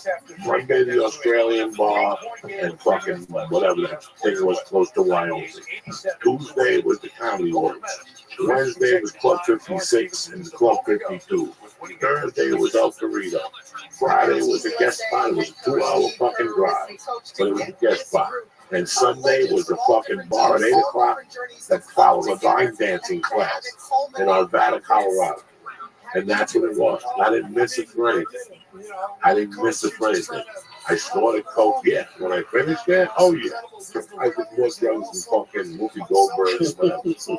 But that I did. I stuck to it every day. If you ask me what I do every week, today, I do the same shit every week. Monday I lift, Tuesday I box, Wednesday I Muay Thai, Thursday I lift, Friday I jiu-jitsu, Saturday I take off with the family, Sunday I go to open mat, you know, I write every day. Any day I don't have to be somewhere at 12, I'm at the coffee shop at 9 writing. Why? Because it's a discipline. It's a discipline. You gotta get out. It's a discipline. You can write, yeah, but I can write in my house. You're not gonna write in your house. You gotta get out. You gotta get out to invest that time. You know, all these things are a discipline.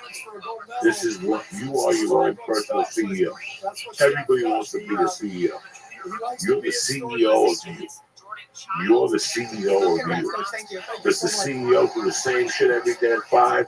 That guy's got a multi-million company. At 5 every day, he's at the fucking gym. You know, what does that take? He's in bed every night at 10. He doesn't care if Shirley's going to suck his dick. He doesn't care if Tony's going to fuck him in the ass. He doesn't care if the Boston Celtics are playing. He doesn't give a fuck if New England is playing. He doesn't give a fuck if it's his wife's mother's birthday. He's a better. And nothing changed. Nothing changed. It's the same shit until you get to that destination. Then once you get to that destination, you rewrite it. Okay, I don't need to do this anymore, but I still need to do that. It's a constant evaluation. And that's why expectations should be attainable, just like goals.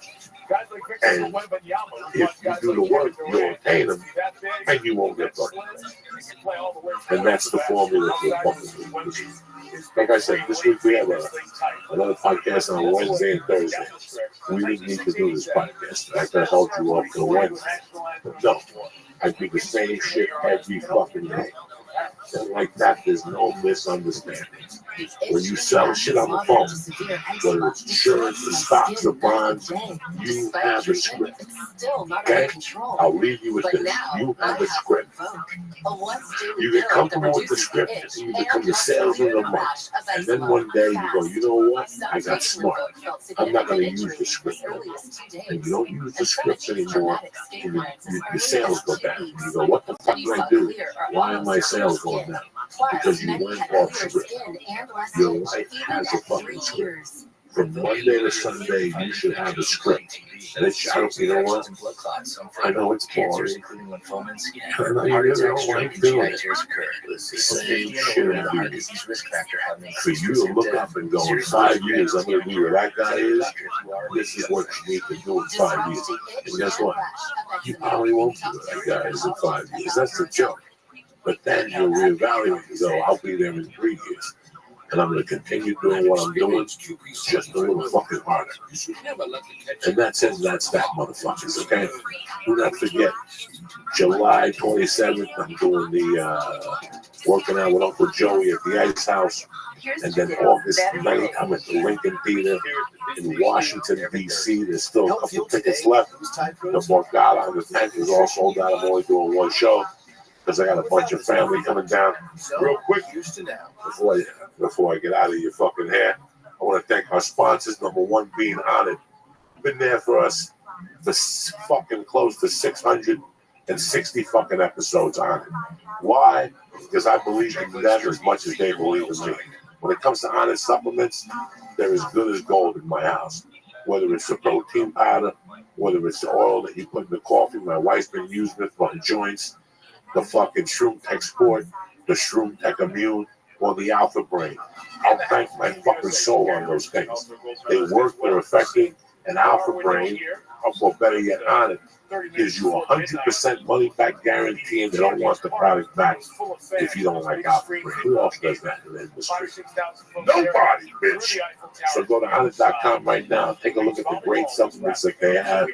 I'm sorry, I can't do anything for you on the working outside, the vest, or the kettlebells, or the club bats, or bells, whatever the fuck you call them. But as far as supplements, I got you.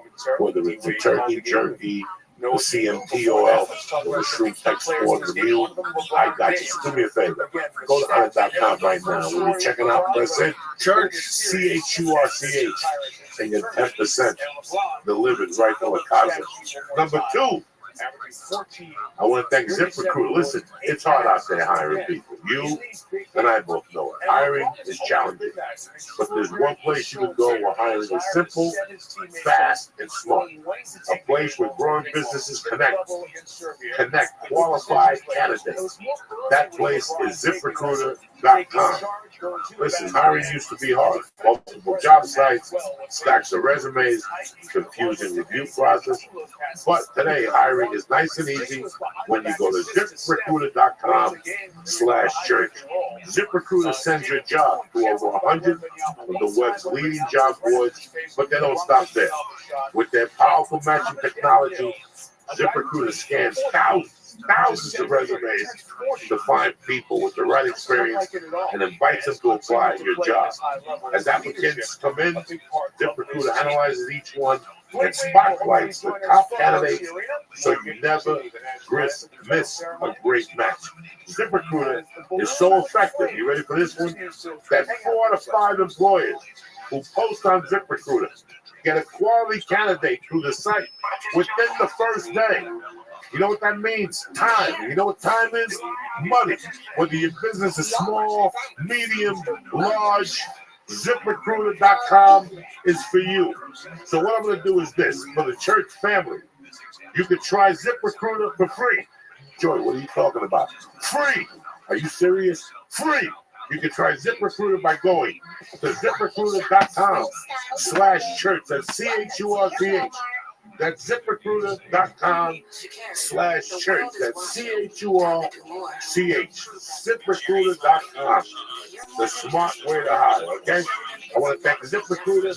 I want to thank Honor, but most importantly, I want to thank you fucking savages for having our backs always and forever. I'll see you guys here Thursday morning. Tip top motherfucking Magoo. We're ready to go. And don't forget, the 27th at the Ice House on a Saturday night, 7:30. Zip, get in and out of there. And then all I got left is August 9th at the Lincoln Theater in D.C. I'll see you motherfuckers there. Stay black. Have a phenomenal week. And I'll see you guys Thursday morning.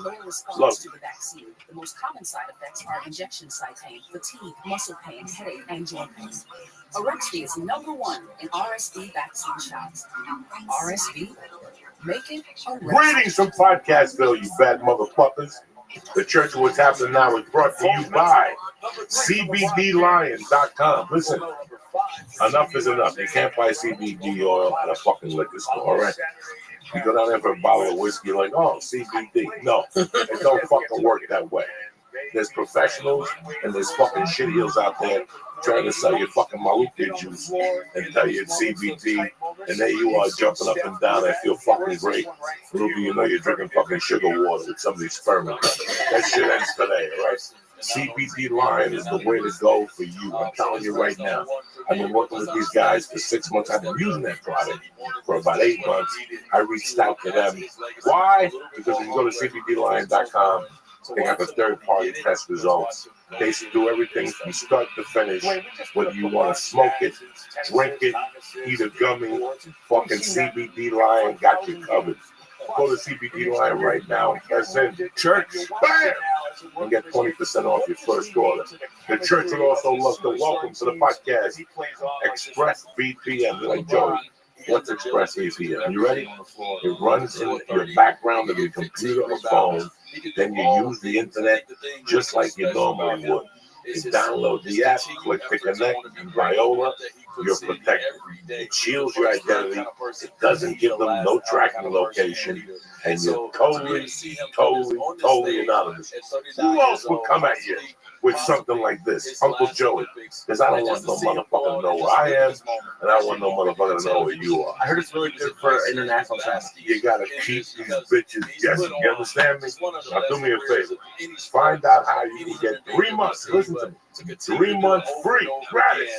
At expressvpn.com/church. That's expressvpn, EXPRESSVPN.com/church for 3 months free when you buy a 1-year package, all right?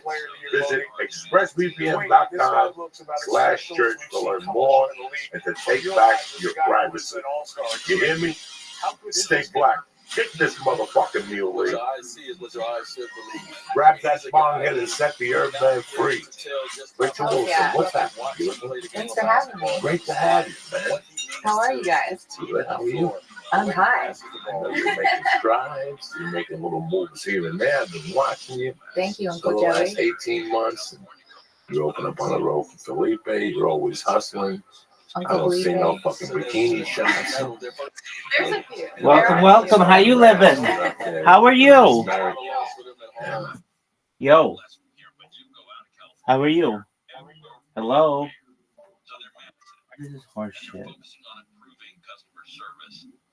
They want to break down those language barriers, and they want to utilize AI the best way they can.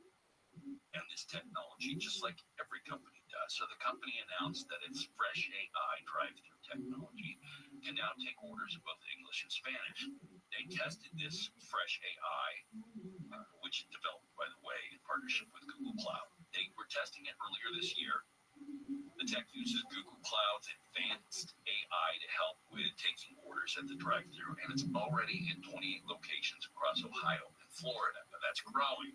The system works alongside the restaurant's existing point of sale, so that POS setup they use, and that is how they take orders, still being used. What's sir?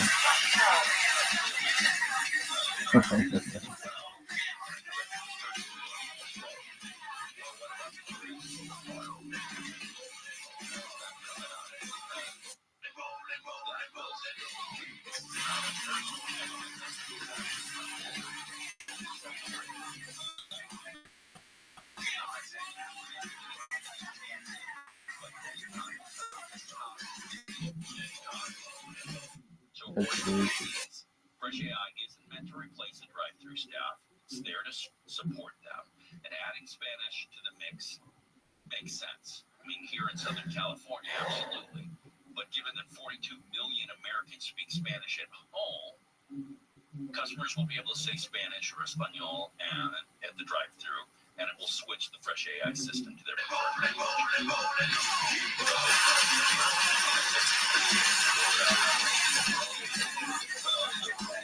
As well, because even if somebody speaks English, they may feel more comfortable speaking in Spanish when it comes to a detailed order or something like that. So Fresh AI, the thing about it, it is generative AI. Now that's this is like a step up from the traditional AI chatbots that we may be used to. Those follow strict, they're really pre-programmed rules they have to live by and exist by and work by.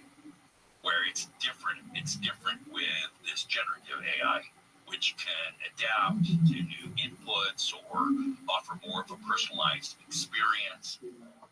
They're still working on it. I'm not West Side Gang. About 14% of orders needed human help to fix errors, especially when dealt with multiple languages. You got accepted into American University. I went to college. I went to 3 colleges.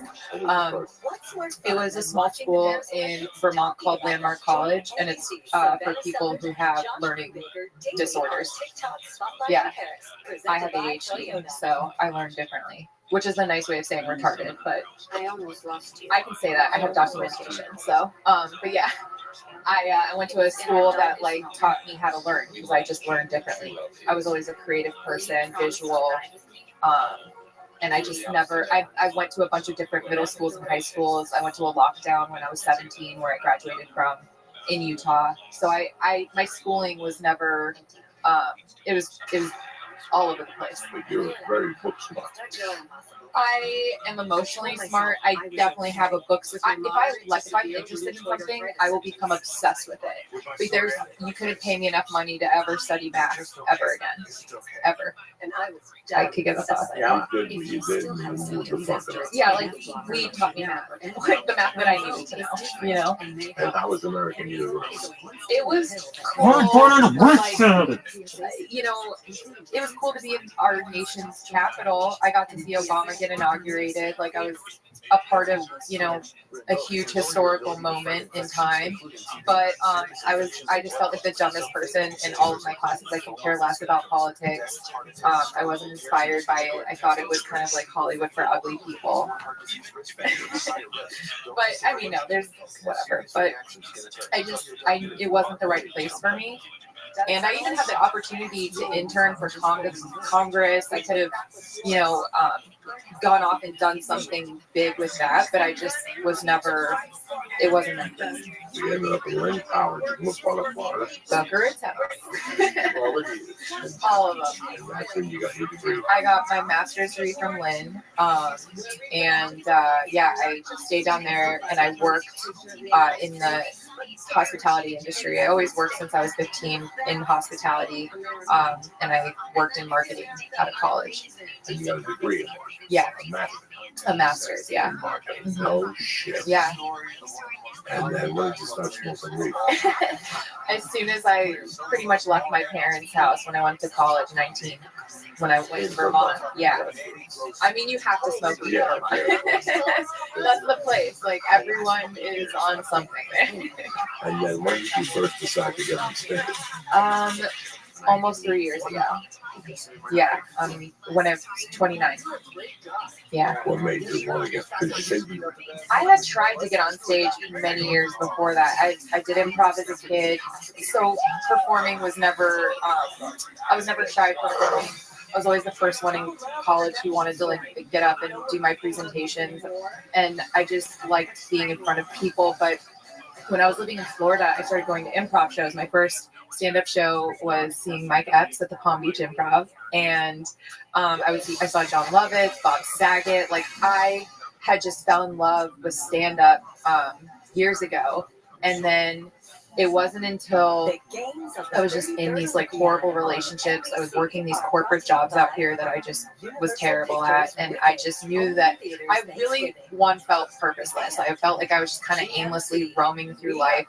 I like, it really spoke to my depression and just, I think I was searching for that something. And it wasn't until I was getting out of a relationship, I was 29, I was living with this guy that was so toxic and my life just wasn't what I wanted it to look like. And for some reason, just like stand up was like, it was screaming inside me. It was like, do stand up. And I had seen a friend, my friend Sam Grody, she was a sorority sister with me in DC. She does stand up. And I went to see her at the John Lovitz Club, that one that got shut down. Universal. And I saw her perform and I was like, I could definitely do that. And so, I ended up, finally, after a breakup, I just started writing. I went to Mike's.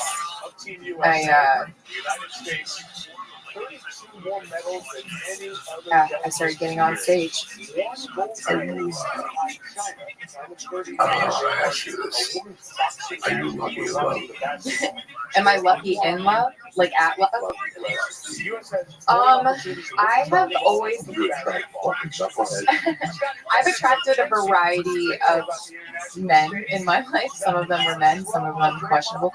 I've always been in relationships since I was 15 years old. I've always loved having boyfriends. I've dated people since I was 15, so I've had a bunch of boyfriends, I guess.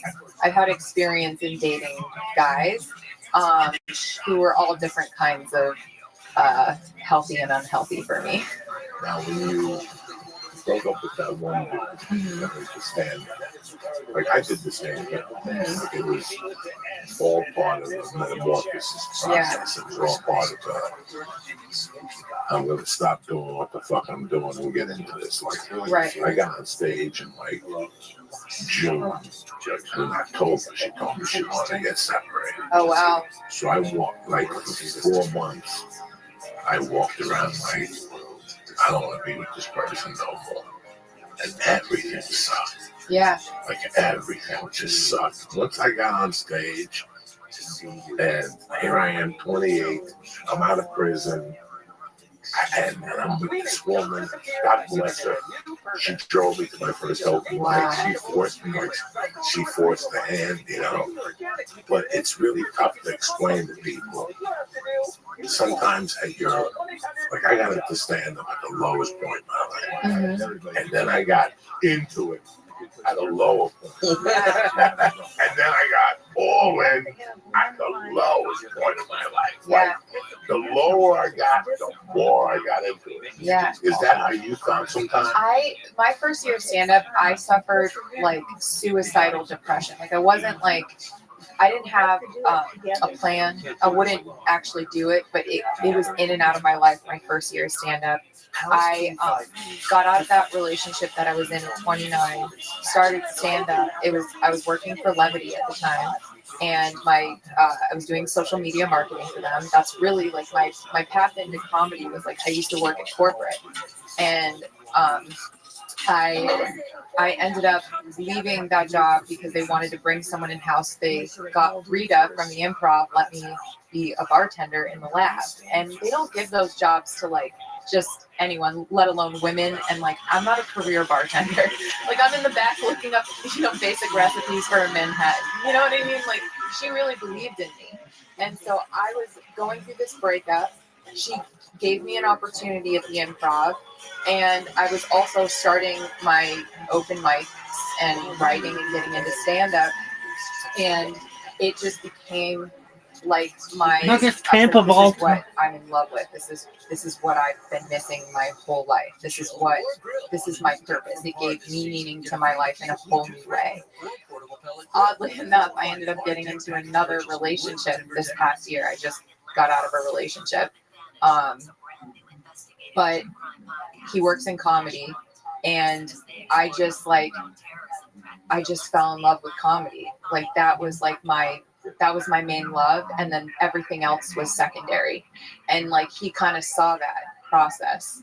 of like my first year was rough for me because I was going through kind of just like everything in my life. Like, okay, now I'm in a place where I can put meaning and like finding the funny in my pain and my trauma, and also just like, you know, I think it's a crutch for me is some of these relationships. Like I've always just maybe been afraid to be fully independent, like, which I know I can be, but like who wants to be alone at night? You know what I mean? Like, and I'm not a random casual sex person. It just doesn't fulfill me.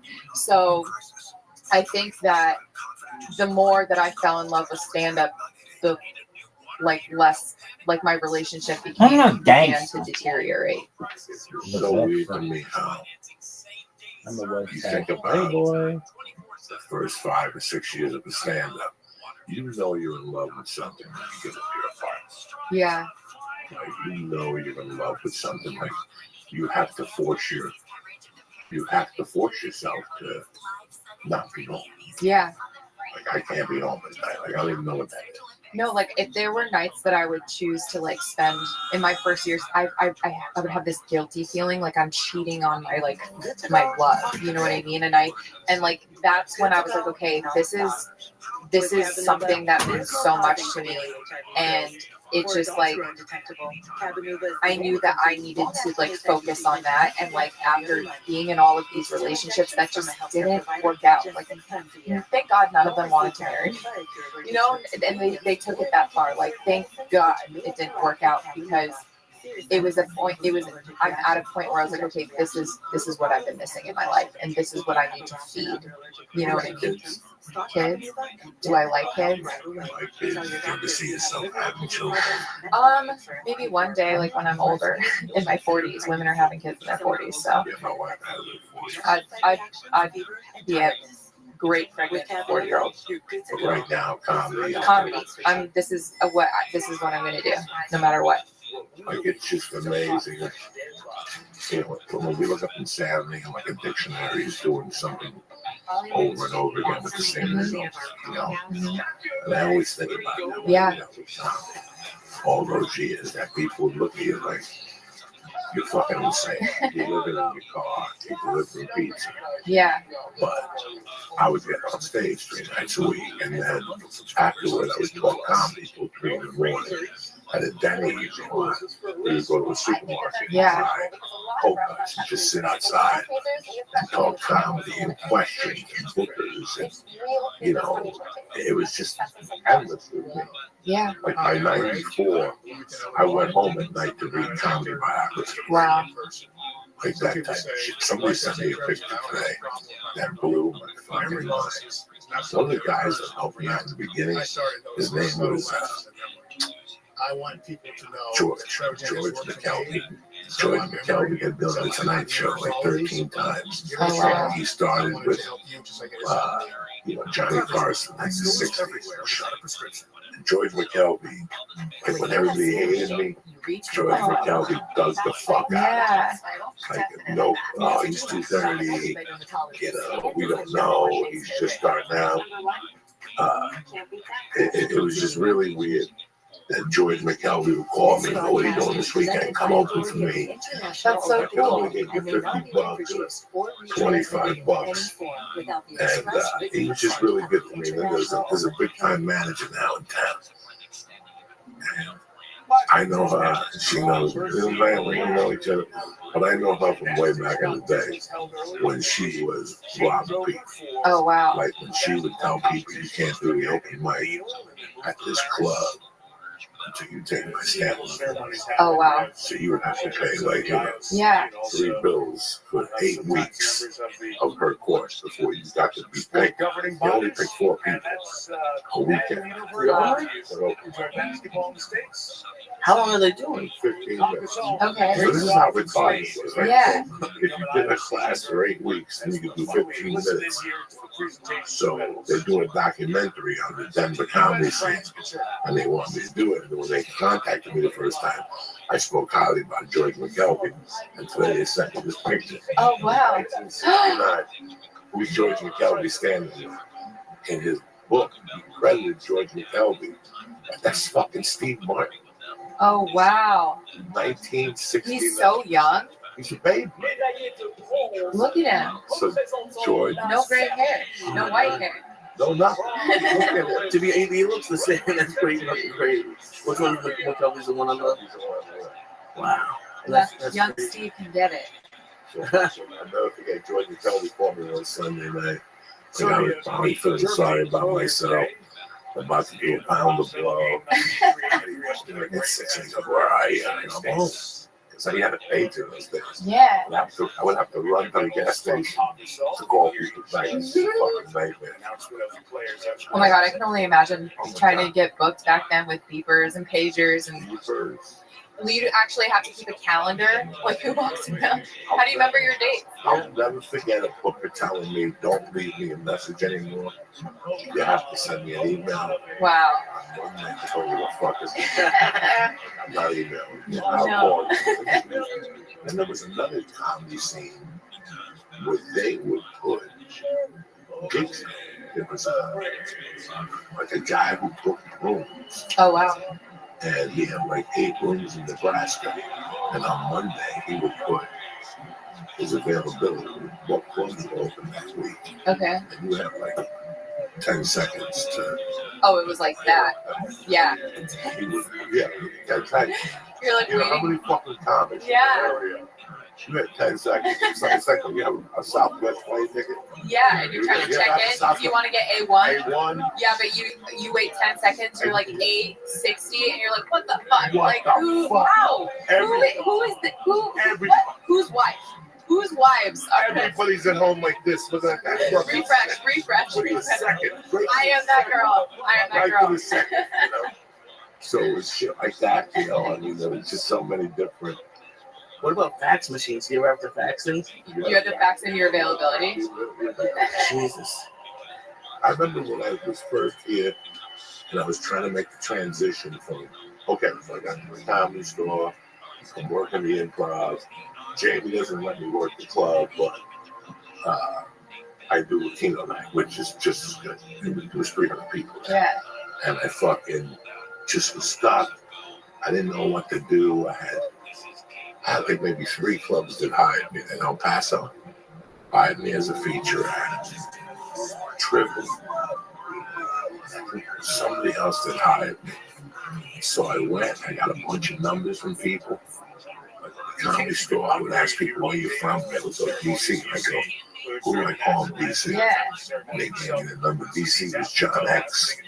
Boston was this other guy that booked blood from DC. And I remember at 9 a.m., even if I snorted coke till 7:45, You're out here. at 6 a.m. I would start. So they would have the fax at 9 a.m. And I would fax. What you would do is put like, you know, Wolfie, and then put the whole month of January, and then, you know, you put a calendar and then give me your dates and what was open.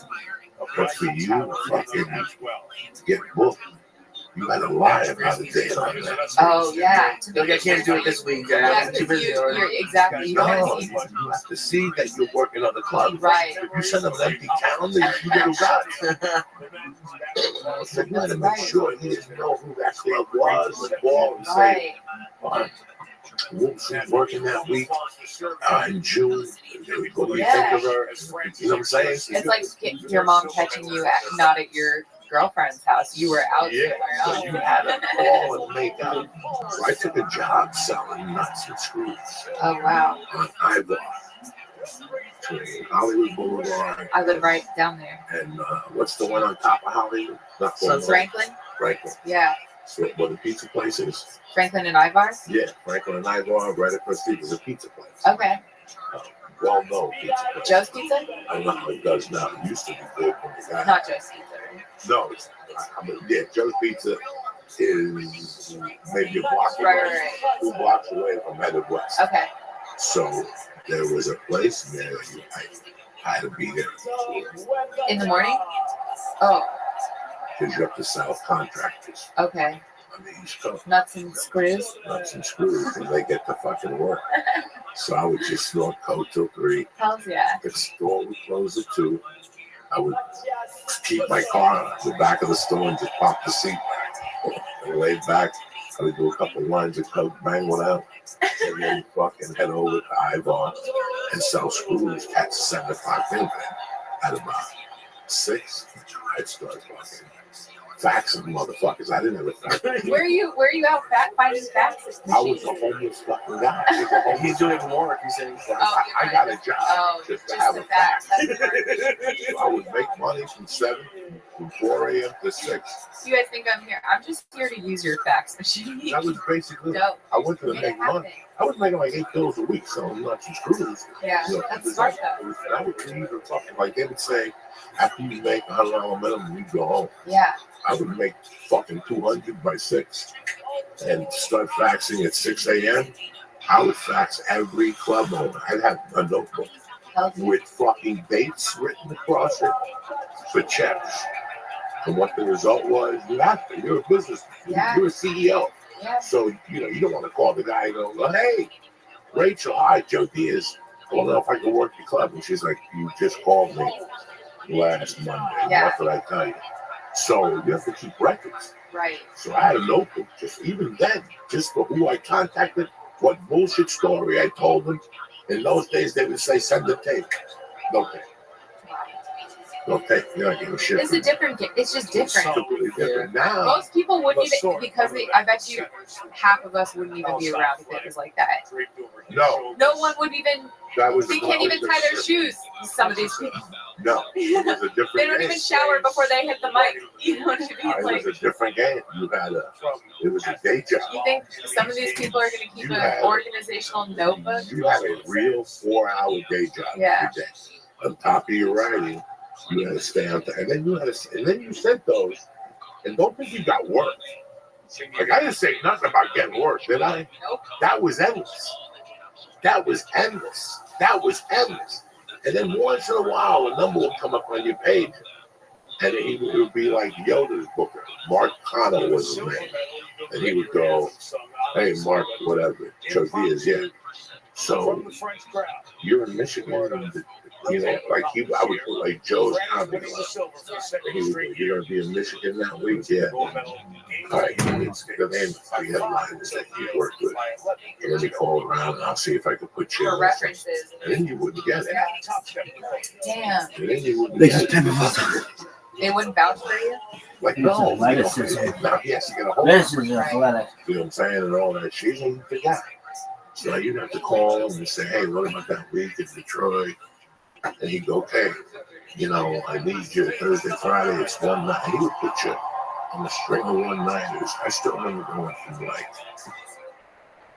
fucking Niles, Ishmael, like the bottom of Michigan, all the way to the fucking top. Like, no, Niles is on the bottom, Ishmael is on the top.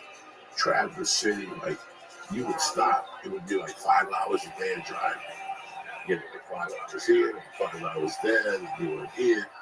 So it was like a fucking adventure. But that's how it was. And then I would bother Rachel for a year. Rachel, Joe Diaz, nothing. I'll call you when I ask you. Send me a tape. Who do you work with? Give me the name of 3 references. And right about when you're about to get right, Felipe walks up to you and goes, hey, fool, what are you doing this week? You want to go to the Jacksonville Improv? And you're like, I've been bugging them for a fucking year. Like, I've been bugging them for a year. They keep telling me no. And now you make one phone call, and I'm featured. I got my own hotel room. I don't have to sleep on the floor. I don't have to sleep on the couch. I don't have to sleep on the couch. You're like blown the fuck away. That's the angle, right? There used to be a Catch a Rising Star in Vegas. You're too young for that. What is that? That was in the Excalibur. You're too young for that. Wait, but I was. You were a young girl. Yeah, I was alive. No, you were alive. Yeah. Oh, yeah. That's a club? The hotel was the Excalibur. Yeah. And it had a sword theme. Yeah. It's still alive. I mean, it's still there. It's still there. Yeah, the Excalibur is still there. It's still there, the Yeah. Excalibur. upstairs was Catch a Rising Star. Okay. For a fucking year and a half. It's a club? A comedy club. It used to Damn, be they a should chain. still have it. It used to be a chain. Okay. It was in this. See if the one in Jersey is still open. Wow. It was Jersey, like in fucking. Of course, it was New Princeton? Jersey and Vegas. Princeton? No. Princeton, Vegas, and Reno. What the Laugh Factory Reno? Oh, Catch a okay. Rising That's why I was Star. like, I've heard of this Yes. brand before. Catch a Rising Star was Yeah. in Reno, and that was. Wow. It was a fuck. That was. How was that room at the Excalibur? In the Olympics. The Catch a Rising Star room. It was before you were saying that you were. Yeah. But we put down around. I was in love with comedy at this point. I had been doing comedy. I say roughly 10 years. I had opened up for Rogan, Mencia, I opened up for Paul Rodriguez, I opened up for people, and I got a week. But with all the bullshit I tortured Catch a Rising Star for a fucking year and a half. And I called that motherfucker every Monday at 9:01. You know my shit. Oh, yeah. My shit is the real deal. On Sunday nights, I would get home and send headshots to casting people. Every Monday was my headshot day, so they would get them on Wednesday. And I would send tickets to the Comedy Store, free passes to the Comedy Store, and the Improv. That's cool. This is what I did. I remember going in for an audition for Sheila Jaffe one time, and I ate a bag. Aww. Like I ate a bag. It's like I went in there all dumb ho, like a robot, just like a boxing coach and shit. And I just ate a bag of dicks. And she goes, "Thank you for coming in." And the assistant goes, and Sheila Jaffe listened. She goes, "Oh yeah, hold on, I have something for you." She gave me back a stack of headshots. Oh. I mean, 30 headshots with resumes, tons of free passes from the Comedy Store. She gave it to you back? Yeah, she's like, "I don't need that." No, she ended up booking me. Okay, perfect. We love her. Great. Okay, I was like, no. It's just that was the job. Yeah. That's how much the job entailed. Yeah. Now, No, she's not a bitch. I'm not West She's Side. still alive. yeah, now all you have to do is click a button on your computer. Oh, wow. But every Monday, Yeah, it's so different. I would wake up and mail shit. Tuesday was drop off shit. So every day I had a different job. Right. Now it's just, you can just email 50 people in Remember, one. before 9/11, you could walk into the studio. Oh, it was like Okay? that? I could walk into Before 9/11? They took studio access too? Before 9/11, I go to Fox because it's the gate.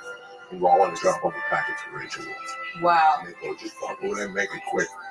Do they make you take off your shoes? No, this is like it was very open Fox. I Yeah. can go to Fox when I want to drop off a package to Christian Capital. They'll go park there, run upstairs. Don't take more than 3 minutes. Oh, wow. You can run up, drop the package off, see the assistant.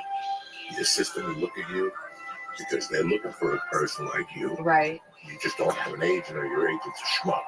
I would drop off my own show Tuesday. So Tuesday was drop off day. That agent you want to sign with, they won't sign with. Every Tuesday, you got a new package every door. It was.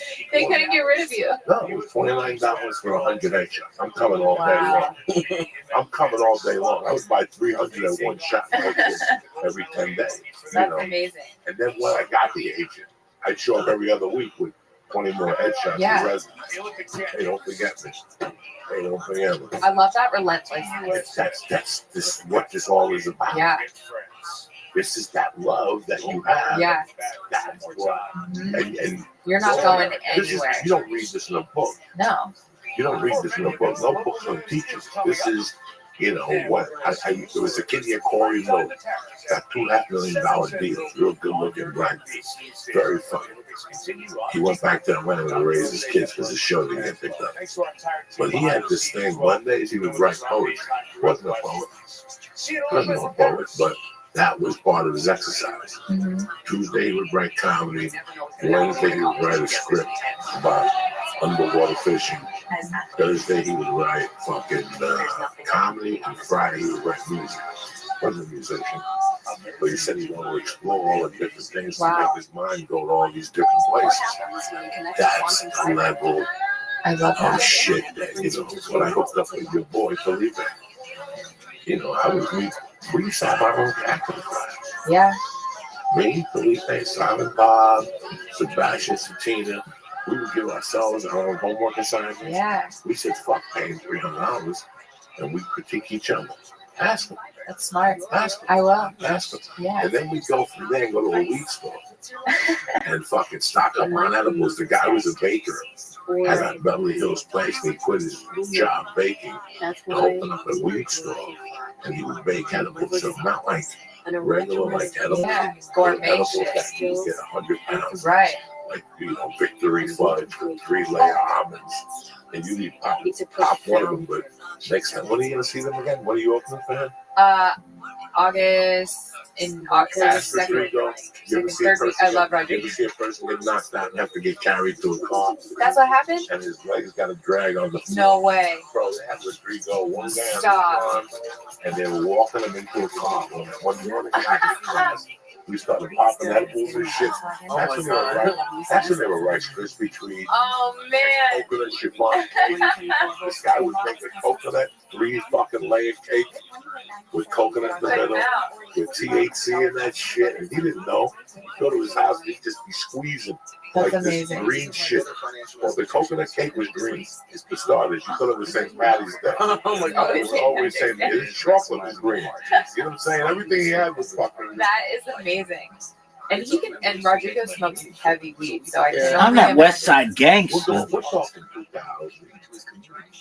This is back in the day. We were on guinea pigs with the edibles. This is when Felipe had Wednesday night at El Coyote's. Oh, wow. I love that place. Have you been there? Of course. They still do comedy there? I've been to eat there.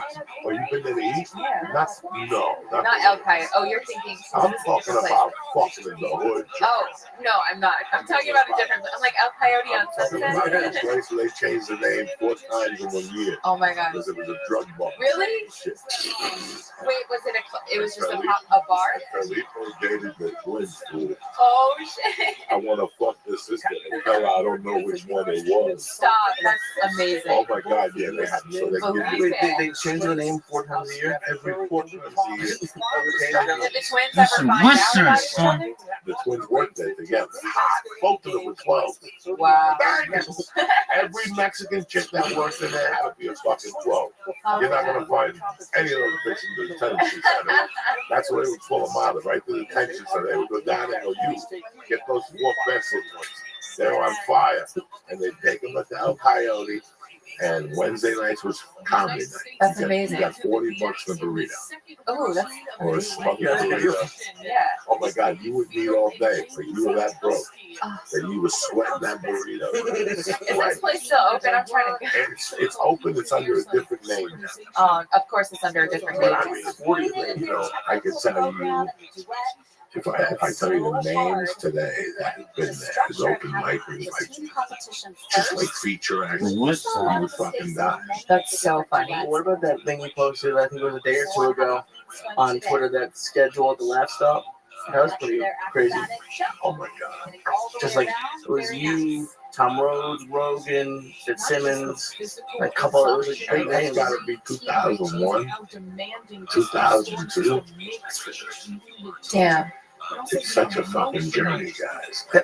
Must be like, I can't, whenever I see stuff like that, I'm like, what if I see Rachel in 20 years and we were on. Hell yeah, motherfucker, Western. Like, it's pretty cool. That's what I'm saying. It's like I see pictures of you guys from the past, and it's like, wow, this is a moment in time, like Josh history. Cook posted one a year ago. Yeah. And then we open mic this, me and Darren Carter. Oh, I think I remember that. Yeah, that's insane. This is Dave Chappelle before Dave Chappelle. I'm not good at saving stuff like that. I don't. You got to. I never. Do you save set lists? No, I don't really say. I take pictures occasionally, but that was never something that I just didn't even think about it. I got a folder in my phone. Yeah. A folder at the bottom of my drawer. On one side it's set list, and the other side is call sheets. Wow. All the big call sheets and the little miniature ones they put in your fucking green room. Wow. Yeah, you got gotta save those. I mean, you don't have to. No, it would be cool. It's like it's your own little museum. I have my like comedy notebooks like that I've already like I'm saving them. Like it's an honor to like fill another you know what I mean? Yeah. They could be like, what an insane person. You look at 10 years from now and you go, the thought that I did this material and showcase.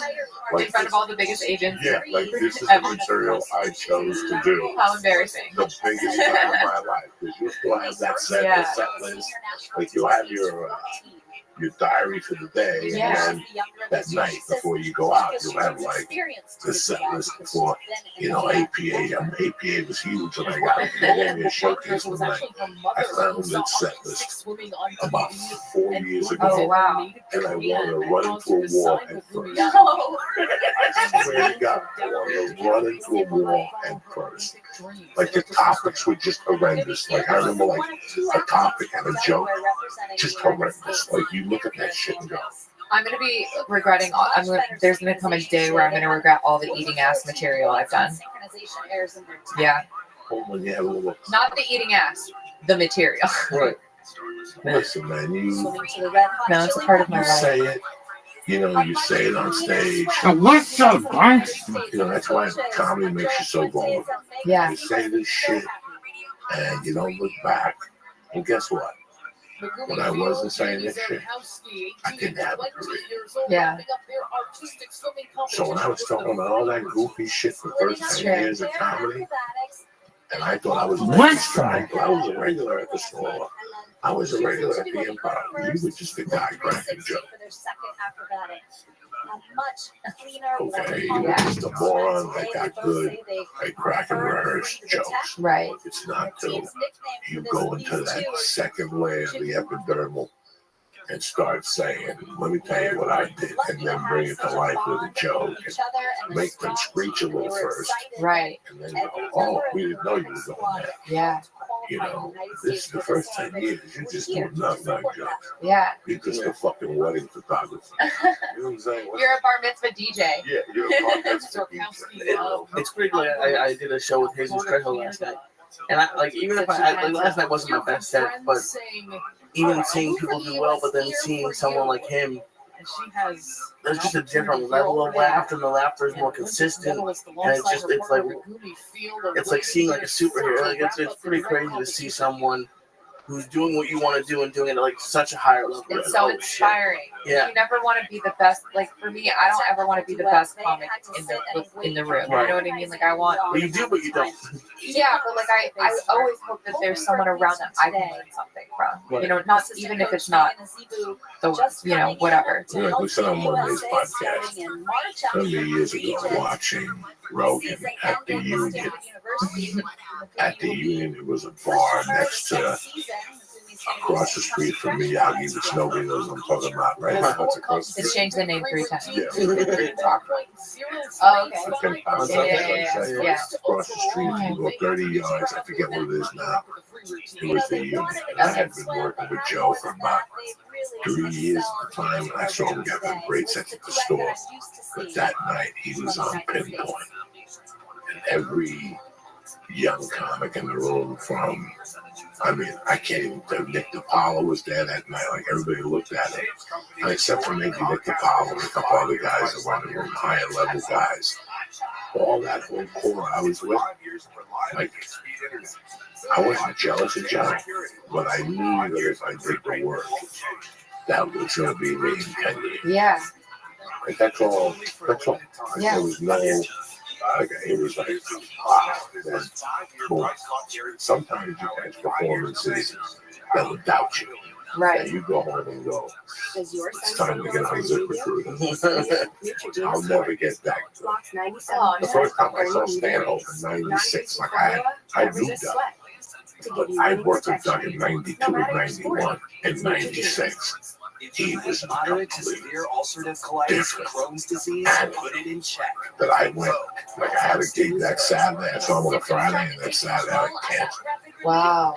Like that's how shocking and how good, precise, timing, free was the word. Right. I didn't understand that you had to be free. He was free. He was out of the cage. There was no holds barred. It was stand-up, fucking coming at you. People walking. People grabbing their purses, paying their bills, and he's yelling at them as they're walking out. Go fuck yourself. Where you going? I got an abortion joke. You gotta hear. You know, like just torment you as they walk out. Just like they're going. I just want people to sit and laugh. What point are you happy that people walk out? Yeah. He had flipped it around. There was another time in Seattle that was his thing.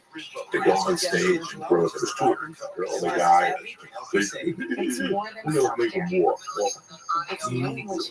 You won the war, but you lost the battle. Right. Stanhope was doing a little different. Stanhope was winning the war and the battle. Because as he was throwing you out, people were laughing. Right. He was throwing you out. Well, wait, you're not going to hear my tit fuck joke.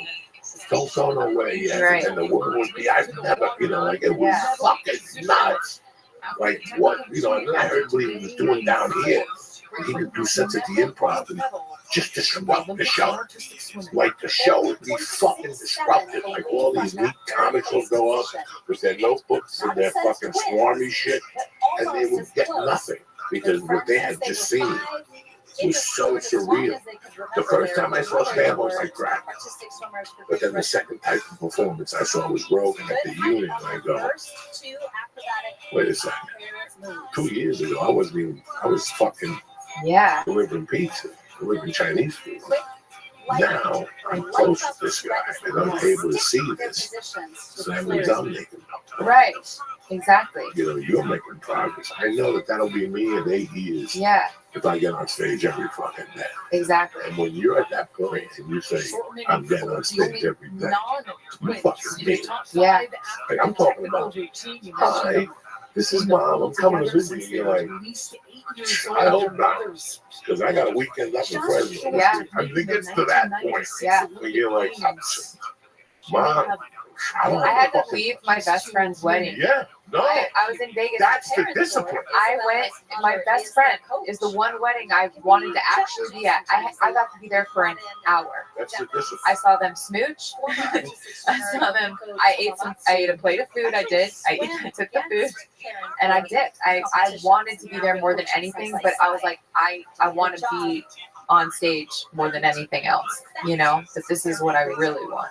And I get When it. it first clicks, the discipline becomes intense. Yeah. The discipline that you have to put on yourself. Mm-hmm. Like the word vacation, it disappears. Yeah. The word day off disappears. The word wedding disappears. Like there's so many things that just disappear. Mm-hmm. Relationships. Like relationships disappear. If you really want to do what you want to do. Mm-hmm. That person will leave on their own. Yeah. Because they know they can't compete. Mm-hmm. They can't compete. Yeah. Guess what? My friends and I are having this thing. And you're like, unless we do it 11. Yeah, exactly. But you can't be doing comedy. It has to be that one night off when you do comedy. Stores open 365 days a week. What is that thing? You did yesterday. You did comics and you did the pizza place and you were so funny. That was yesterday. I gotta earn my stripes today. Yeah. And you get this weird discipline. And I got to the point, and you get Josh. Next time you go up there, you go Josh. All those years when you have parties in LA, the Joe Diaz at the show. Not one. Yeah. I always had a spot to do it. I don't know what you're talking about. There was a girl who broke up with me because she was into that shit. My brothers are coming up with this. Got nothing to do with me. That's your brothers. I ain't got no brothers. My sister's in Cuba. And if that bitch comes over, she's going to get the same treatment. Yeah. I don't know what you're talking about. That's why I love people who dig comics and they're not the business. See, as comedians, you can't be with no time. Why? Because it's not going to work. How do you know? I've been here for 22 years. But if there are comics who do, it does work out. White dating champs. Okay. White dating champs. White dating champs. What happens? What happens if you start letting the dating leave today? Okay, you only fall in love. Okay. Okay. And now you start booking. It's really hard to maintain your vertical Okay. and your Take this connection mortar when down you're with you. blind and facing Well, opposite ways. so the first Really 6 months it'll be impressed fun. with You the take spirit this from mortar Great down with you. After that, obviously you want to be on yourself on the weekends. You want to go do your own three things. Guess who's gonna get mad? Boom. What Are you gonna happens? get mad, Lee? What happens if you take this fucking mortar down? And you both showcase the Montreal, but you get picked. How you gonna tell her you got picked and us fucking asses gonna stay home? Oh, Guess what whatever. she's gonna want to do? Well, I'll just come with you.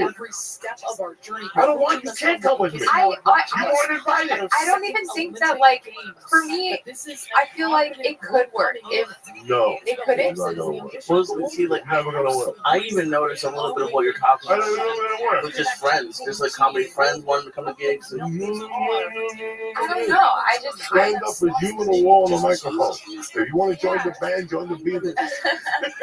Go do reunite with fucking SWV or something. See the white chick.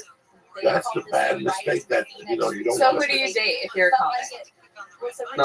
You date non-comic, None. but then you have to train them from. What about Natasha and Moshe? There's a couple. That's What about Tom Segura and Like I said, Christina? there's one in a million, but the percentage. What about Rich Voss and Bonnie McFarlane? The percentages are very low. Yeah, but I get what What you're about the saying. agent from ICM and the other chick? Where's her career for that? What about Ralphie and Lana? Listen, I got I agree with you. I agree with you for the most part. First off, number two, all three of those women you named Yeah.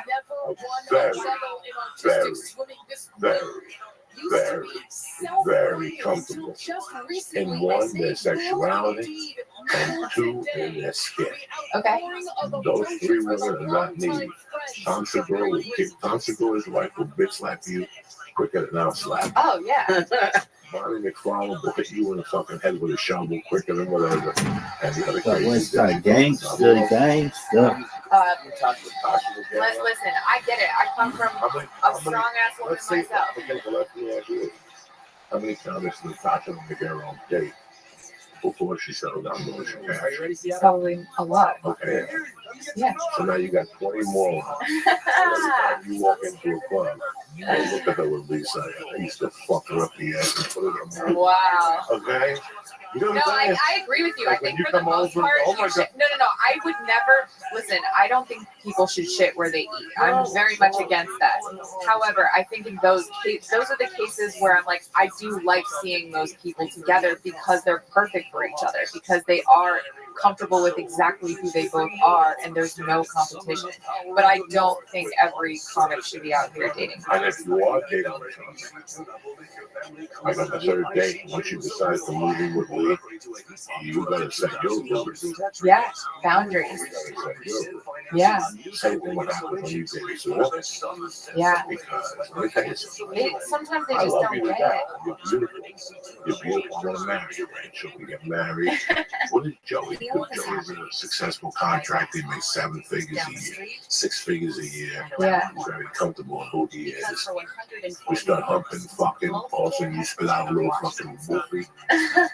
And you know what? I'm not the fucking nanny type. Yeah. So you're gonna go on the road with Dave Chappelle and Joe Rogan. And I'm gonna stay at home and watch the kid. Mr. Nanny. You got a better chance of fucking dying. You know what I'm saying? Yeah. Crazy story. Somewhere along the line, it's just I like women who meet. I love dumb bitches who look up in comics. Oh, you like watching it? Oh, I love it. Yeah. I've seen that one 300 times. Oh man. I feel like you don't watch reality TV. I feel like You just have those are people horror Oh, stories. I watch reality TV. I watch it. Yeah. Okay, I watch life and use people as guinea pigs in my own little private show. I would pay to watch the show. I'll look I at would you. subscribe. I'll look at you and I'll be happy if you guys do that. But I'll have doubts about different things. I'll just watch. Yeah. I'll won't put in. I just give it Honestly, rope. Lee, if you got into Montreal, I would, and I didn't, it would make me so happy because in my mind, we got into Montreal. Okay. Well, no, she's gonna tag You along. know what I mean? No, I have a gig that weekend, so you go off and do Montreal. I'm gonna be over here doing my gig, and also he's been doing it a lot longer than I have. So for me, in that sense, I gotta respect that. You know what I mean? Like I don't. See, I see what you're saying, but even me, myself, I can be a jealous person. I can see myself. I date you. That means I gotta take you on the road. Not We're not always. married to be on the fucking road together too. Or how are we, Donnie and fucking Marie? But like, who books that show? Can I send me, give me that booker's number? Like, I'm not like that. You're not, but I think a lot of people are. I'm very. My first year of comedy was very much as much as it was getting on stage and like writing and learning that and whatever. It was also the mental side of it and having to deal with those emotions of jealousy and worrying about what other people are doing. And really, I got to a place in my comedy where I'm like, okay, I am confident that like in my material and who I am and like my like that I know that I'm funny and that I'm in this journey. This is a journey for me. It's not like a rush. I'm not.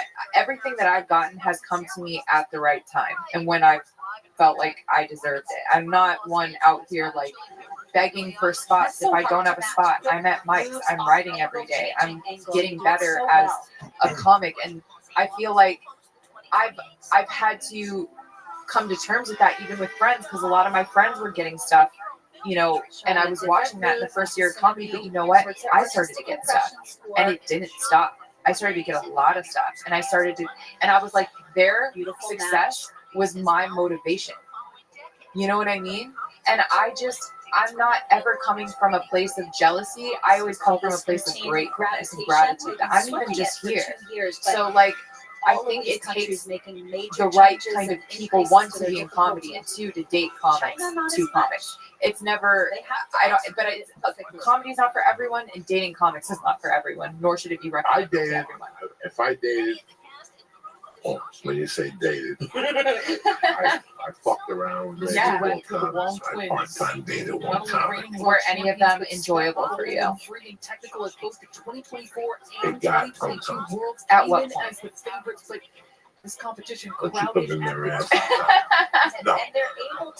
Well, and it didn't get to that part. That's gonna really set them apart. You would take somebody home. You're a good piece of ass. You have a good time. Yesterday that But then they do one little thing and it blows off the fucking whole night. If they would have done it on the third night, it wouldn't have bothered you as much as the first night. Okay. Signs of tiring towards the end of The that 4 routine. comic chicks I slept with were all looking at something. What do you mean? They were looking at something. Oh, I see. Like from you, for their careers? Oh, so they're And at that part of my career, remember, this is just stuff. Right. This is girls that We've seen other countries with Right. the face and the eyes You didn't think they loved you for you? finishing the flip at least a foot and a half above the surface This of is the in water. my. That's just another whole new level. Nobody loves you, do you? Beautiful Aw. extension No, of leg I'm being lines. cynical. I'm not saying that. Yeah. Look, I've been behind better. National team because Yeah. their parents didn't make the cut in terms of One height. girl I kind of, There's a height requirement. But these two now are I dated her. I really liked her. Yeah. And I kept this Assassination attempt is a must-see. It's a must-see for a lot of reasons. Number one, you have to ask yourself the question But I of why could they're take about releasing 6 weeks on this the road. footage. And if you're paying Like attention to the narratives, what they're trying to do Yeah. is they're trying to bait So the it's black. MAGA cult followers of Donald Trump into thinking that this was a deep state Democrat coup to try to have him killed. The footage you're going to see will show you police officers seeing the shooter on top of the building a good 39 seconds before shots were fired. One of the police officers pops his head up on the building, and instead of doing his job as a police officer, he runs away from the scene, only any weirdness there with her being at your work, or with her knowing, with other comics knowing that you work here? Or is that Can I tell you something? My parents are a rare example of people who work together, ran a business together, and have a successful marriage together. And this is not recommended either for these people to be dating. You know what I mean? Which shows police officers being completely incompetent. No, but with politicians, and let me tell you, there is just as much competition to see your significant other. So in this video clip that I'm about to play for you, you'll see police officers complaining that the Secret Service didn't do what they were supposed to do. While, of course, the police officers themselves climb up and see the shooter and then run away from the shooter, right? The narratives that are out there, newly released video shows chaos and confusion after Trump assassination attempt. So when you see these headlines, you have to start asking yourself, what are they trying to do? They want to make sure that all the conservatives out there feel that this was nothing more than the deep state trying to take out Donald Trump. And we see that they fully believe this. They refuse to believe that the left and the right are working together, that they are in deep the psychological operation. They refuse to believe it. The other stuff to go. Watch this video. Welcome. How are you? That's never. It's not gonna work. Okay. Like after I was staying there, I started. What'd you do, big dog? Call the Loan Exchange at 855-752-9944. Will you go back to sleep? Let's listen to Jordan Peterson on Joe Rogan. Excellent. All right, just one moment. Call 855-752-9944 or visit theloanexchange.com. American Vision Windows, SoCal's choice for energy efficient. Here we go. Joe Rogan podcast. Check it out. The Joe Rogan Experience. Train by day, Joe Rogan podcast by night, all day.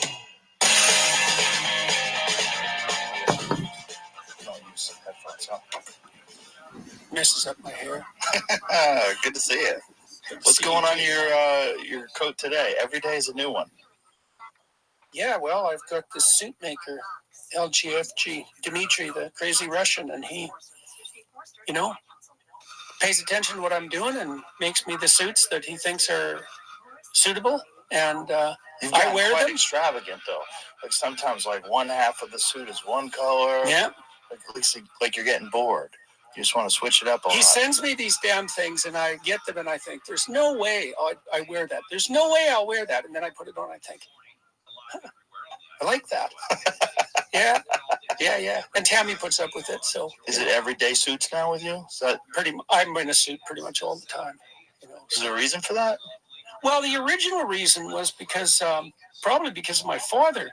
He was a teacher, and he always wore a suit, even in the 70s when that started to become, like 1950s thing. And I asked him one time why he did that, and he said it was to show respect for his students. And then when I was a professor, well, when you start to be a professor, you're not that much difference in age from your students to begin with. It's a good way of laying out a demarcation, and that was helpful. That's useful. People like to know how the hierarchies are delineated. Right. And professors like to think that they're everybody's buddy, but that's not the right relationship. And so that was helpful. And then when I went on tour in 2018, I realized that I was going to speak live in front of several 100,000 people over the course of the tour. And I thought, you got to think when you have an opportunity like that if you had the least amount of sense, you'd pull out all the stops. So I bought some expensive suits. And then one of the things that happened in consequence of that was that people started to come to the lectures in suits. And so I'd say about 40% of the audience dresses formally. And lots of the young guys who come, they tell me when I meet them afterwards in the meet and greets, for example, that they bought their first suit to come to the lectures. And so, I wouldn't have ever expected that. And then Dmitry showed up about 2 years ago with this portfolio of suits. He designed one for each of the rules for my first book, and he put the rule underneath the collar at the back and designed the lining, custom lining on all the suits as well. And So I gave him a crack at it because he put so much work into it, and that worked out real well. He's very, very creative. Yeah, that two color suit. There's lamb's wool on one side and goat's wool on the other, and it's a heaven and hell suit. So,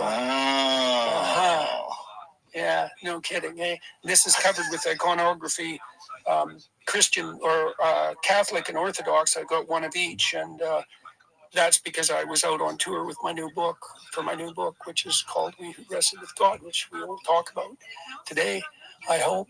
So how does one wrestle with God? Do you wrestle with God? With every word. So what does that mean? Well, look, man. Well, look, here.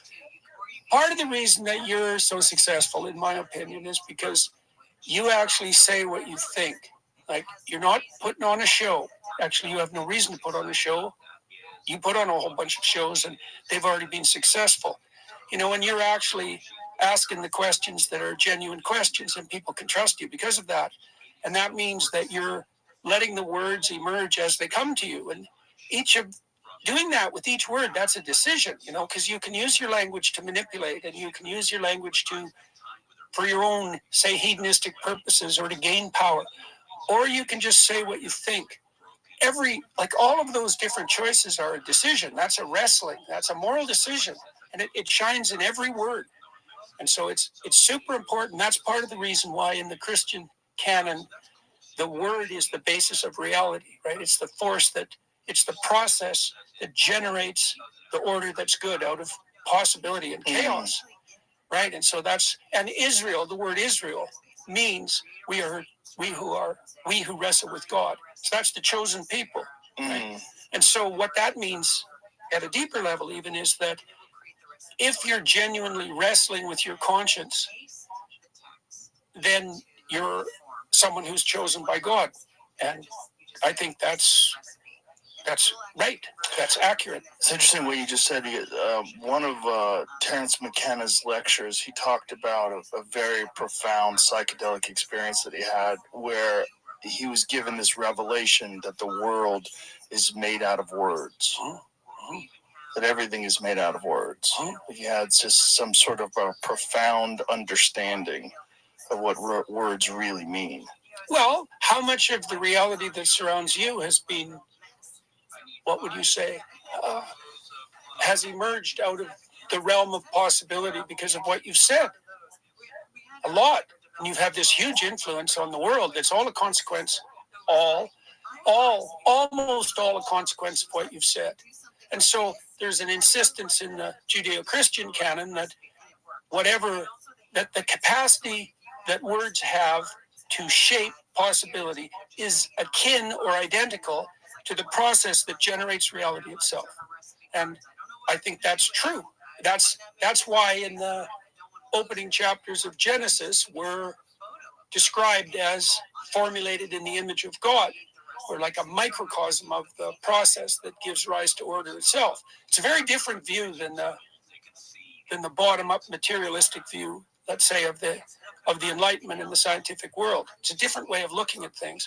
It's the notion that what is in front of you is a field of indeterminate possibility. It's got some implicit structure, as the scientists insist, but it's open, and you grapple with it like you grapple with your dawning consciousness in the morning. What confronts you in the morning is a field of possibility, and you approach that with a certain kind of orientation, and you use your words and your linguistic capacity to think to shape that possibility. And if you do that properly, then you make, this is the Genesis 1 insistence again, you make the order that's good or very good, and that depends on your orientation. So in the Sermon on the Mount, for example, which is an instruction manual, Christ tells his listeners how to orient themselves in the world properly. So he says, first, aim with all your heart at the highest good you can imagine. Now, you'll get better at that as your vision clears, but that's the orientation, to do what's right. Now, you might say, like Pontius Pilate said, well, what is right? What is truth? But most people know the difference between right and wrong. you know at least step by step what would move you forward and upward. So you orient yourself to the highest possible upward place. Then you make the assumption that other people have the same intrinsic value that you do. So that's your initial aim and presumption. And then you pay attention to the moment. And that's often the statement that gets Christ confused with the hippies, to consider the lilies of the field who don't toil or spin. But that's not the instruction. The instruction is to aim up with everything. And then, having that firmly in mind, to pay attention, as much attention as you can to each moment, to allow the words to come to you that best suit that upward aim, not to subordinate your language to your own machinations or manipulations or your own hedonistic desire, but towards what's right. And if you do that, then what emerges out of possibility is akin to the garden, to the original garden in Genesis 1, and it's the order that's good. Truthful language brings about the order that's good. And that's a very accurate way of portraying the role consciousness plays in bringing about reality. So, and it's not that viewpoint, by the way, isn't limited to the Judeo-Christian canon. You see the same thing in the Taoist representation, because in the Taoist world, you have a domain of order, that's the black serpent, and you have a domain of chaos. Sorry, I have it reversed. The domain of order is the white serpent, and the domain of chaos or possibility is the black serpent in the Taoist image, the two snakes, head to tail. And your job is to walk the line between them. And you can tell when you're walking that line because that's where things are maximally meaningful. And so that's another element of this vision, which is that if you orient yourself with upward aim and you straddle the line between order and chaos, then things become maximally meaningful around you.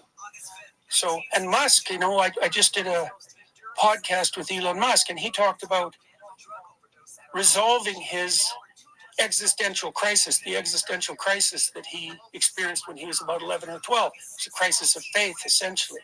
And the way that he resolved that and then motivated himself so intensely was by understanding that if he pursued the path of the expansion of knowledge, that would be intrinsically meaningful. That's the path of growth. That's the path of adventure. All of that. And it's aligned with what matures you and makes you more responsible and sets the world in order. And the instinct of meaning signifies all that. And so I've written a lot about that in this new book, We Who Wrestle with God. And that's what I've been lecturing about, 60 different cities, walking through these biblical stories one by one, partly because we have this wrestling match going on in our culture, let's say, between the nihilists and the atheists and the true believers, you might say. And one of the faults of that war is that no one stops to elucidate or delineate exactly what it is that we're arguing about. So you have people like Dawkins, they parody the traditional conceptions of God, a superstitious being, nothing more than a defense against death, anxiety, or the opiate of the masses, the old man in the sky. The conceptualization of God in the Old Testament and the New Testament is unbelievably sophisticated. And to reduce it to that kind of parody is a stunning disservice. Dawkins is an odd duck. He's an odd duck because I think he knows also that there is some value in psychedelic experiences, but he's scared to have them. And he won't look through Galileo's telescope. Yeah, but he's had major health crises, right? Didn't he have some sort of a stroke or something like that? I don't know. I think he did. I believe he did. I believe he had a major health crisis. It's like, how much time do you have left? Like, what are you gonna do? You're gonna just not try it forever? You're just gonna dismiss everything forever? And I feel like people that dismiss things like that, this reductionist perspective, you're essentially saying you have the answers. And to dismiss the whole question of God or of whatever you want to call it, higher power, a creator of the universe itself as a conscious entity, whatever it is, to dismiss it just because you're trying to decipher the writings of fairly comparatively unsophisticated people, because we're talking about people from many, many thousands of years ago without access to the information we have today. And then you're also dealing with the fact that many of these stories were of an oral tradition for over 1,000 years before they were ever written down. So to just dismiss that as superstition and silliness without any curiosity about the root of these things, why they resonate with people, and to just say that this is superstitious nonsense that people choose to believe in this reductionist perspective of the known reality that we currently exist in. It's a foolish way of interfacing with something, and it's shocking when a obviously brilliant man has a foolish way of interfacing with a very complex situation. Well, it's especially odd in his case because he's also the formulator of the idea of mean. And like, a religious story is a mean that's being selected by time and crowd. That's a good way of thinking about it. It strikes to the heart of the matter in ways that are sophisticated beyond conscious understanding. Can I tell you a story? Sure. Okay. It's a good story for the psychedelic experience, perhaps, at least as an analog. So in the story of Exodus, there's a number of circumstances under which Moses has an encounter with God. And they're very useful stories to understand because they point you to how that can make itself manifest in your own life. So the first real encounter that Moses has with God is in the story of the burning bush. And by this time, Moses is an adult. He's left his home. He's gone out and he's got married. He's apprenticed as a shepherd, which was a very, very hard job in those days because shepherds not only had to protect the weakest and serve them, but also keep the lions and the wolves at bay by themselves out in the wilderness. It was a very hard job. And Moses has mastered this. So he's grown up and he's adopted a role that's like a standard social role. You know, he's a husband, he's a shepherd, he's an adult. Okay, and so kudos to him. But then one day he's out in the wilderness by the holy mountain. I think it's Horeb in that story, but the holy mountain is always the place where heaven and earth touch. And so there are all sorts of transformation stories that occur in the biblical accounts at Mount Horeb or at Mount Sinai, where God and earth meet. And he's out near the holy mountain and something attracts his attention. And he goes off the beaten path to investigate. Okay, so that's the first thing. That's the first bit of wisdom to derive from the story. You'll have your role, and you should have your role as a socialized adult, right? So you're kind of a type that way. You're maybe even a cookie cutter type, but you've adopted this mature social role. It doesn't make you a full individual, but it's better than being immature and staying in your father's tent, for example, which is what Abraham does until he's very old. So something attracts Moses' attention, and he goes off to investigate. Okay, so, and then he sees that it's a burning bush. And so what's a burning bush? Well, it's the tree of life, and life is often represented as a branching tree. And it's on fire because it's compelling, because fire is compelling, and fire is alive, and it's a symbol of life because everything that is alive burns. That's what metabolism is. And so a burning bush is like life itself intensified to the ultimate degree, and that's what attracts Moses' attention, and he gets closer and closer to it, which means he investigates more and more deeply. And as he investigates more deeply, he starts to understand that he's nearing the depths. He's on sacred ground. He takes off his shoes, and that's an indication of his willingness to transform in identity.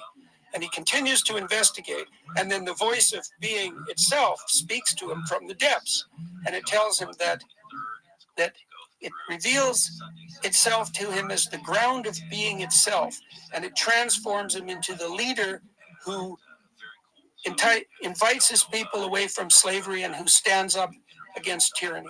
And so that's the story of Moses baptism. And so what does that mean for the ordinary person? Well, it means that you need to grow up and adopt a role. You need to mature. You need to become an adult. You need to be a good man in your time. But then you have to pay attention to see what attracts your attention, what calls to you, because there's an autonomy about that, right? You don't get to pick what interests you. It picks you. And you can respond to that call and investigate or reject it. Those are your options. And if you reject it, you stay in your box. But if you follow it, something will call to you. And then if you investigate that, that will transform you. And if you investigate it deeply enough, it'll transform you into the person who can stand up against tyranny and who can lead his people away from slavery. And that's how God is defined in that story. God is the thing that calls to you to take you out of your role, that will shape the manner in which your psyche transforms itself as a consequence of your diligent investigation into what calls to you. And so that's the God that's portrayed. That's one image of the God that's portrayed in the Old Testament. Are you aware of some of the more recent work that's been done by scholars in Israel, where these guys have now come up with this hypothesis that the burning bush was actually it was a DMT experience, and that the burning bush was most likely an acacia tree, that the acacia tree is apparently rich with DMT, and they think, the way you get a DMT experience is you smoke it, right? And that they had some method of achieving psychedelic states through this, and this is where Moses is encountering God. Well, we have one of the Have you read any of that stuff?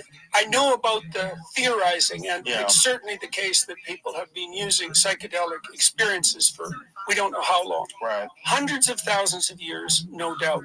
And they've had a profound cultural consequence. One of the things that a psychedelic experience does is amplify that sense of intrinsic interest, right? So it strips your perceptions of their inhibition by memory. That's a good way of thinking about it. So that you see what's there instead of your habits of perception. And so it's a way of amplifying, you could think of it as a way of amplifying what's represented in the biblical corpus as a calling. And the thing that's odd about the calling, well, when you can think about it this way, when you're laying out a podcast, when you're participating in a podcast, you're following a golden thread, right? You're following where your interest takes you and your curiosity takes you. And that's not something you can pre-plan, right? It's something that happens in the moment. So imagine that you're focused on your goal of having the most interesting conversation possible and communicating what's derived to the broadest number of people. So that's the overarching goal. Okay, now you focus on the moment and a spirit arises within you. That's a good way of thinking about it. That's the logos. A spirit arises within you that leads you on a pathway that's an investigation into the truth. That's part of that calling. The psychedelic chemicals, they heighten that. They heighten the manifestation of the underlying mystery. That's another way of thinking about it. They do that neurochemically. And so now what's the association between that and religious revelation in the Bible? We don't know. We don't know. Have you read any of Marco Allegro stuff? No. John Marco Allegro wrote a book called The Sacred Mushroom of the Cross. Oh, yes. Yeah. I read that back. Oh, my God. 1974. Oh, so you probably read it before it was bought up by the Catholic Church.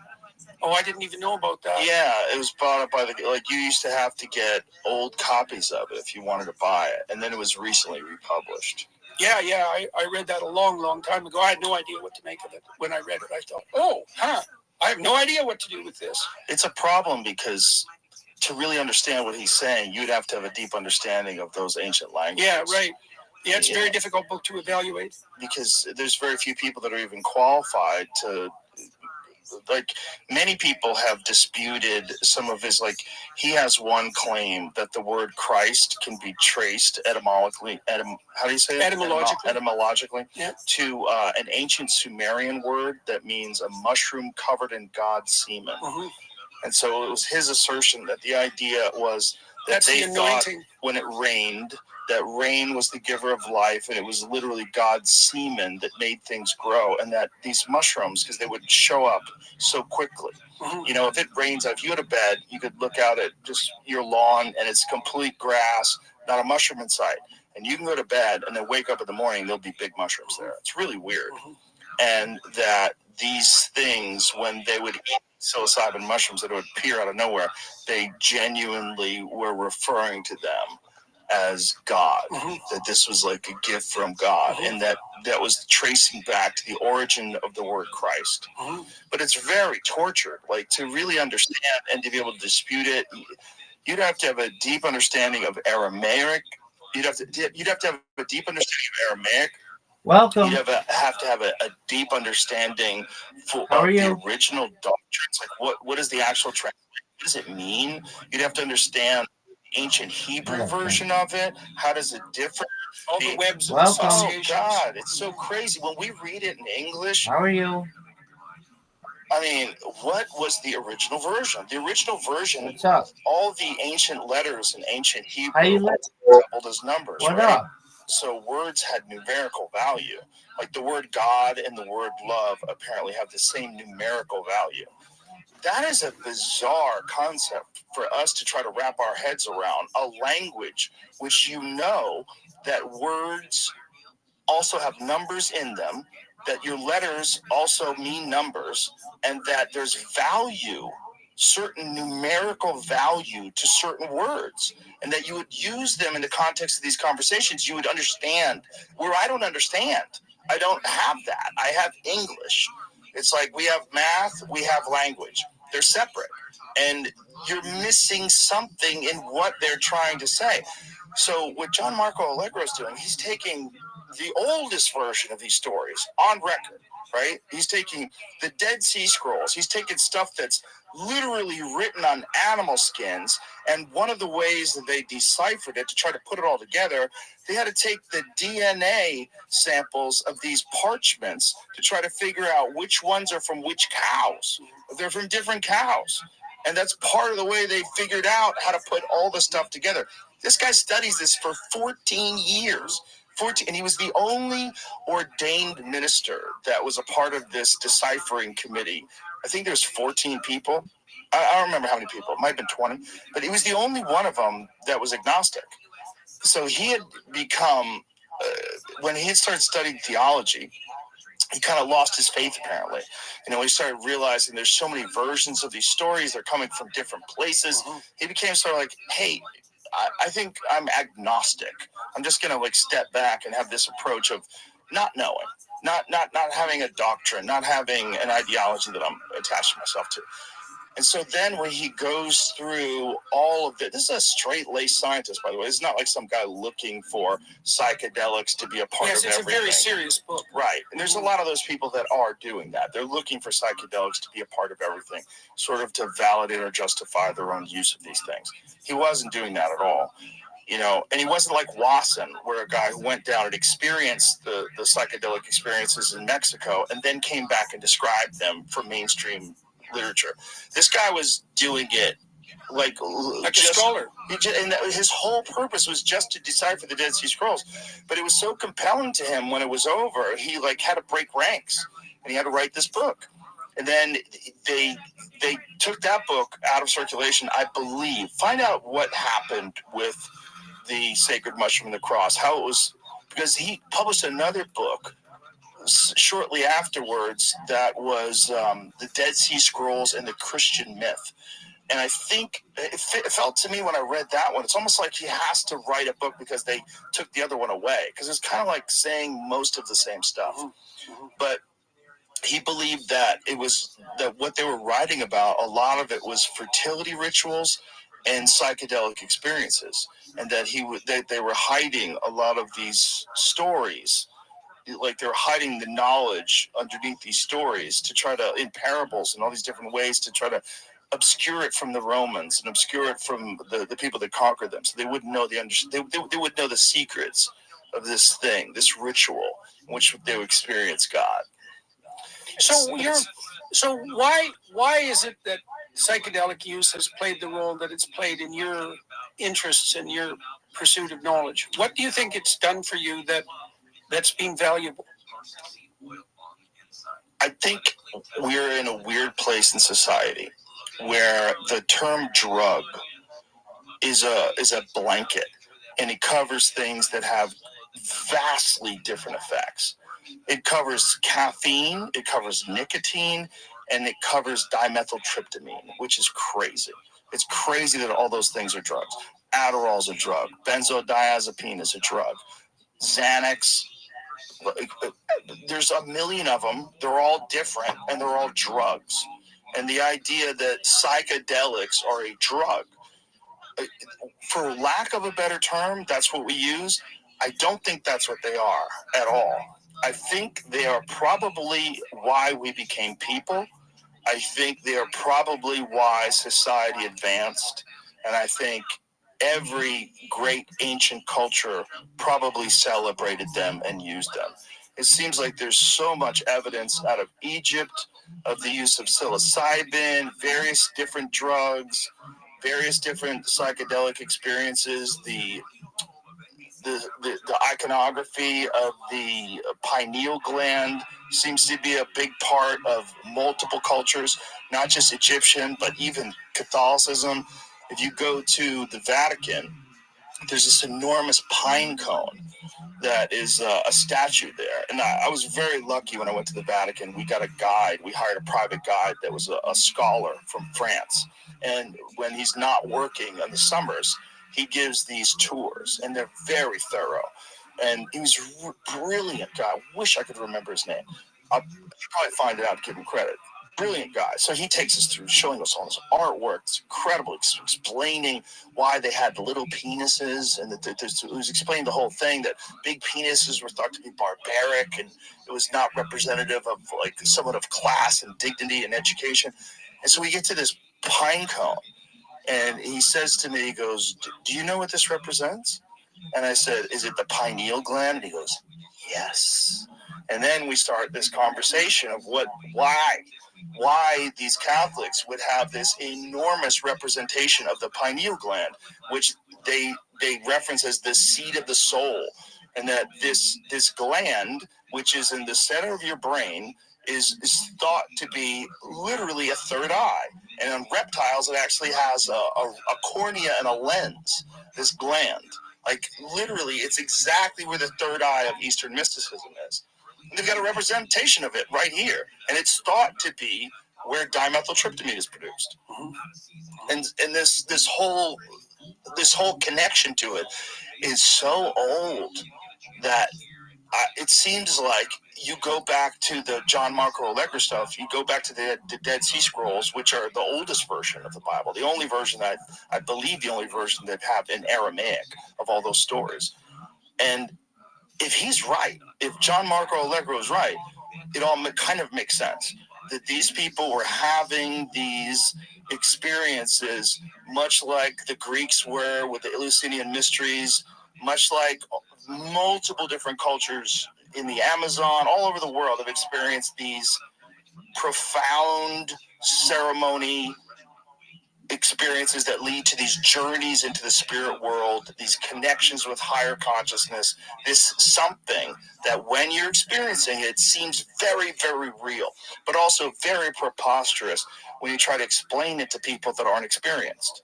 You know, it's like Hendrix. Like, are you experienced? Have you ever been experienced? Well, I have. Like, it's that. Like, with that understanding that that's possible, the world changes.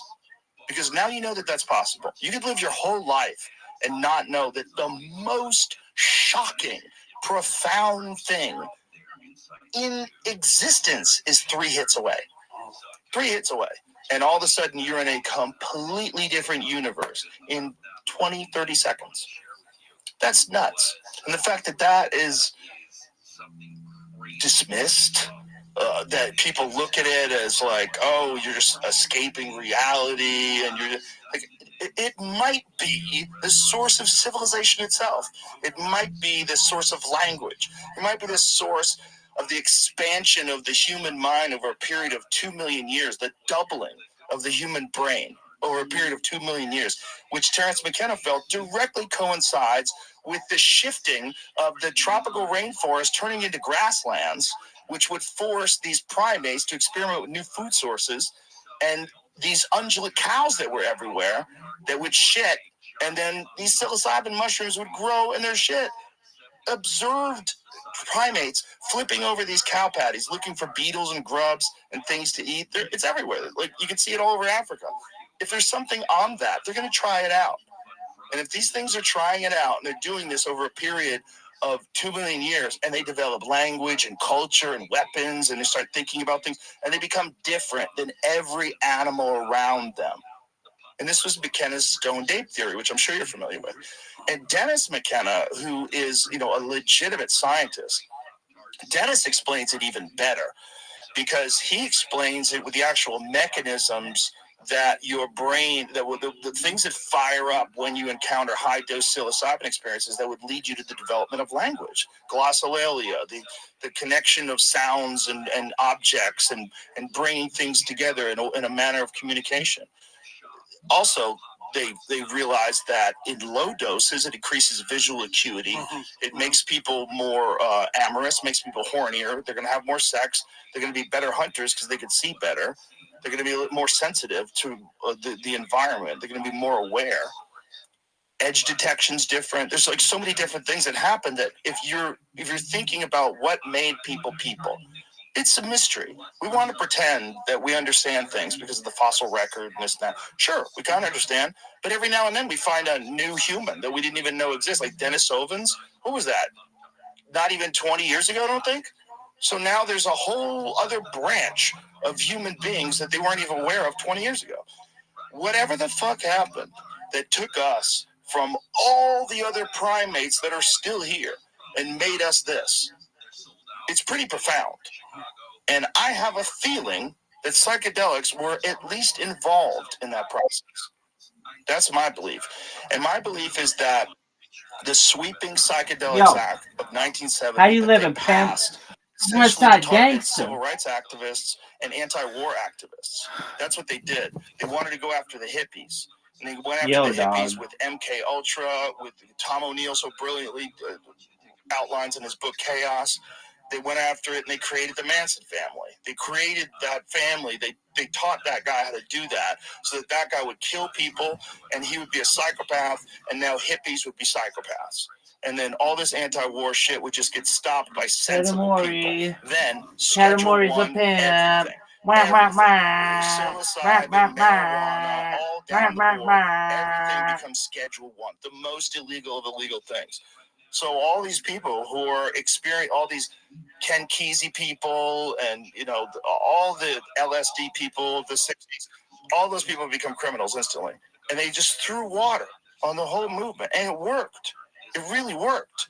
It was Nixon and all the people that were in charge back then. If you look at what happened from 1960 to 1980, this confusing era of the 70s where the effects are wearing off, and then you get into the 80s and everybody's doing coke and they have makeup on and they have big hair and the music sucks. It's like something happened. Something happened. And what happened was they completely removed the very thing that had changed culture so radically from the 60s. I'm a gigantic fan. Well, Jordan hasn't had an opportunity to talk a lot. Automobiles. I love them. It's been all Joe. There's something about the way they sound. I mean, part of it is that I grew up in the 80s, and those are the cars. Joe, can you hear me, Joe? George Sai and Anon, can you hear me? 1969 Camaro, we would all be like, "Whoa, look at it! Look at that thing!" It was, but there's something about those shapes. There's something about the designs of those cars that resonates so strongly today. A 1990 car ain't worth shit. Nobody wants your fucking 1990 car. 1990 Camaro. Get the fuck out. I don't know. Exactly. He literally is just telling him everything that he knows about the world. I think those guys were on drugs. I think all those guys were on drugs. I think the guy who created a Corvette had to be on drugs. These guys were, they felt something the same way Hendrix felt something when he was on stage playing guitar in a way nobody had ever heard before. That guy came out of nowhere, and everybody was like, what the fuck is he doing? captain watched him the first time and was like, "Oh, he quit playing guitar." Like, what the fuck? Do I am like the doing compared to extra this what? guy? Like, Jesus Christ! Everybody was like humbled and inspired. The extra fluff. What do you mean? 100%. And there's something about on that in the 1970s. I think a massive disservice to our civilization. These things with people with poor discipline and bad social skills and ne'er-do-wells who fail in society. That's not free. So, and all these people that I know that are billionaires. I know people that are. Do I like extra? Super rich Are you asking? Do I like that extra run shit? these financial institutions. Have like venture capitalists, brilliant tech guys, and almost all of them kind of quiet about it. Because these stupid laws that were passed 50 years ago, we've gotten ourselves Yeah, this I guess. weird Wait, I think I don't really know what you where mean. we've Do you? made things illegal that could progress in life if we can figure out to manage them correctly. We can run studies of the correctives. Is there a person that has a certain sort of biological makeup? These drugs problematic? Should we find out maybe some? And many plants are allergic. Let's avoid that. Let's try to figure out what works for some people, what doesn't work. Let's have legitimate counselors that could guide people through experiences. People that have experienced it themselves and can understand how to do this with intent and possibly aid your life. They have been shown to be hugely beneficial for soldiers, for our military men and women coming back from overseas experiencing horrific trauma, to help them get past that. And yet they're illegal still. And we're both middle-aged men, right? So who is telling us what we can and can't do? This is preposterous. This is other men our age that haven't had these experiences maintaining this control on them in a completely ignorant way. They don't even know what they are. They don't know what these things are. They don't know what the experience is, and yet they want it to be kept out of the hands of kids. We got to keep it off the streets. We got to keep drugs away from our society. And you don't know what you're talking about. It might be why we're here, and then also the absence of it might be why we're so fucked up. It might be why we're so disconnected, why we're so disjointed, and our society is so hypocritical. I mean, the most pro-life people are also pro-death penalty. It's like across the board, everything. The people that, want no crime, but don't want to stop the emergence of crime by funding programs to try to fix the inner cities. And our whole thing is disconnected. And I have a feeling that a big part of that is that we have not been given access to tools that have helped people literally become what we are today. And if you read Brian Murarescu's work, and if he's correct, and these people that are studying the Eleusinian mysteries and the literal emergence of democracy as we know it, probably all of it came out of psychedelic experiences. So I had Timothy Leary's old job at Harvard. That comes with a lot of weight. Yeah, and I knew some of the people that knew him. And so you could say that what happened in the 1960s, and this is relevant to the psychedelic experience, let's say, is that the emergence of mushrooms in particular, and then LSD, indicated to a swath of the population, like Leary and like Ken Kesey, that our perceptions were locked in kind of a box, in a box that we weren't even conscious of. I suppose that's the box of conformity. And the psychedelics released a wave of nonconformity.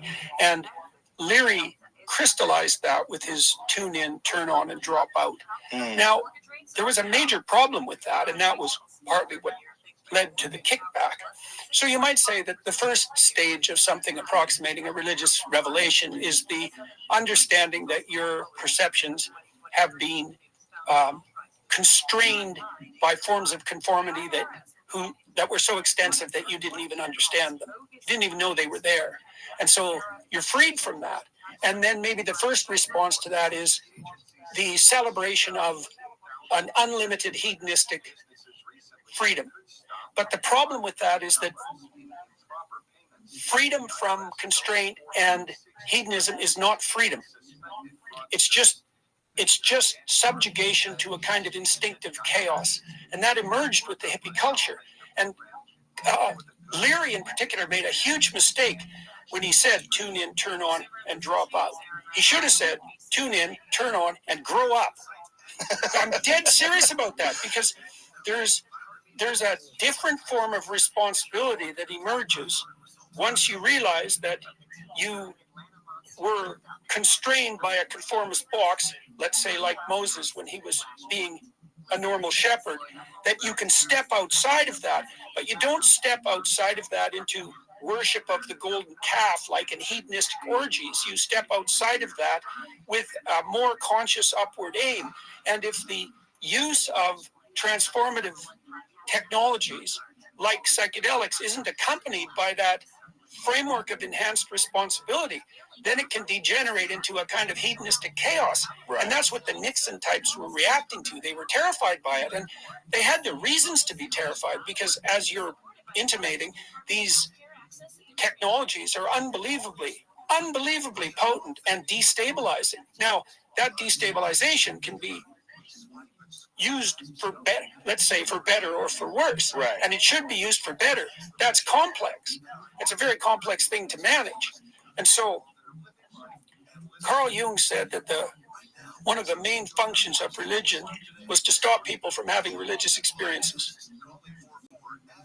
And what he meant by that was that a direct experience of the transcendent is enough to shake you to the foundation and to destabilize not only you, but your culture. This is why there's another scene in the story of Exodus. Like, can you explain further, expand on what he was meaning by that? But that keep you from having religious experiences? Well, if everybody goes their own enlightened way, let's say, there's no social cohesion. There's no unity of purpose. There's nothing but fragmentation. And part of the danger of the hippie movement in the 1960s was a counter-social fragmentation.